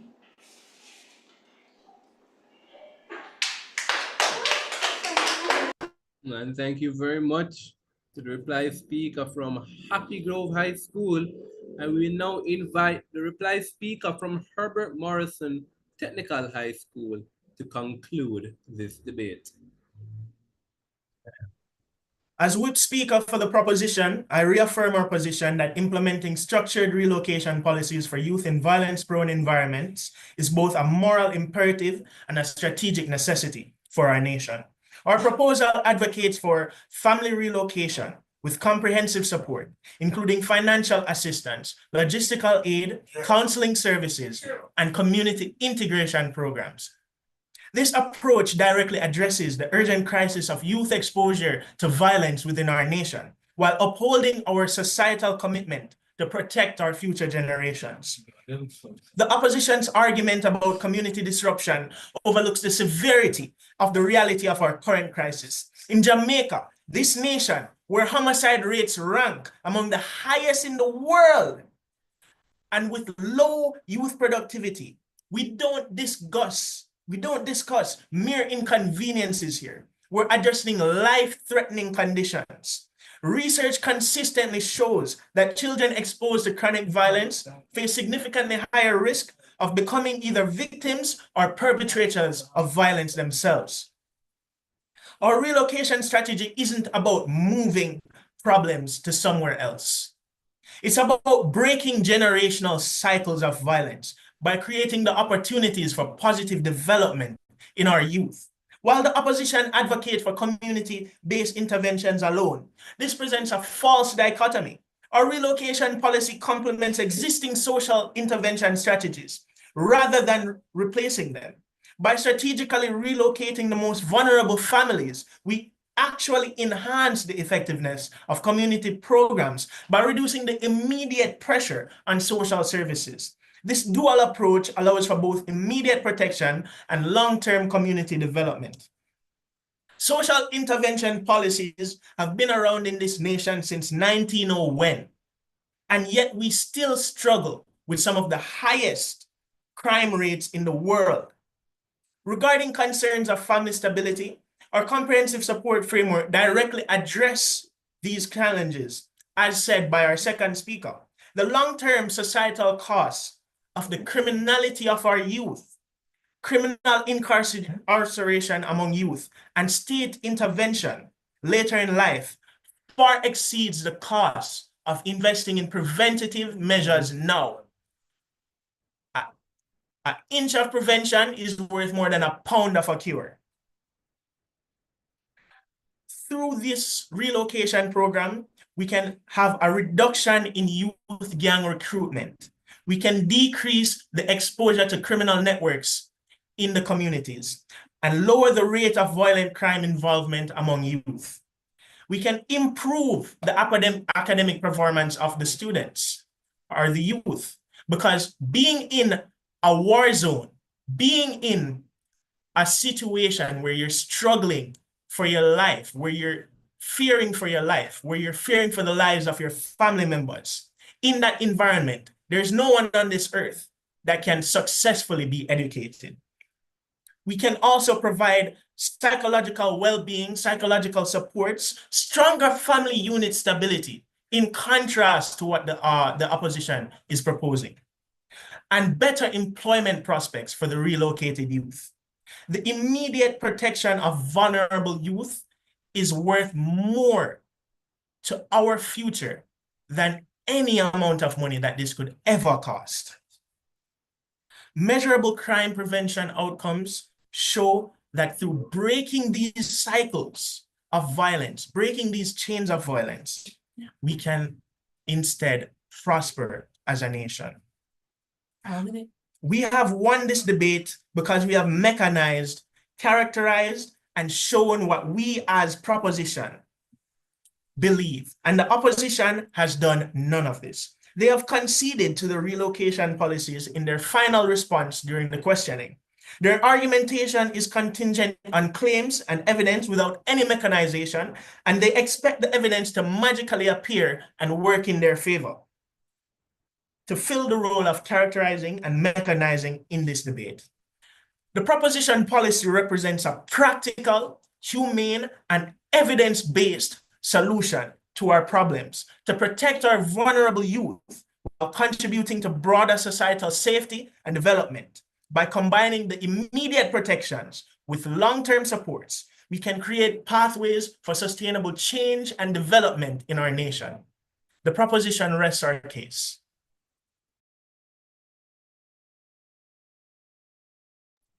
Thank you very much to the proposition reply speaker for concluding this debate. We will now excuse ourselves to a room, have a discussion, and to determine who will be moving on to round 2 of this competition. In the meantime, I encourage you to open up your mics and to keep each other's company, discuss the motion, the ideas surrounding the motion, while we go ahead and do just that. And we will be back with you shortly. Oh, my God, that's crazy. Say hi, welcome. Hi, guys. Hi. Hi. Great, guys. Yeah, same to you.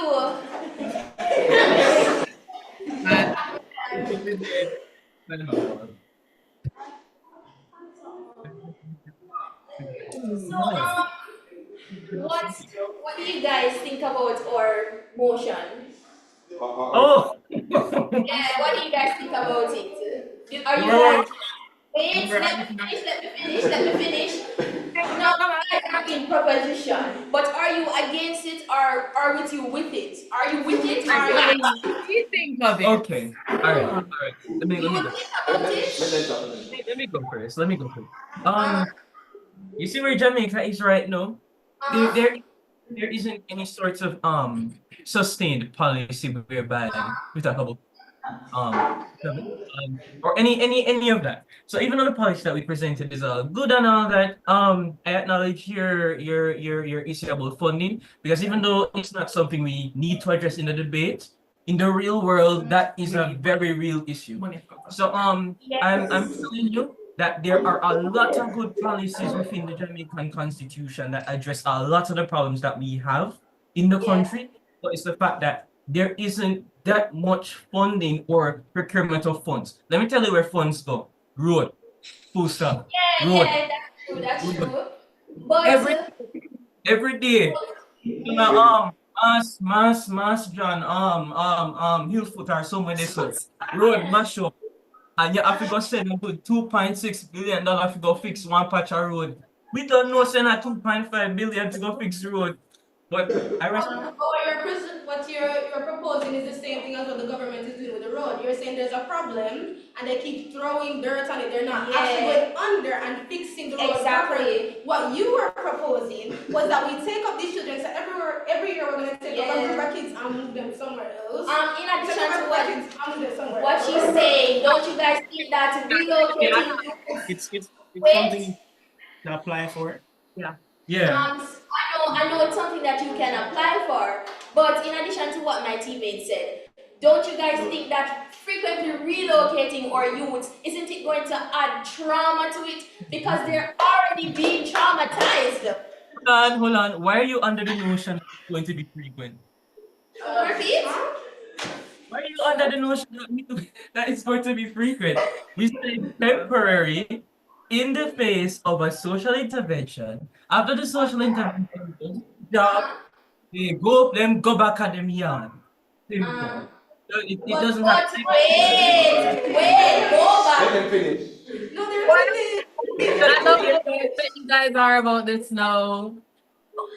Oh my God! So you guys said after you have relocated them and you give them a better perspective of how life can be positive, right? You're going to put them back into the communities. But you're putting back the youth into a community that has more violent prones.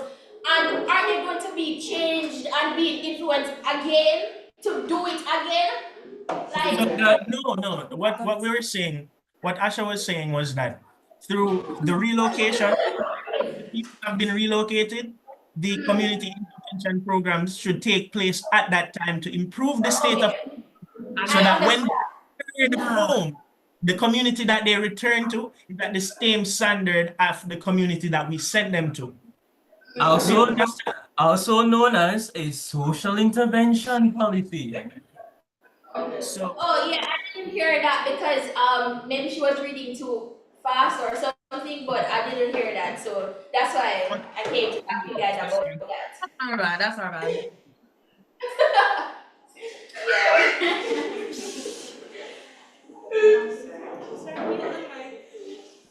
Any questions for us? Any questions for us? I mean,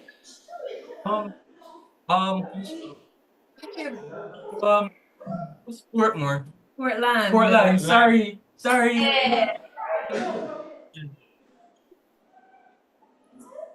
what did you say? How's Portland? Oh, Portland is sunny as usual. I mean, we've experienced a lot of rainfall over like a couple weeks, a couple months now. Like since the start of September, we experienced a lot of rainfall, but we're okay now. Yeah. Well, I'm okay. I'm not sure about these two individuals, but I'm fine. No way to fling your teammate them under the bus. What? No way to fling your teammate them under the bus. Oh no, I didn't mean to do that, but you know, they didn't want to, so yeah. Anyways, where are you guys from? So you see, there's this parish on the other end of the country. Not sure. But it's really them call second Kingston St. James. Which parish is that? Wait. No. St. James. Oh my God. I didn't hear what you said. That's why. I probably didn't hear. I'm sorry if you feel offended. I didn't hear what you said just a while ago. Because when I said, and you said, what parish is that? But how is St. James doing? With crime. With crime. Jokes. How is St. James doing? Alright. So with the crime, nobody not dead for like a week and a half now, so That's a record. That's nice. Same thing over here with Portland. So, you know, I mean, I walked and I saw a man getting beaten by a bunch of men. Regular stuff on here in city. I was walking on the streets and I saw this man getting by some men, but you know, regular day in St. James. Very much so. Are you guys traumatized? No. Move to Kingston is worse. Kingston is worse. Don't. But is it Kingston a positive? Is it Kingston supposed to be a positive neighborhood? So why is there a lot of crime? That's in theory. Not at In all. theory. In theory, you have the rich part of Kingston, which is what everyone thinks of, and then you have downtown Kingston, which is actually Kingston, and that ghetto. They're mean. They're mean. Yes, Kingston is mean. They're mean, bad. Oh my God. Oh my. Well, Portlanders are not mean. Some Kingston people. I know some very good people from Kingston who are very nice. But even the richest part of Kingston, which Beverly Gardens, they have pride. Joe. It's not our business. I know. That was not for you. That was not for you. It was for somebody over here. No, say it. Yeah. We're peaceful over here. Over here is nice. You guys need to visit more beaches. Come here. Come view our Down here, what do you mean visit more beaches? beach. Just coast. What? Part of Montego Bay is built on the sea. We're literally just coast. So it's just beach Montego Bay. Yeah. I mean, but Portland has more natural resources, so and better looking things. So I don't know what you guys are talking about. And beaches, we know we have water as well. So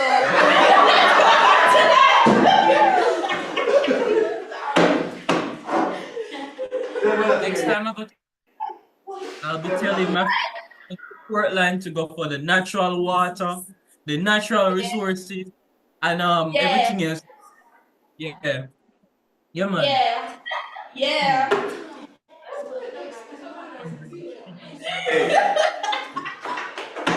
Oh my God. What it's nice. It's nice to communicate with you guys. It's nice to meet you guys as well. Likewise. You guys are, yeah. It's nice to interact with new people on a day-to-day basis.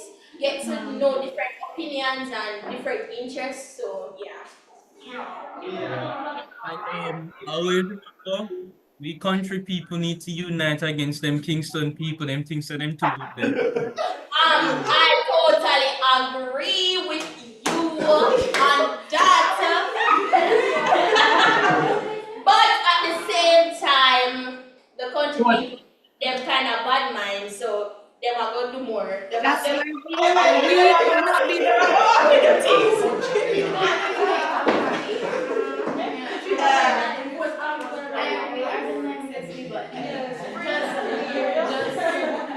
No push back to my other push, say she a lover. Oh, it's bad country people.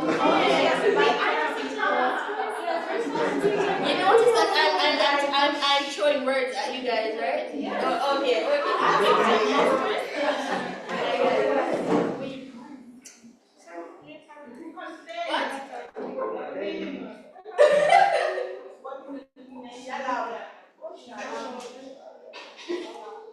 It's now 2:24. It's right there. It's right on the board.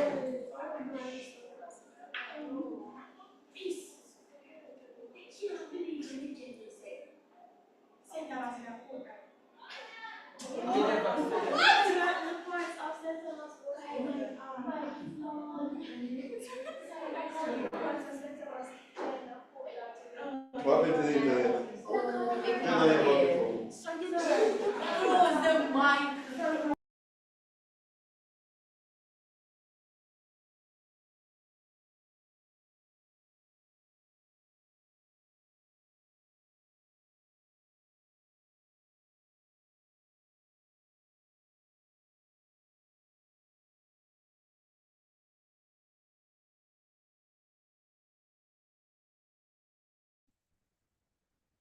You guys hearing?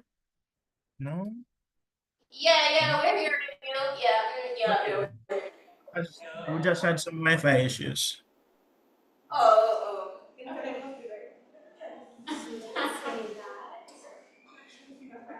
have internet issues as well, so yeah.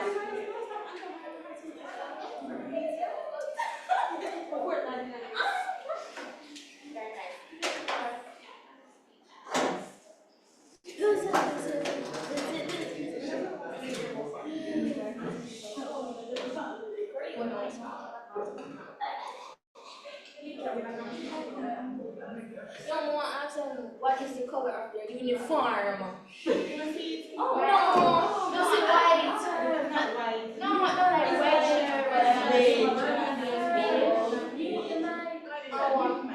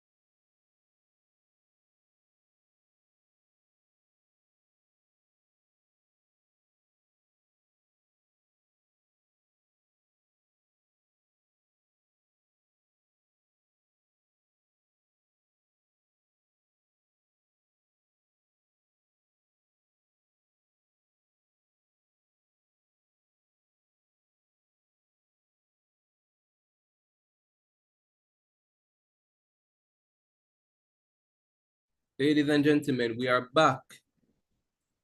We are back. Do we have Happy Grove and Herbert Morrison here with us? All right. So, you know, throughout the entire debate, you'd have recognized that I kept smiling and my smile grew wider and wider and wider and wider as the competition went on. I want to say this was a hotly contested match. To give you some context, the team that lost this match, in any other match that I, Ravan, judged, I can't speak about any other judge because I haven't received all the scores as of yet, but in any other match that I have judged so far, the team that lost this match would have won based on the amount of scores that they got. That's how hotly contested this particular match was. So I won't keep you here too long, all right? I'll just give you a quick rundown. What we got from both teams is this brilliant contestation and clash of ideas. We heard from the team, Herbert Morrison, a robust policy, a policy that we contend was robust enough after the first speech and didn't need to be any more robust since it wasn't solving any more problems after the very first speech. But a robust problem of investigating, finding help from people, getting counselors, and getting mutual agreement from the parents and the guidance counselor, provided that it's not the family that is the problem. And then that dive deeply into from there, setting the parameters and burdens immediately of the debate. That this problem that is being presented by Herbert Morrison, this policy, its aim is not to solve for crime. Its aim is to work in tandem with other social interventions to lead to better outcomes. And we like that. We thought that was a brilliant concession right there.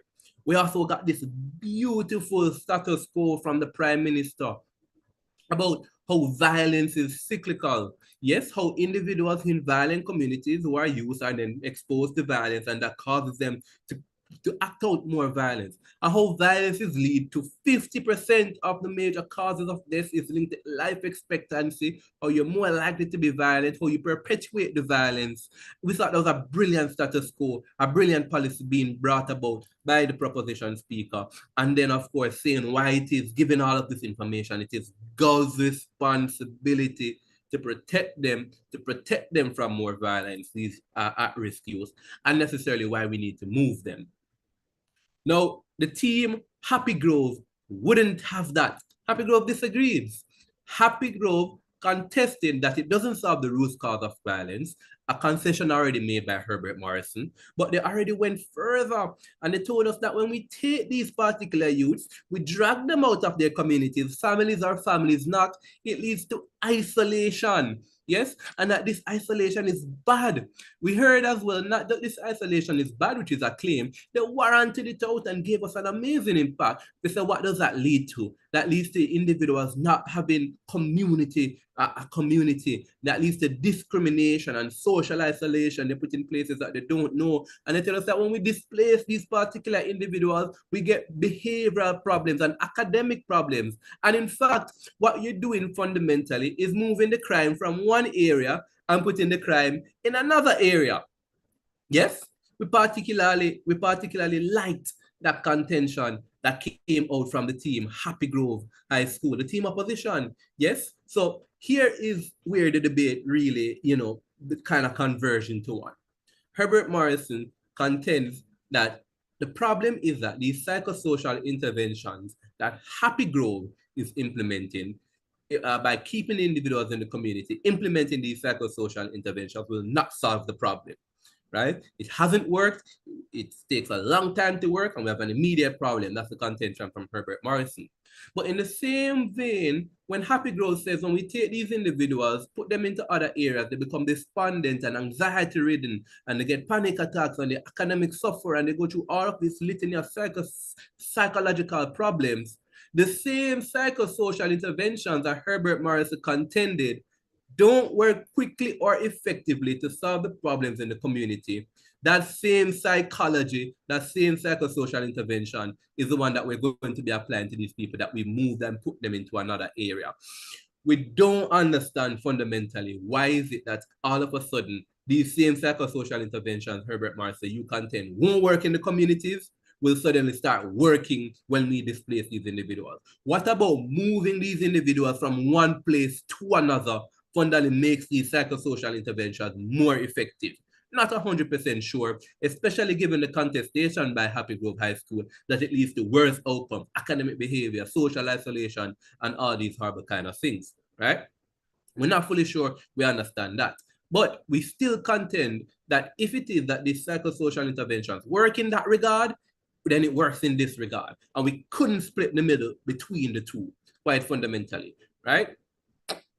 Because in the same vein, if these psychosocial interventions are going to work, Happy Grove, in the communities, then I don't see why they will not be working when it is that we isolate these individuals. So it's one of the two things. One truth remains true or one false remains false. Either psychosocial interventions work or they don't work. And the judges didn't have enough information to split the distinction between why it works in one situation, why it works in another situation. And so fundamentally, we couldn't weigh reasonably the contention. It really seemed to the judges that either way, we're just in a bad outcome and there's no solvency for the issue. So what does the debate turn on? And what informs whether or not a team wins? Well, the debate turns on, the judges contemplate the removal of the cycle of violence. Yes, Herbert Marcel contends that when we remove these individuals from the violence, and especially with that brilliant status quo from the Prime Minister, that we remove the individuals from violence, we take them out, they're no longer exposed to that kind of violence, yes, they're no longer exposed to that kind of thing, remove them, put them somewhere else, that we're not getting that cyclical cycle of violence. Team opposition contends that, well, no, actually, you're just taking the violence and moving it to another place. The debate turned on which one of these two claims were more adequately warranted out. If it's 6 or 1 and half dozen on the other and all the other things, it then becomes a question of where do we get the best solvency? Where do we get the less perpetuation of crime? Is it that we get it when we move individuals from one place where they're exposed to crime, seeing it all the time, and are very much more likely to engage in crime, a claim that wasn't contested by Happy Grove? Do we get better solvency there, or do we not get better solvency there because we're just taking the crime and putting it in another place? We thought that the team Happy Grove didn't completely warrant and flesh out how it is that they're simply moving somebody from a violent-prone community to a non-violent-prone community still has us, in essence, moving that cycle of violence. We didn't fully appreciate that. And so on that regard, the debate turned there. And so, ladies and gentlemen, the team that won this match, and we'll be moving on to the second round of this competition, is a team in proposition, Herbert Morrison Technical High School.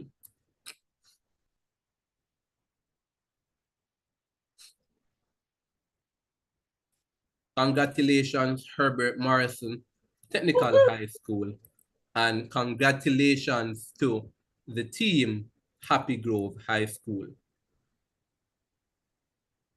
Well played, Happy Grove. Well played indeed, the team, Happy Grove.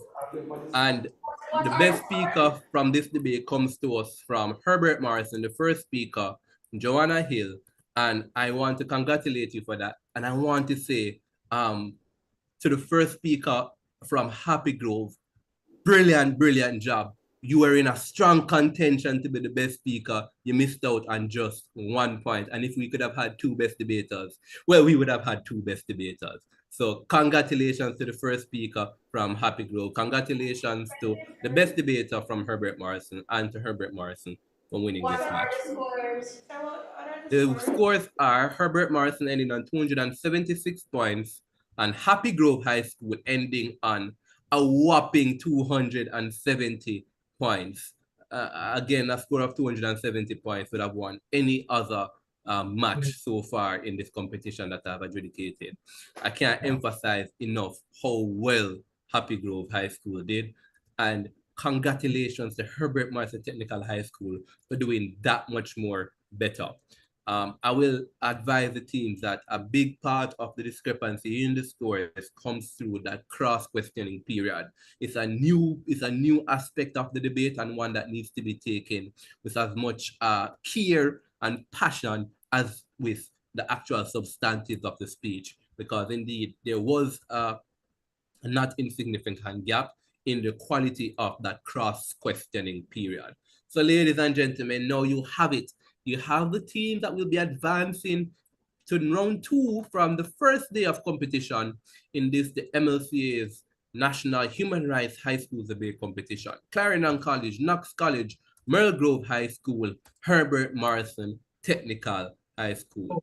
Join us tomorrow, ladies and gentlemen, for day 2 in round 1, where we will be seeing a litany of other amazing and powerful teams debating to secure a round 2 position in this competition. Thank you all for joining us. Have a lovely rest of the day.